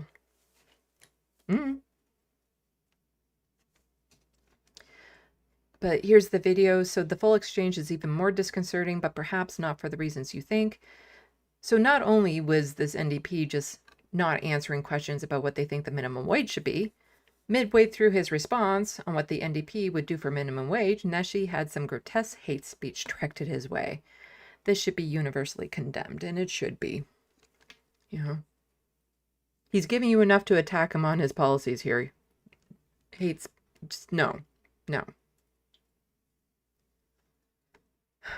And to be like, just the fact that people feel so emboldened and brazen to be able to do this to somebody who is on camera, to the leader of the NDP, while he's on camera. You know, these bigots and racists, they're far too comfortable. Hey, what would you set the minimum wage at exactly, and how would you go about would you phase it up? Would you just set it at a higher rate? What would you do?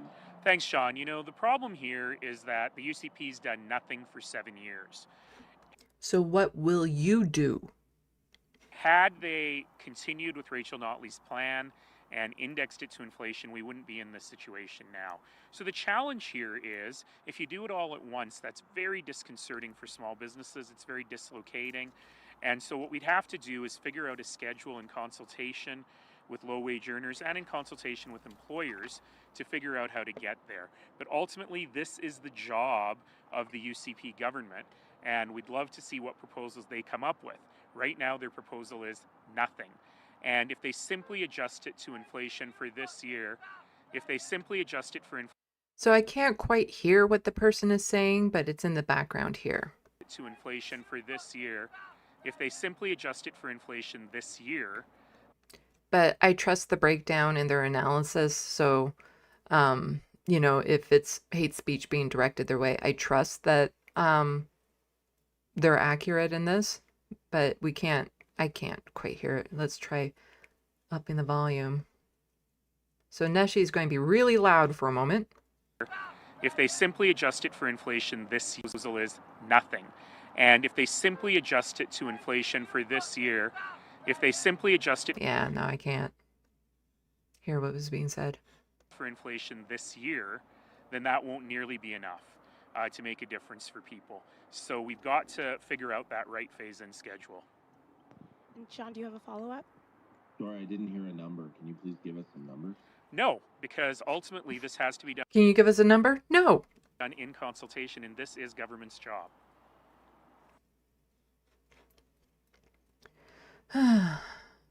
Just, I want the NDP to be what the NDP was founded on, the socialist roots and stuff. This is just,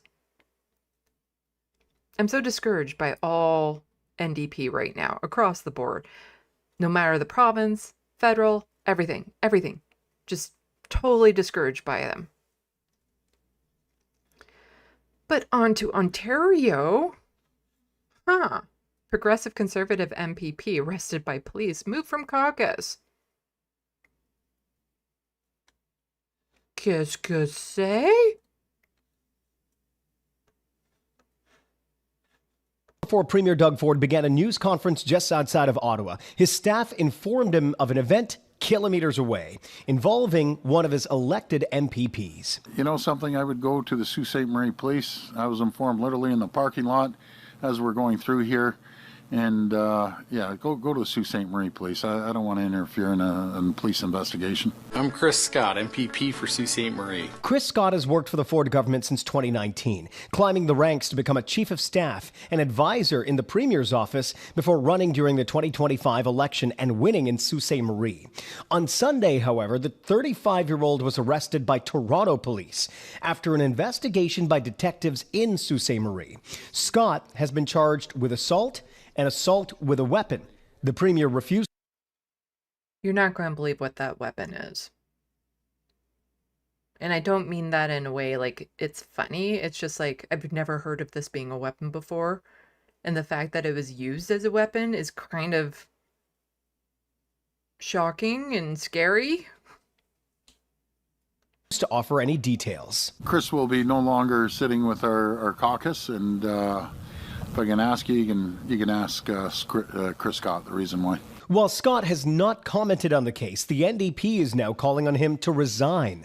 Others say the court process must play itself out. Criminal charges are a serious thing, but you're not guilty until you're proven guilty. I think we owe that to anybody, whether it's one of our colleagues, anybody else, to make sure that the presumption of innocence is upheld.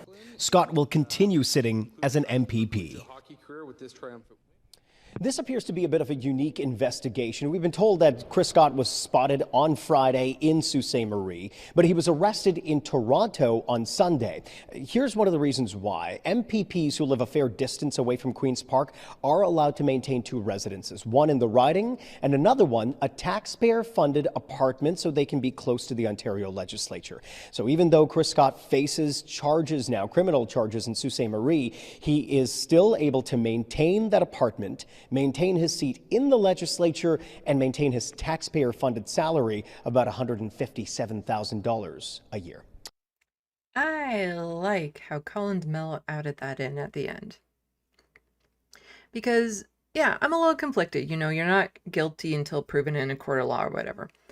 But it's important for people to be reminded of how much these politicians get, and that if it was somebody else, if it was somebody who worked in retail or a restaurant that was accused of a crime like this and they got fired, they wouldn't have taxpayers to fall back on like this.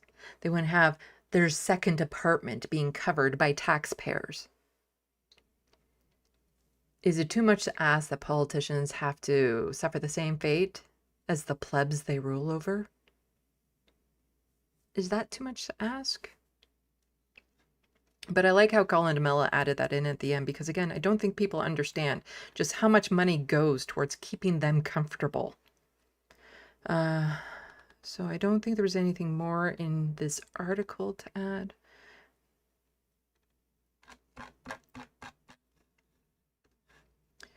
So the Tory, the lefty radical, just says conservatism and domestic violence. What's next? Peanut butter and jelly, spaghetti and meatball, beaches and sand. Yeah.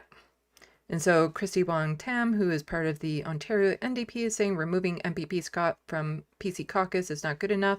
And Ford knows it. An MPP can't do his job representing their constituents while under criminal charges and mired in the courts. You see, what I think should happen is they get removed from their positions and they don't get their salaries for this. And then if they're proven innocent, then they get back pay. They get their position back and they get back pay. But if you're somebody who is representing the people and you're being charged with something like this, you should probably be focusing on that as opposed to, you know, what you do. But she's also saying Ford should declare an intimate partner violence epidemic. Like I said, you're not going to really believe what the weapon was. And again, it's not meant to be funny. It's meant how angry do you have to be for this to be the weapon? Like, how severely did you snap for this?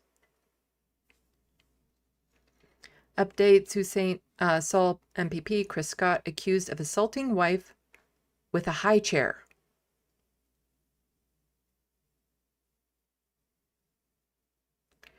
That's some serious anger issues.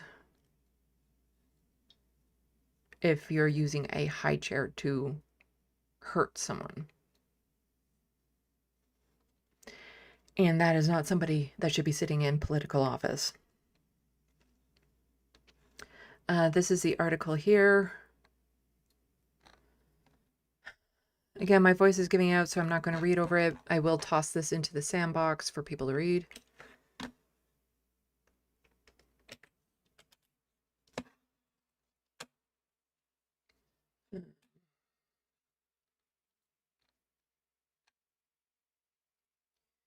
So the charges sworn by Constable alleged that he committed assault using a high chair as a weapon. He also faces a second charge of assault. None of the allegations have been tested in court. Scott is considered innocent until proven guilty. And there's publication bans. to protect people involved. Scott was released on bail. Aren't the conservatives all about how dare you release people on bail? He was released on bail. $5,000 bail with conditions. Somebody like him can definitely afford that. What's the whole jail but not bail crowd right now?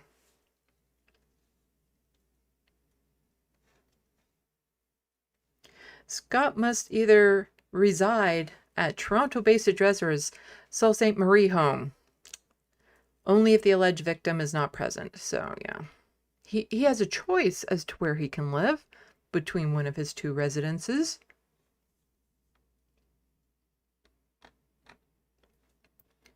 Okay, I can close all those tabs. Close.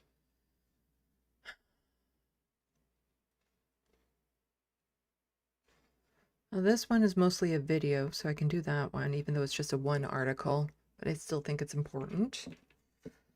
That's the thing, I still think all these are important, but damn, my voice is really not cooperating with me.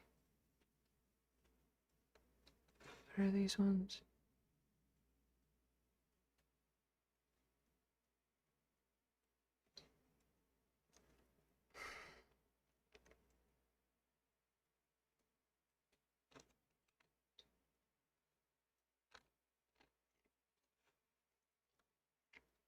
Well, that one is definitely I don't need to do. Don't need to do that. Sometimes there are a couple things at the end that I have there just in case I need to fill time. So I guess we can do that video. I won't read the article, but you guys, I'll put it in the SandBox for you guys to read.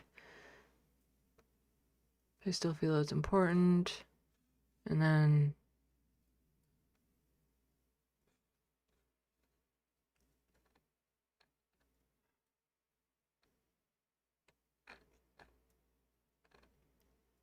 there's some issues around Canada Post here.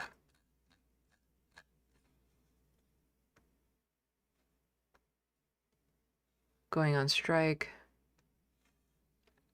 I'll do a synopsis of it. I won't actually read the article.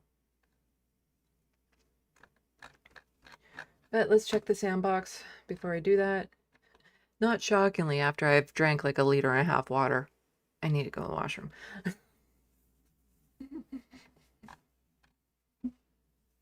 So I can play one of these videos and go to the washroom. Hello, Lanier.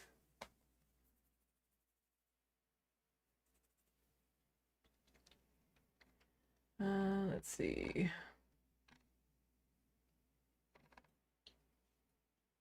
There we go. We got Lanier, who is somehow magically alive.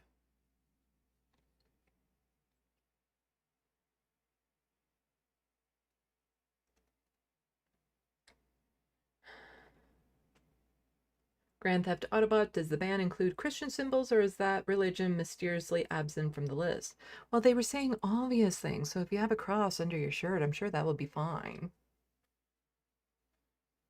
The Wild West, this week they also removed the use of il, my pronoun, in French, because French doesn't have singular and singular, they non-gendered. Yeah, and we went over that.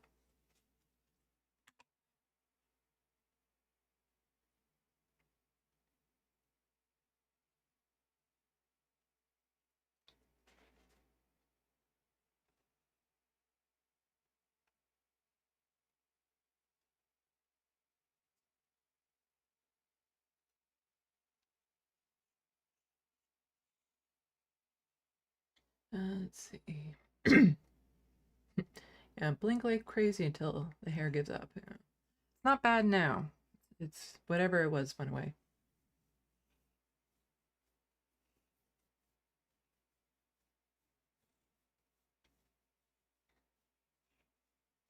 The Wild West. We want kids to be free from religion, but they better believe in only 2 genders. Yeah.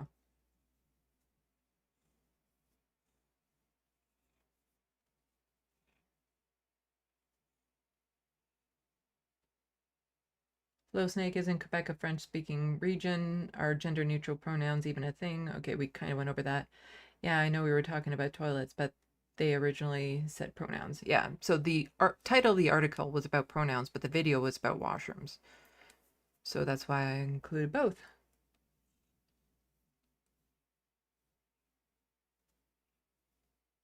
Reference name, thank you. Your Je suis désolé is pretty good, Sandy. Why, thank you. Which is, I am sorry.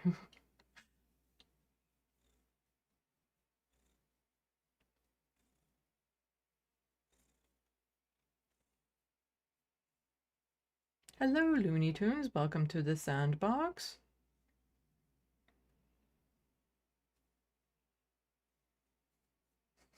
The Wild West fur is a bit painful. I know I said that wrong. Hello, Cindy Wilson. Just popping in to say hi and listen for a bit. Well, thank you, and welcome to the Sandbox. Hello, Paige Larson.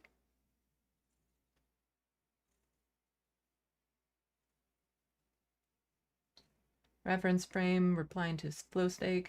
There is no gender-neutral pronoun in French. L'Académie Française, the institution that decides French words, never accepted gender-neutral il yet.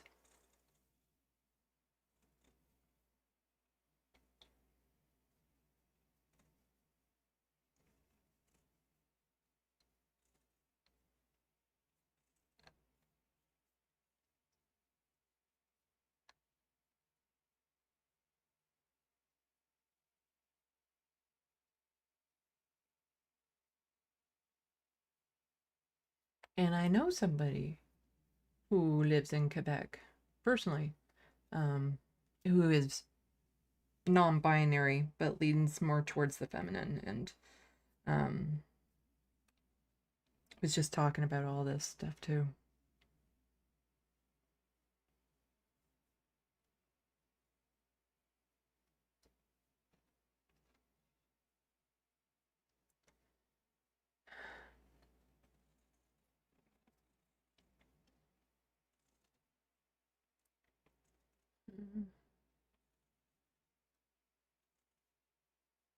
Let's see.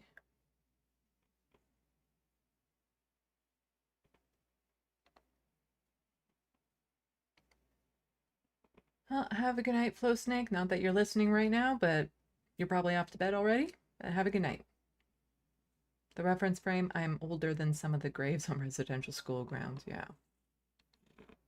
Absolutely disgusting what they are doing.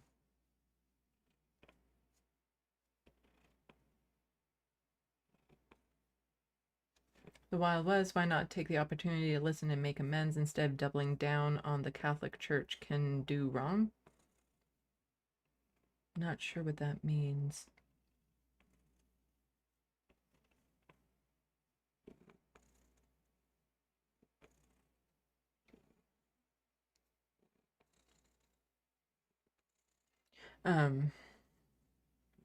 I just don't believe in any religious schools, not just Catholic ones. And I know there are some Catholics that are queer friendly. It's all an interpretation. But obviously the people part of this school board that pressured them into removing the pride flags and stuff. Not good ones.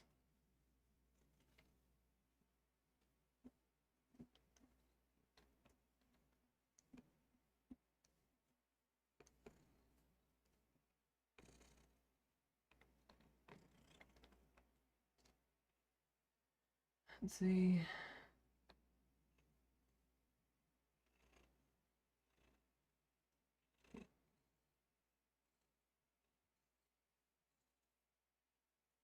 Cindy Wilson, it's her sin to be judging people if she wants to go by the Bible.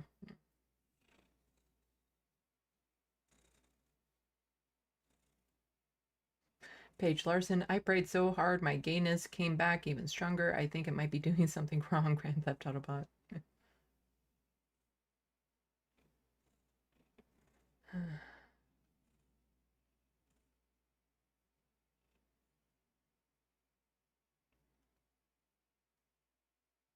The Wild West. Catholicism is only useful for the interview with a vampire settings.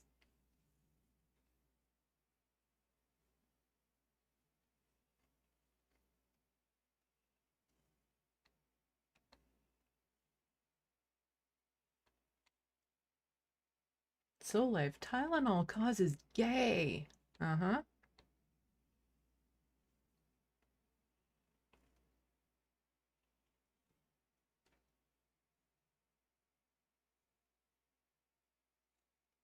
Cindy Wilson, if they come out with what makes person gay, the question should then be what makes people straight. Mm-hmm. Yeah, all this idea, oh, if people see gay porn, they'll become gay. And it's like, people say straight porn all the time and they're still gay people.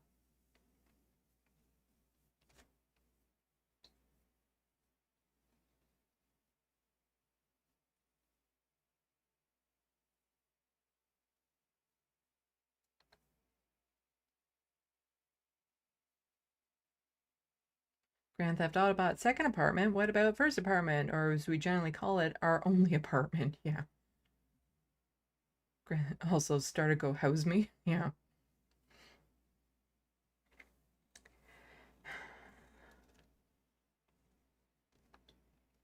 They should have like dormitory style places for MPs and stuff, because I get it, you know, if you live hours and hours and hours away that you have to fly into town in order to do your job.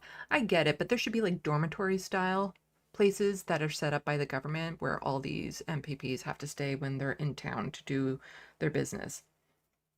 It shouldn't be like a second apartment. Come here. Go. Oh.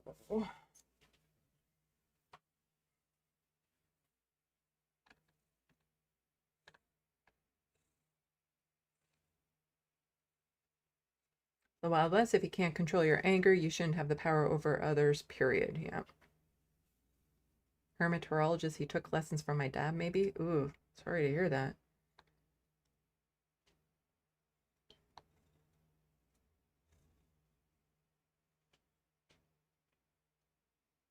So like now that I'm on a TV, that cat pick eyes are definitely not looking at me. It's a bug near me.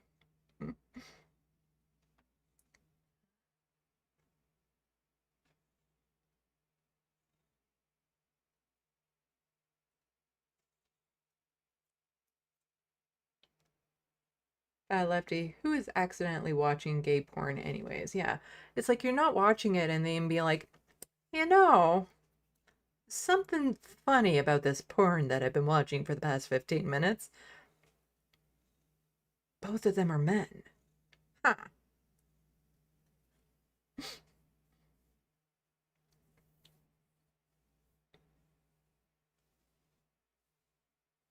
Etchbox, there are so many homeless taxpayers that are funding someone else's apartment. Yeah.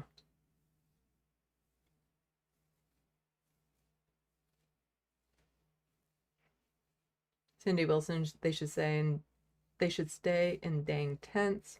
They don't care, other people have to. Yeah, they should go live in some of the tent encampments there in Toronto.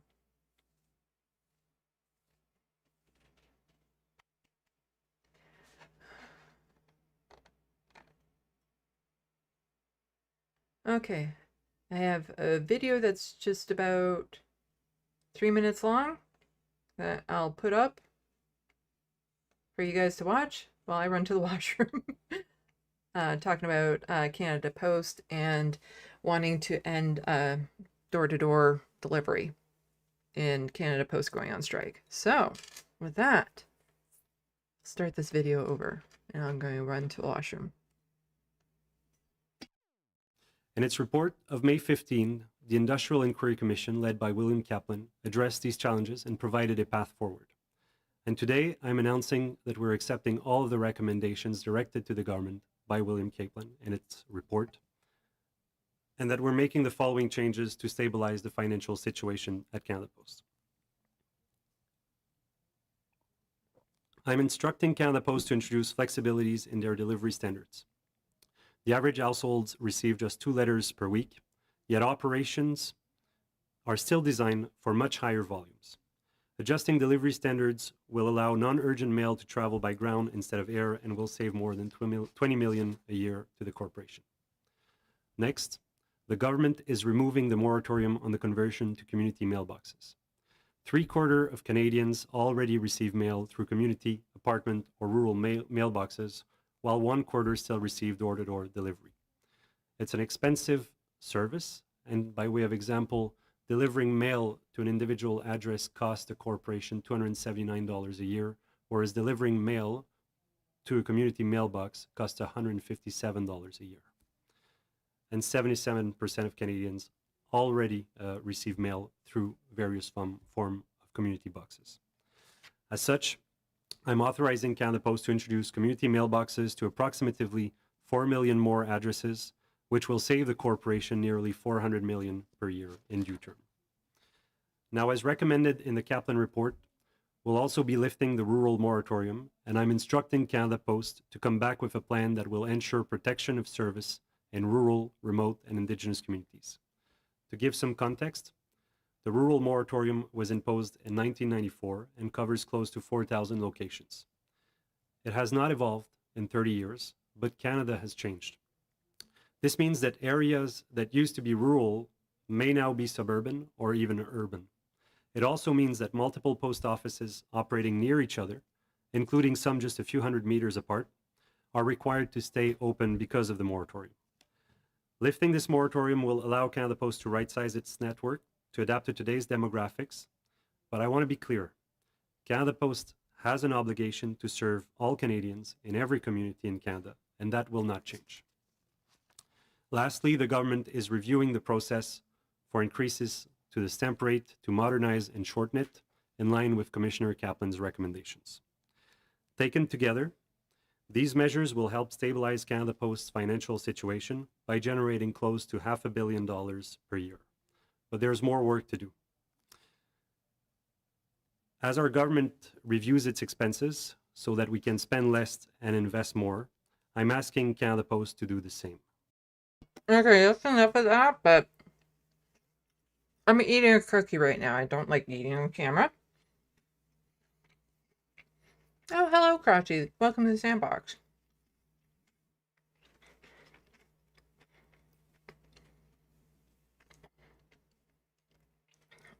Sorry, need to swallow down my cookie.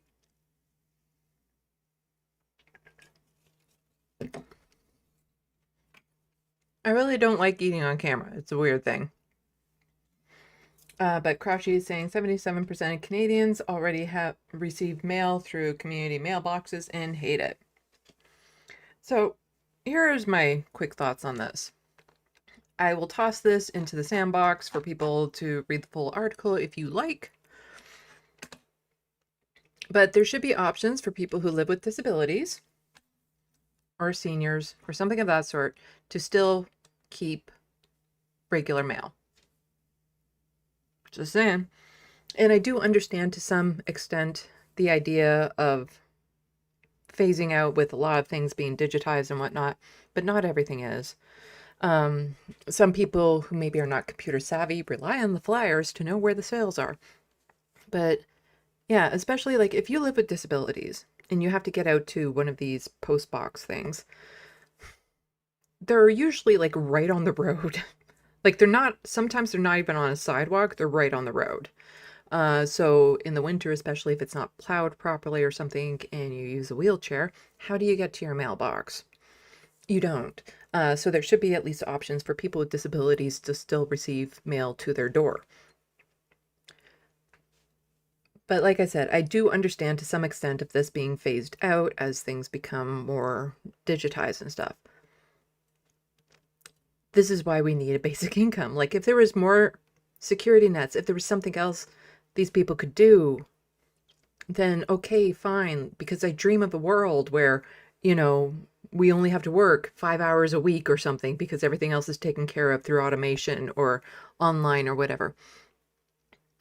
So then the government should be looking after people.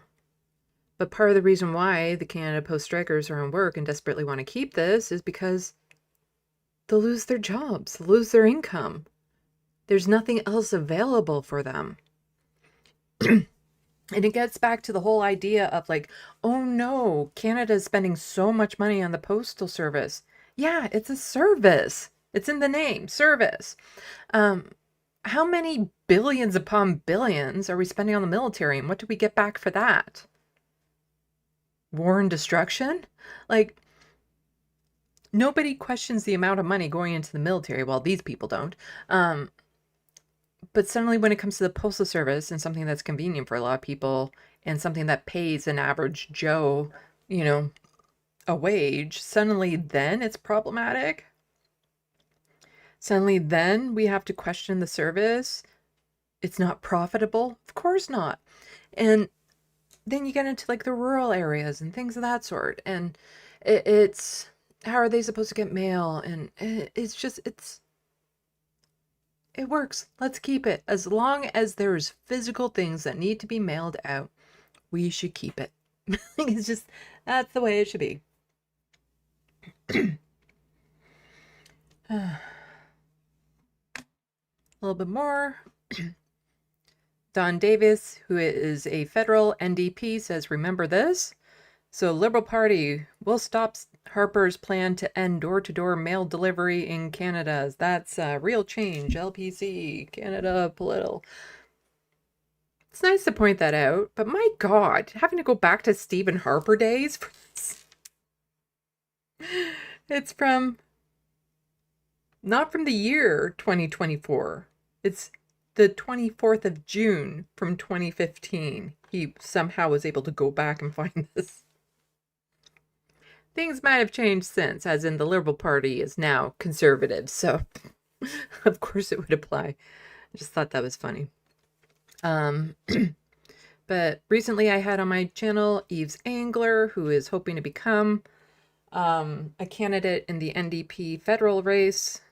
I find it highly unlikely he'll pass the vetting, but you know, he's on the ground. So here he is, joined a QPW picket line in Winnipeg today to express my solidarity with workers fighting for decent jobs against gutting of postal services. At postal workers picket line in Winnipeg, they're preparing for 24/7 picket line. They haven't had a contract for 2 years. They are out because Mark Carney's government is looking to gut the post office, undercut good jobs, service that covers the entire country, especially damaging for First Nations, rural areas that rely on the post office. Got to push back, got to get out to the picket lines, got to support Canadian Union of Postal Workers in their fight for good jobs and against Mark Carney's attacks against the post office.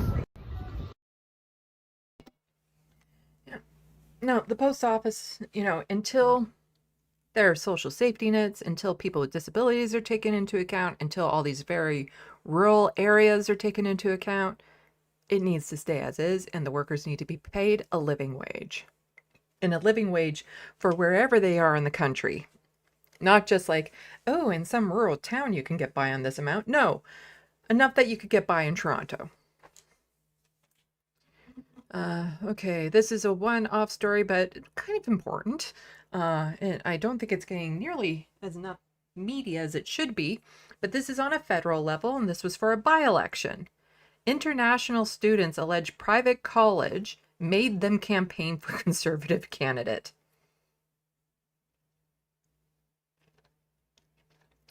I don't need to read the article because there's a video in this that we can watch, but I will. Oh, this is a really long title. It might not fit in the SandBox. Oh, no, it did. Okay. So I just popped into the SandBox the article so that you can read over it yourself, but there is a video luckily in this that kind of covers everything. So here we go. I feel uncomfortable like working for them. Yanissa Capet's Canadian college experience didn't turn out how she thought it would. The international student from Thailand enrolled in a digital media course at Pacific Link College in Burnaby. In December, there was an abrupt change to the course curriculum. We had to participate in the volunteer in Langley for the political party. 2 students came forward to CBC News alleging the school required their class to campaign for Conservative candidate Tamara Jansen during the 2024 by-election. Emails show the school directed them to work at the office for about 4 to 5 hours each day and take photos proving they were there. We feel like it didn't relate to the study, and we didn't know why we had to do this for them. Yeah, we also didn't know who Tamara was. Jansen's office. Just to go back to what we were previously talking about, wouldn't surprise me if she's on the spectrum, neurodivergence, because she didn't conform and just do what exactly she was told. Wouldn't surprise me. Says it was unaware of the incident. The school denied the allegations, saying in a statement, Pacific Link College occasionally receives volunteer opportunities from a variety of community and political organizations. Participation in any of these activities is entirely voluntary for our students. But email exchanges paint a different picture. A campus. There's receipts to this, so they can't claim ignorance. Ouch.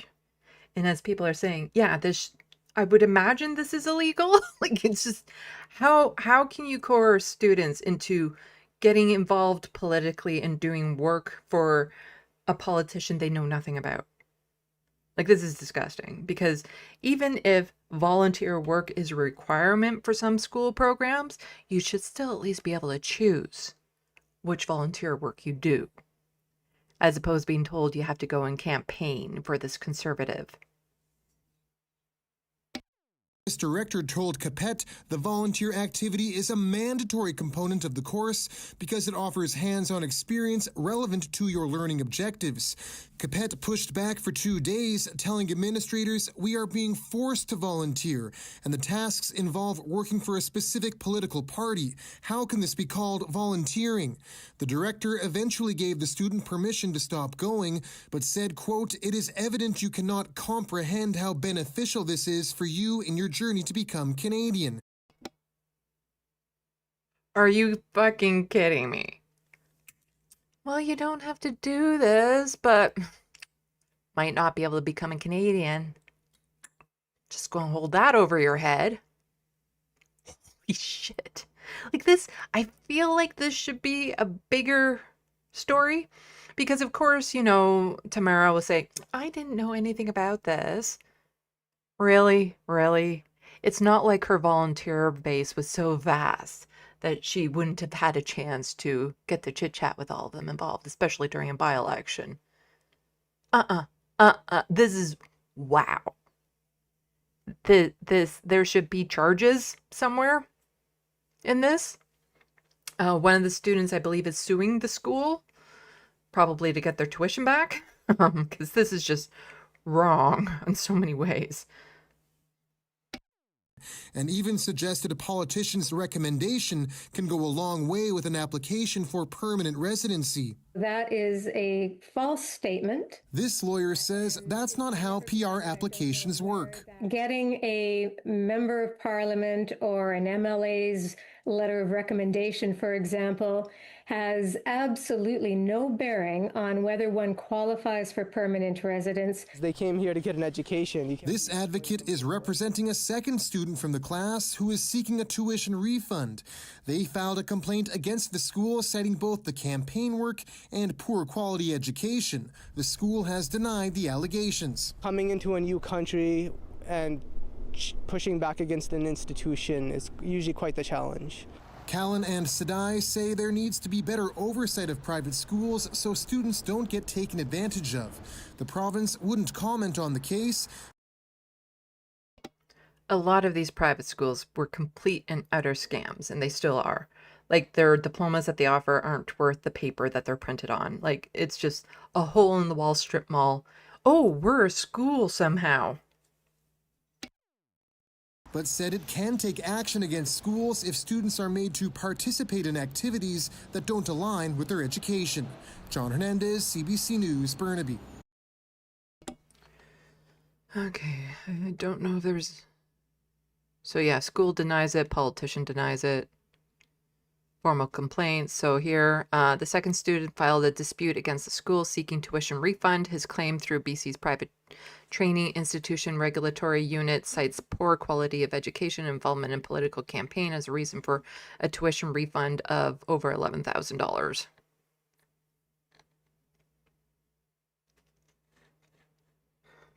Okay. Close those 4 tabs. Then all I have left is this. I do want to go over this. My voice is really giving out, but there's not too many tabs left. So I'm just going to quickly go over this. I won't be reading the full articles, but I still feel like this is important. And then there's a really stupid video that we can mock at the end of this that's not related to the kind of heavier news that we're about to cover. So this is from Rachel Gilmore. Have you ever wondered how the far right managed to normalize their ideologies into the mainstream, as we're now seeing in the United States? Well, let me explain it to you, because they're trying to do it here in Canada too, using the term remigration. This is important, and it is. And this is a clip. Well, it's not a clip. It's a small video she made. She has a long video with an interview that people should go and check out on her YouTube page. But this is the video she made for this. Do you ever wonder how far-right extremists manage to sneak their agendas into the political mainstream? Let me explain it to you, because they're trying to do it right now using this term, remigration. It's a growing movement in the United States and in Europe, and some folks are trying to make it grow here in Canada too, because the language of remigration puts a more palatable package on some pretty disturbing far-right anti-immigrant goals. In 2019, as they reported on the growth of this phenomenon in Europe, the Associated Press described remigration as, quote, the chilling notion of returning immigrants to their native lands in what amounts to a soft-style ethnic cleansing. And now its proponents here in Canada want to frame this as a moderate position. In fact, here's the founder of the Canadian remigration movement saying he wants to see Poilievre use the term by the end of the year. I would love to make sure that Pierre Poilievre says the word remigration before the end of this year. And if there's enough right-wing people that want Poilievre to, he will. Poilievre is an NPC for the right wing. He will do whatever they direct him to do. So don't be surprised if Poilievre says this within the next couple weeks. He's kind of embraced this position on net negative immigration lately. Guess who follows that guy that you just saw? Jeff Ballingall, who the Globe reported just months ago Poilievre had hired to help with his image and message, and Sebastian Skamsky, who was director of media relations for Pierre Poilievre until early this year. Now, in a statement sent to the Canadian Anti-Hate Network, which has a really great breakdown of this issue, the guy you just saw in that clip claimed that, quote, we explicitly reject any association with ethnic cleansing. Instead, his group just wants to, according to their own website, remove the illegitimate population through the revocation of permanent residency, mass deportations, and even by encouraging naturalized citizens to voluntarily leave Canada. Now, while the illegitimate people to voluntarily leave Canada. Well, maybe they'll just do what the United States is doing and make it so inhospitable. People who can leave are leaving right now. Like, this is just... Canada was founded on white nationalism, there's no doubt about that, but my God, this is not what this country has pretended to be. It's supposed to be a mosaic. The United States was a melting pot. Canada is supposed to be a mosaic. Having people from all different cultures in this country makes it a much richer country, and we're better off for it. This whole remigration is just another dog whistle to the DEI. It's just another term for, you know, kick out all the immigrants. That's all it is. parts of the website, like the one I just showed you, kind of give up the whole game here. So too do high-profile members of this movement. One of the most prominent members of the white nationalist group Diagolon, who's also a part of those far-right active clubs that have been training each other to fight, yeah, he boasted online about his membership in this group and has repeatedly encouraged others to join. And the pro-remigration group gave him the membership number 88, which in far-right communities is a dog whistle for Heil Hitler, because H is the 8th letter of the alphabet, so 88.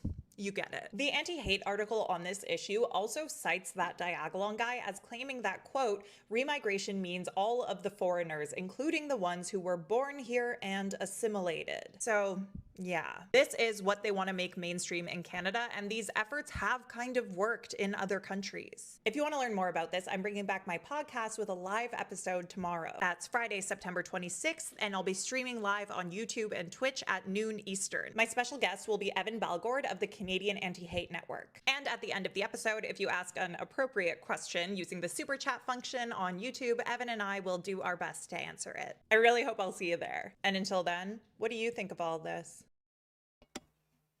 Yeah, I didn't watch it live, but I did watch the interview. It's a good interview to go watch, and I recommend people do. Now, this is part of the culture in Canada, this remigration attitude, this, fuck, I'm losing words. Bigotry towards racialized people, to immigrants. Down in the States, there's the issue with cops killing Black people. Well, Canada is second on the list when it comes to Black, Brown, and Indigenous peoples. Canada is second on that list. The United States is the first by far, but Canada is second. And it's all part of the culture. It's part of the police culture. It's part of the right-wing culture to make people a little bit more violent towards immigrants, to make them more suspicious of immigrants, to make them a little bit more trigger happy when it comes to immigrants, to, I don't know, have a police officer shoot and kill a 15-year-old for no reason. What we know so far about the fatal police shooting of 15-year-old Nouran Rezai. The killing of 15-year-old Nouran Rezai by Longueuil Police on Sunday afternoon has sparked grief and questions about police watchdog investigation.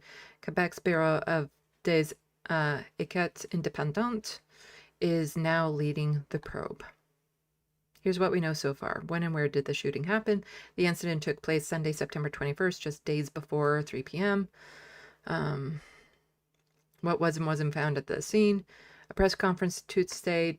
The BEI said investigators recovered a baseball bat, backpack, and several ski masks at the scene. The watchdog said they did not find a gun or a knife belonging to the child or anyone else in the group, and that the only firearm seized was the officer's service weapon, which was used in the shooting.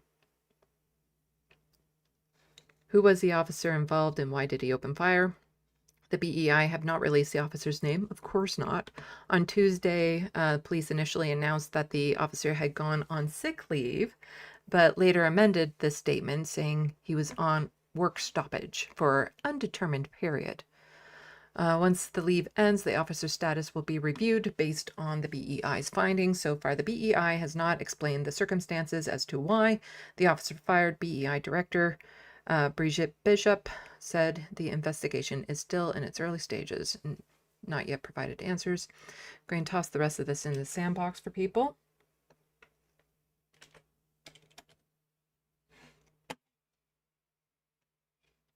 But here's a little bit more of a synopsis of this. So Nouran was a 15-year-old boy out with friends. Another racialized kid shot and killed by police. Oh, right. I should probably... Oh, and I skipped over something. Okay. Just a little bit about who was the boy. So he was 15 years old and grew up in Quebec in a family originally from Afghanistan.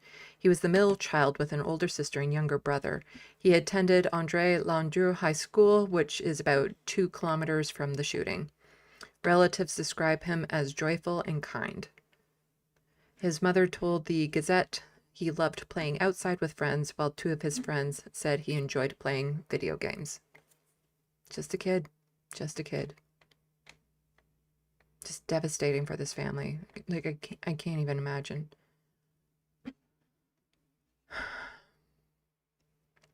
So this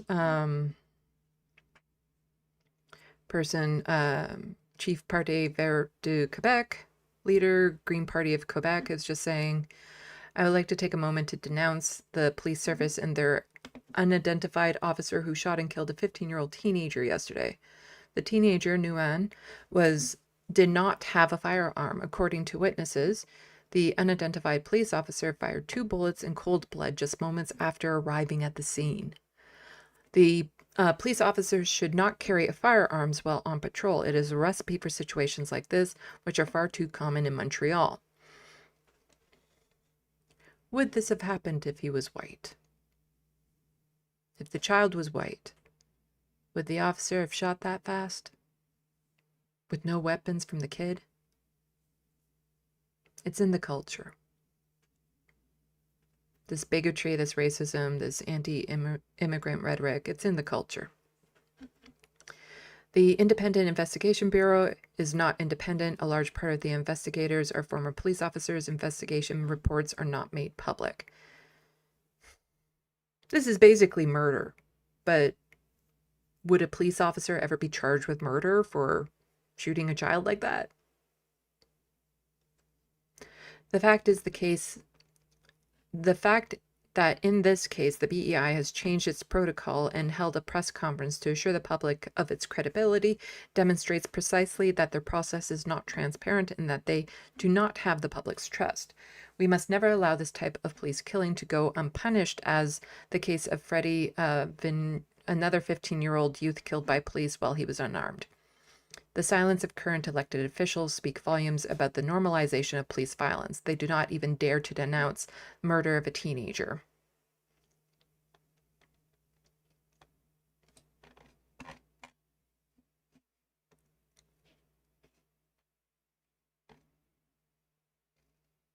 I think I need to go back one? No. There was something else. No, not there. But basically, somebody was pointing out, it's like, where's this child's moment of silence? Oh, no, I guess it is in this one. Okay. So Kativa is just saying, Nguyen was a 15-year-old boy out with friends, another racialized kid shot and killed by police. Where are your statements memorializing him and condemning this violence, Mark Carney? Many of you recently memorialized a bigoted white supremacist with no ties to Canada, Charlie Kirk. Will you lead a standing ovation in the House of Commons to Amr Nouran and call for justice? Asking the MP who did a speech for Charlie Kirk in the House of Commons to give him a standing ovation. Last year, police were involved in the deaths of 15 Indigenous peoples in 15 weeks, including a child who called 911 for help. Will you act to make our community safe from this hate and deadly violence? Nouran should be alive. His family deserves justice. Racialized folks deserve to be safe in our communities, too. Where are the politicians and their outcry for this? Where's their statements, their teary eyes? You know, Wab Kinew, the premier of Manitoba, NDP, he didn't need to know anything about Charlie Kirk in order to say how tragic his murder was. You going to say anything about this kid? This child? Are the police going to be held actually accountable for this? Probably not. It's sickening, absolutely sickening, that police are allowed to inflict so much violence on the people they're supposed to protect, that they're the cause of so much trauma within communities. It shouldn't be like this. Okay, I'm going to quickly check the SandBox, and then there's a video I just want to mock with everyone. We can just sit around and mock the hell out of it. It deserves mockery, and that is what we will give it. We're going to mock the fuck out of this video that I will show in just a minute.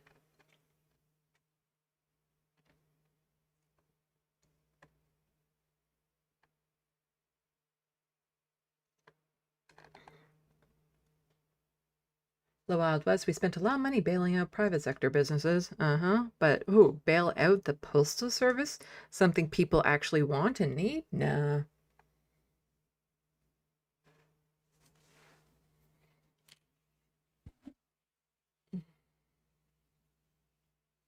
Let's see.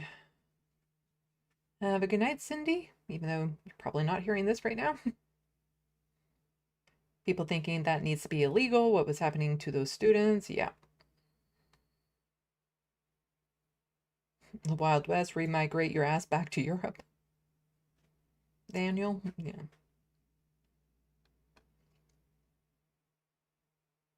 Have a good night, John. Etchbox, damn, our shit is becoming your shit. So sorry, Sandy. Yeah. Grand Theft Autobot, fascism is a virus. Yeah. It spreads.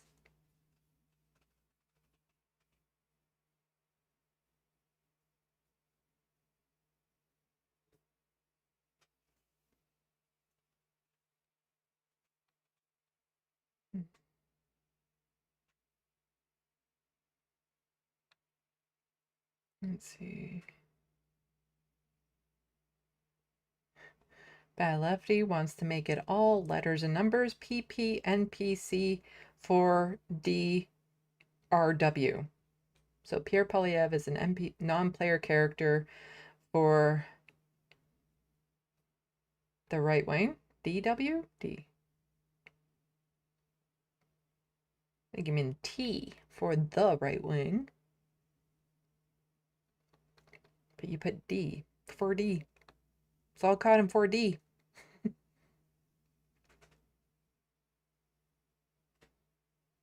Looney Tunes also wondering where all the raptures are. Yeah.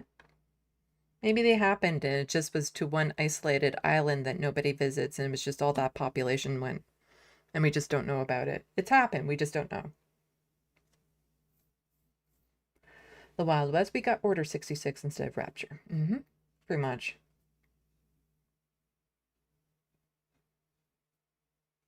Grand Theft Autobot, I wish I had talked to a bunch of them before the Rapture happened. Got any TFs figures? I'll take them off your hands before you go. Any PS5 Rapture people want to unload their video games on me? Yeah. Edgebox, great show, Sandy. Thanks. Oh, yeah. We get to end with a lot of mockery. I just want to mock the fuck out of this video.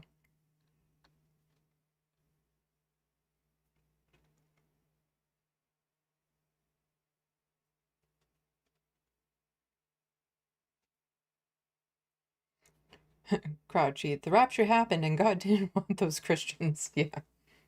No, there's an island now that's completely depopulated with a bunch of clothing just flying around on the wind. But, let's end this with some good old-fashioned mockery, shall we? Shall we? Mock, mock, mock. You're immediately going to go, oh, as soon as you see who I put up on screen. Brianna Wu. Somebody just quote tweeting her saying, no, you didn't. Brianna Wu saying, I spent a decade as a progressive leader. Here's why you should never vote for one.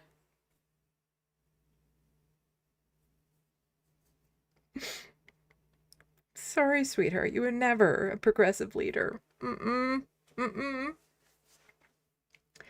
I have spent the past decade as a right-wing infiltrate activist, and this is why you shouldn't vote for one. Like, all these liberals just so desperate for that right-wing bag, as they say. Like, oh my God. They will never accept you, Brianna. They will never like you. They will execute you if they have the opportunity, if it gets that bad in the States. They want to eradicate people like you. This is just, wow. She's not progressive and she's not a leader. Correct. There are two things wrong with this. Grand Theft Autobot.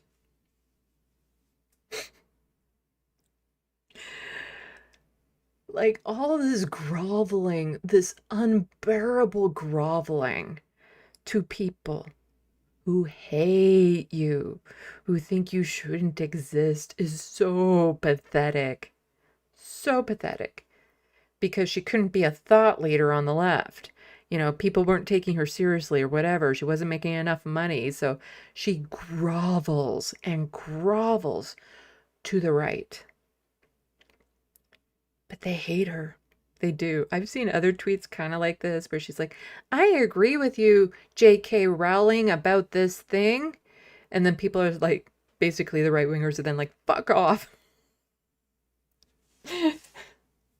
And calling her slurs. Like, it's like, come on. Come on. Yes, Etchbox, she is taking Pick Me to a new level. Yeah.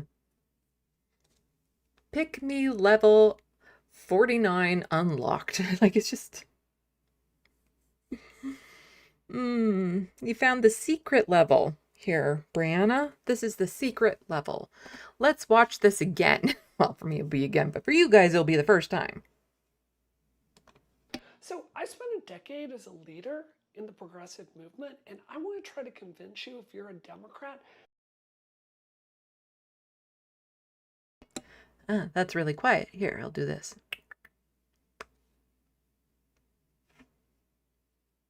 never to vote or donate.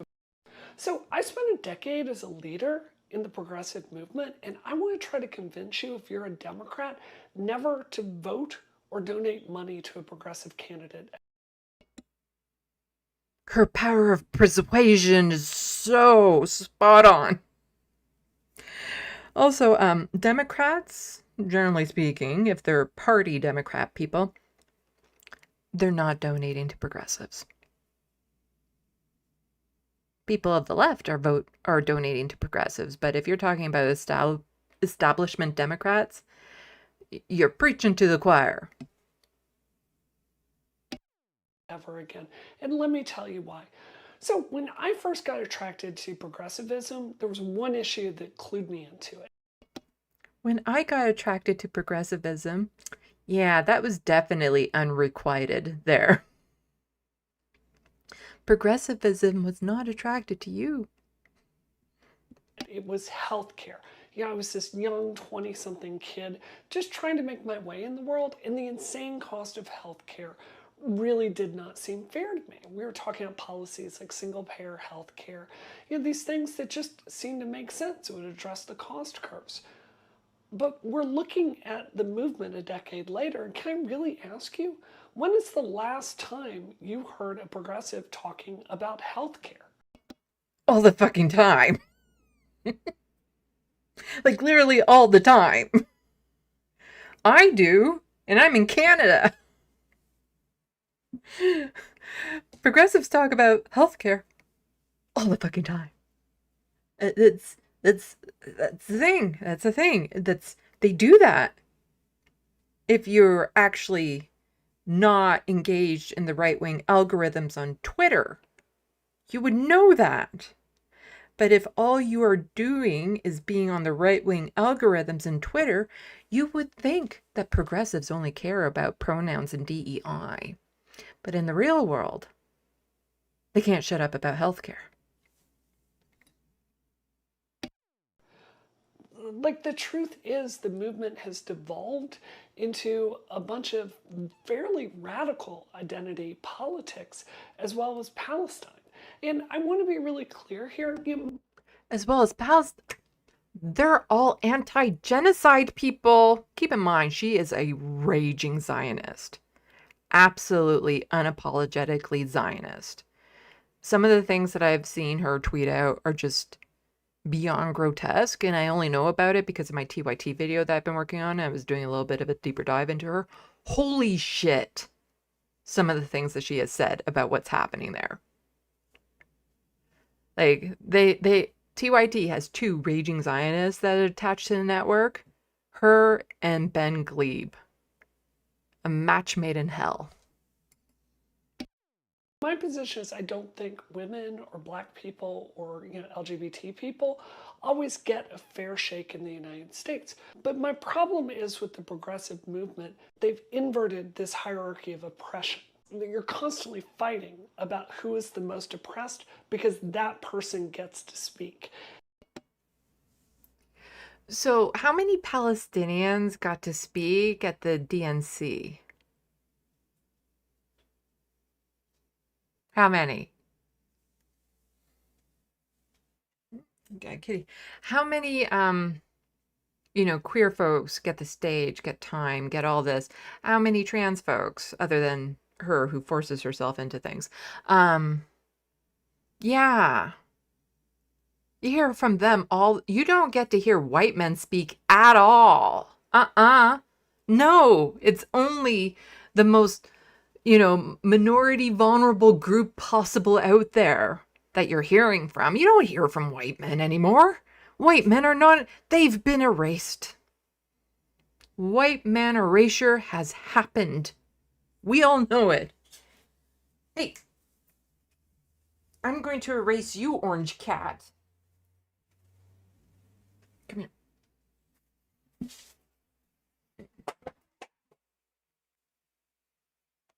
Keep an eye on you here.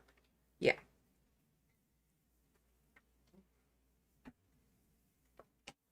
If you eat that cord, I'm going to not be happy. Yeah. Yeah, those poor white men. Poor cis white men, they never get any more, platforming anymore. It's sad, really. I haven't seen a white man in the wild for all of, how long have I been streaming? Yeah, 5 hours. Because, actually, there's been a lot of white men talking that I've seen in the past 5 hours. So I guess it's been just over a couple minutes. I haven't seen a white man in the wild.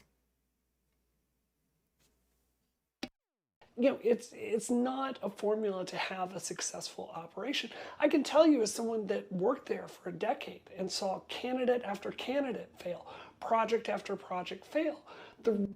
She worked in the progressive? Huh. Was she Antifa? Was she working at the Antifa head office? Is that it? Is that what she was doing? I think so.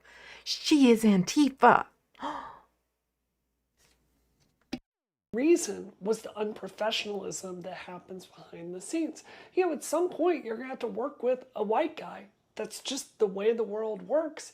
And if you're constantly trying to tear them down and shut them up and run them out of the organization, every single other person that's not exactly like you, it's just not a mature workplace.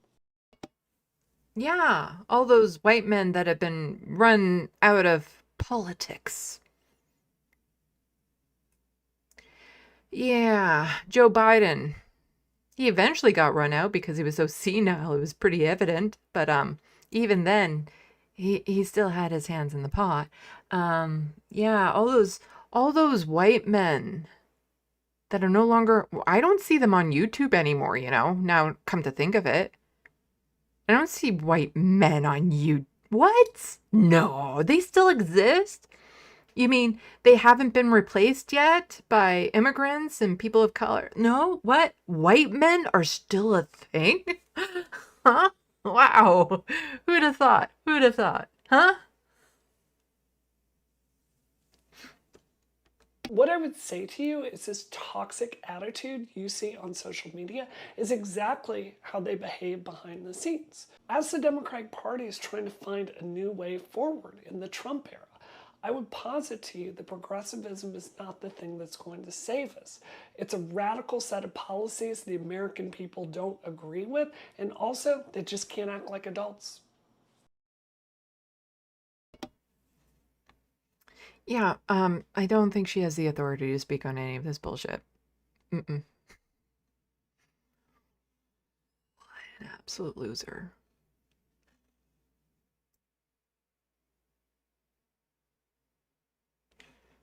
Just absolute. She has no idea what goes on because she only goes into places where she's paid. You know? She wouldn't know a real grassroots movement if a lawnmower came over and trimmed it in front of her. Like, really, really. Go and check the SandBox.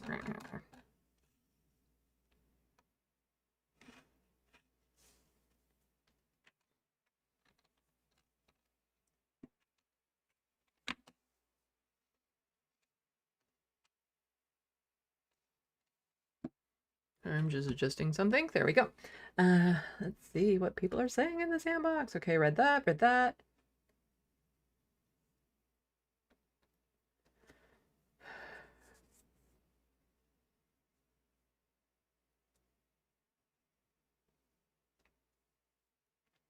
Grand Theft Autobot Kirk said that some people needed to die of gun deaths to uphold the 2A for reasons. Well, it's Kirk's honor to stand up for the 2A that day. And do you know what I'm going to point out in my Charlie Kirk video that I think a lot of people may have forgotten? Like, Charlie Kirk will someday too soon be forgotten once people have stopped using him as a publicity stunt. Charlie Kirk was the co-founder of Turning Points USA.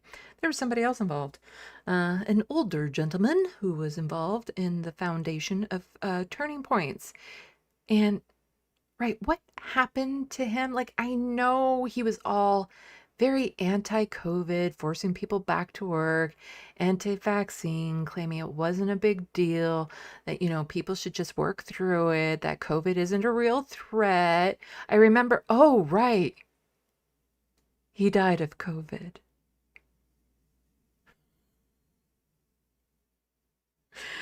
If only I could get the policies I advocate for, I'd be happy. I'd be happy. Oh.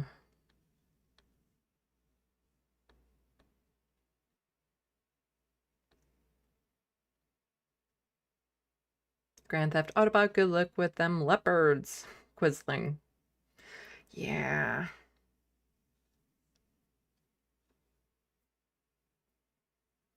Grand Theft Autobot again. She is so progressive to say, fuck the progressives.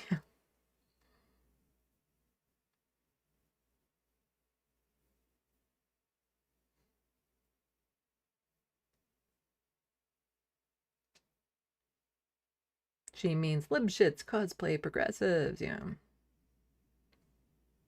Bad lefty, she was never in the real world. Yeah. Etchbox, she isn't liked on the right and needs the left to hate her. Yeah, yeah. Soul Life, TYT, home of populace.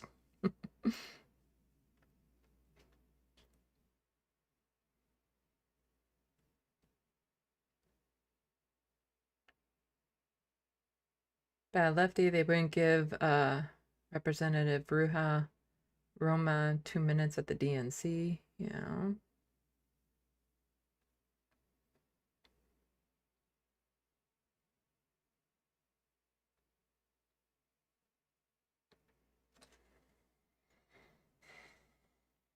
The Wild West, remember the few months when we didn't have a white guy as PM? Yeah. It was just a few months. Those glass cliffs, I tell ya. Full of shards.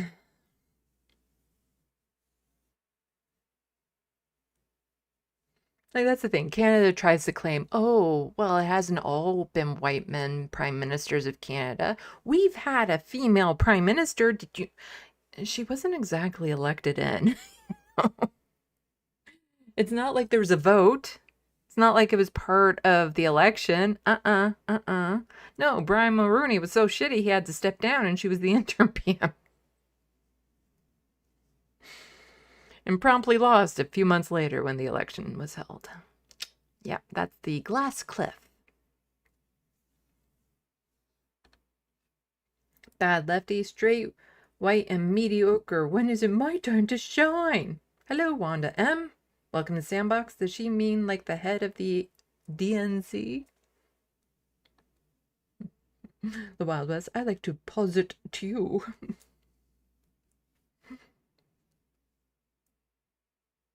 Rich P, she just made the fascist argument, you're all kids and need daddy to tell you what to do. Bad Lefty, Sandy definitely getting a lot more adverts later. Yep. The Wild West, you're laughing because you're a dangerous lefty. Mm-hmm. Leftist, yeah.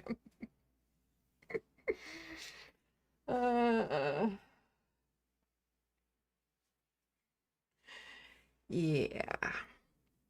Oh, wow. Yeah, it's been almost 5.5 hours. It's a good thing it's yeah, I need to get up early tomorrow, go out with a friend, chat, hopefully get some things off my mind. And then when I come home, I'm just going to be focusing on the Charlie Kirk script because I need that done. It is a weight on my soul. That one is so toxic. It hurts. It hurts. And then I need to prepare what to do when my channel crashes because everyone is trying to get it off. Like, that's the thing. I'm going to make a video where it's like, I know I'm going to get in trouble with this one because there were videos before in the past where I'm like, oh, I'm worried about this one if I get backlash. But maybe my superpower will hold out. And my superpower is going unnoticed, which is really sucky when you're a content creator. But I've posted controversial videos before and barely got a squeak out of them. So it's entirely possible I can post this Charlie Kirk video and nothing changes, other than maybe I get more dislikes than likes on it, like I would with a Pierre Polyev video or something. Like it might only get a couple hundred views like any other video I would do, which I imagine is going to be the case. And then I just squeak on, and then I get myself all anxious and worried about something that's not even going to happen because I have a superpower of not getting noticed. So yeah. But yeah, I need to get that done. I'll take a break by doing a drawing. And then I'll get back to work on the TYT video. I have to make adjustments now that Charlie Kirk is dead to one of the segments I was going to do in it. But the first part is done. Well, the first draft of the first part is done, but it's the first draft of the script that is the hardest. It is. Like going back and reviewing it isn't that hard. Making adjustments, things like that is not that hard. It's just getting the first draft down, getting these thoughts that are rambling in my head down. That is the issue. But I did need to take a quick break, but I didn't want to start a new drawing, so I just made adjustments to a current drawing. The Owen Jones drawing. You wouldn't believe how many hours it took me to get from one to the other. For people who are coming in a little bit late, I showed this at the beginning. Look at that. So this one, it was a 3-hour difference between this. Oh, I should use a bigger cursor here. Can you see that? Yeah, you can sort of see that. Let's, no,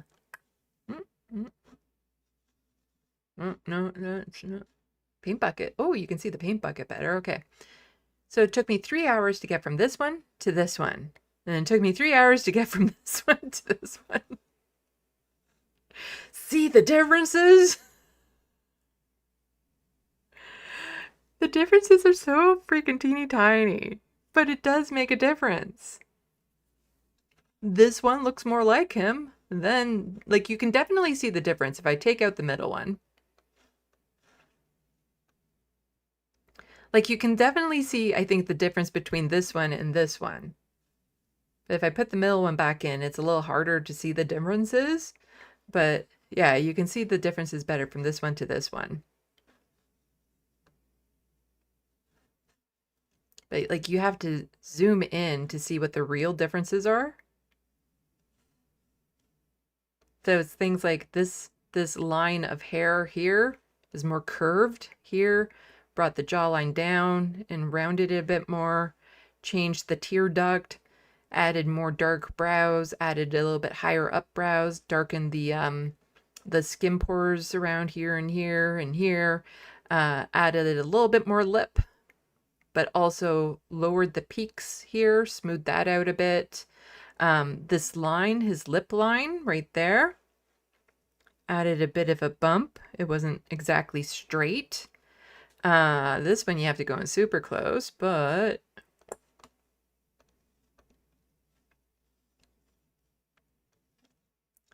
the wrinkles. Change the wrinkles so it curves down more, see? Than this one. It curves down a little bit more. I'm sure you can see it, and changed it here so it doesn't go up so high. You see? And then the little line in the eye here, I lengthened that slightly. Like these fucking this is where you get to. You know, these lines, these wrinkle lines here, I changed those slightly. You can't tell from this for sure, but I moved the nose over. So I took a pencil lead width. Okay, so like 0.5 millimeter. I shaved off here and I added to here. 0.5 millimeter. And I changed the lighting on the nose right there slightly. You're seeing it now. You're seeing the differences. Super big differences. You know, a little bit, some darker pores right around here. A little bit darker spots here too. And probably the most noticeable change is in the hair. So I curved the head here a bit more. So I brought the shadow down to make more of a curve here. I added shadows here to represent the hair a bit more than here. And then I took out some hair from here to make it a little bit down more. And then I took some hair off here, but added there to make it more rounded. Totally makes a difference. Totally makes a difference. I would just like Owen Jones to see it.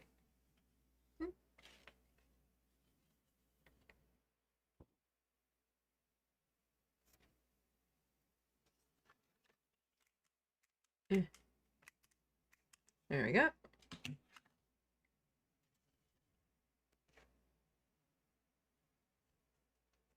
The ring light is still causing a bit of glare on there. And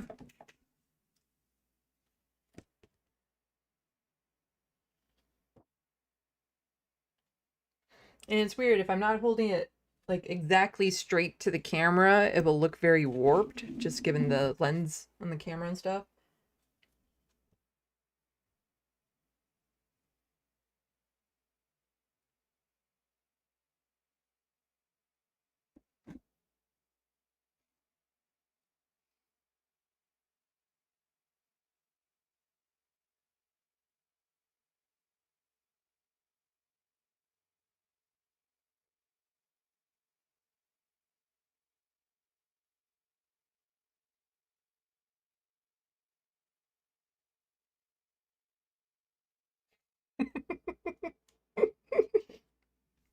Ah.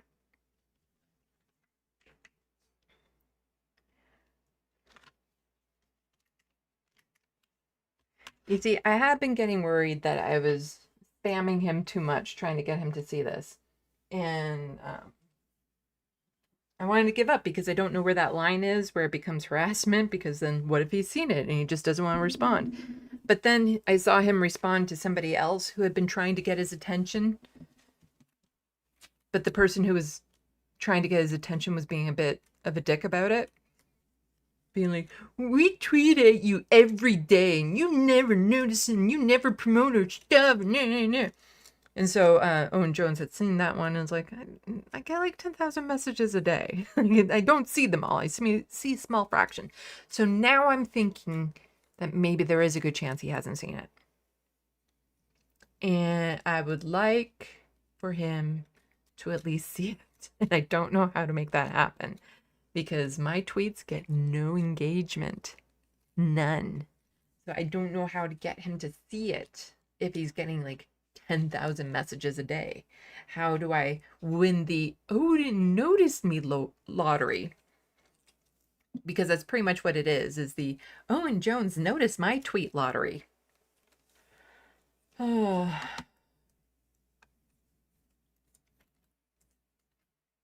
Hello, kitty cat.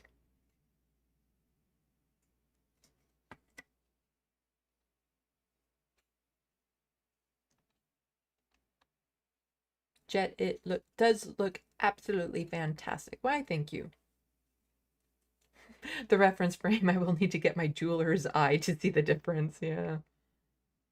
Etchbox, point of view, kissing Owen Jones.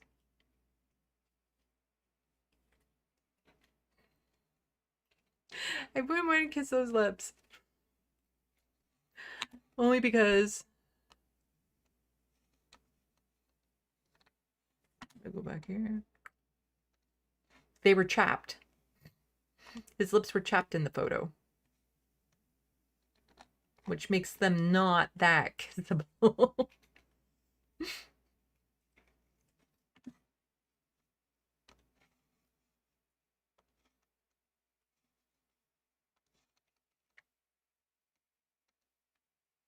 I'm actually quite surprised with how much I can zoom into this drawing. Holy shit. I used my good camera to take a picture here. Yeah, I used my good camera to take a picture, but it was still a distance away.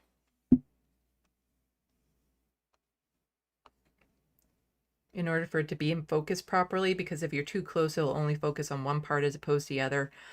So you have to take it a distance away, and it's still pretty good, you know, considering how far away I was when I took this picture for catching the details. But it's not as good as like when I get them professionally digitized, because they're spot on, the work that they do at the studio that I go to get them professionally digitized. But, you know, still showing a hell of a lot of detail in this from my camera that I took from a distance away.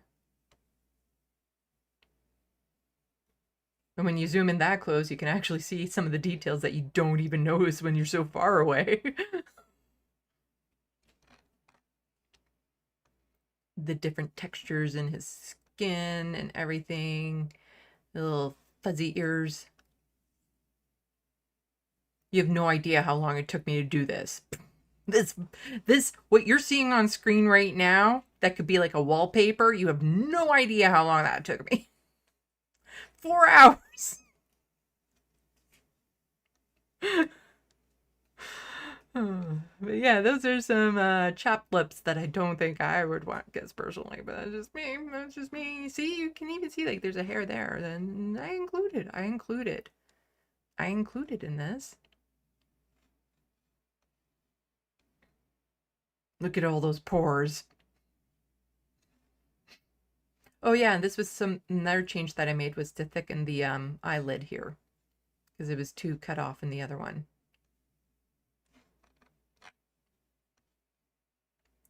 Like, all of these things that you are seeing here are pencil strokes. Like, this is all intentional marks with pencils and stuff. See the detail in the shirt that you don't necessarily see from the distance away. His chain that he's always wearing. I think it's his wedding ring. This chain is kind of like in place of his wedding ring, because he doesn't have a wedding ring, but he's married, but it's just a civil union because it was done in the UK. And his partner has a similar chain necklace. So I think it's like their wedding ring, which is kind of cute.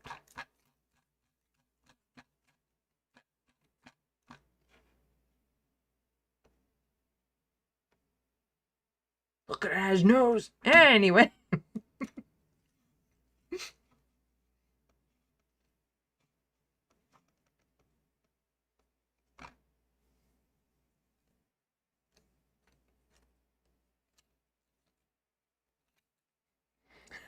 Jet, Owen Jones, that soul looks tasty as fuck.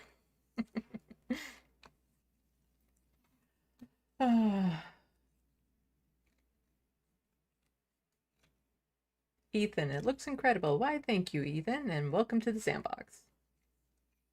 Yes, more kitty. The Wild West, he's staring into my soul.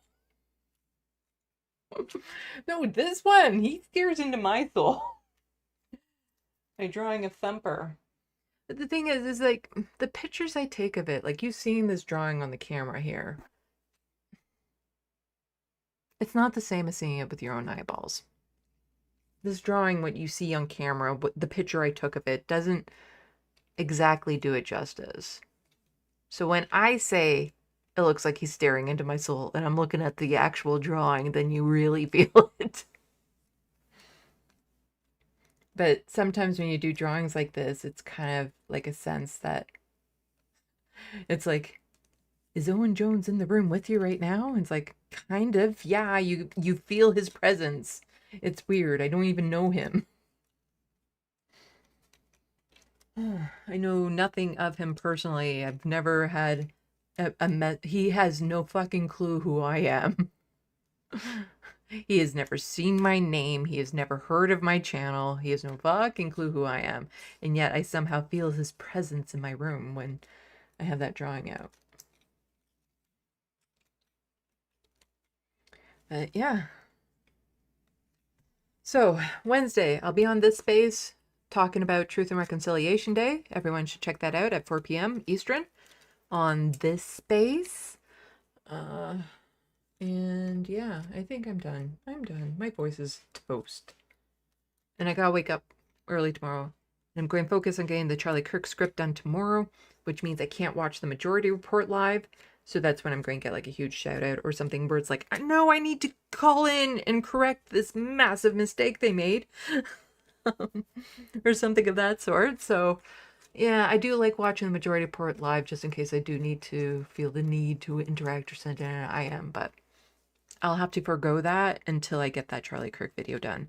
Once that's done, I want to do at least one drawing to detox from that. And then I'll get back to the TYT video, and hopefully no other disasters happen between now and then that I feel the need to make another video essay on. But considering my YouTube channel might be taken down when I put up the Charlie Kirk video, it would give me lots of time to work on the TYT video while I'm waiting for my channel to be reactivated. Anyway. Nope, not that one, this one, this, no. Not those ones. Oh, I'm in the wrong place. There we go.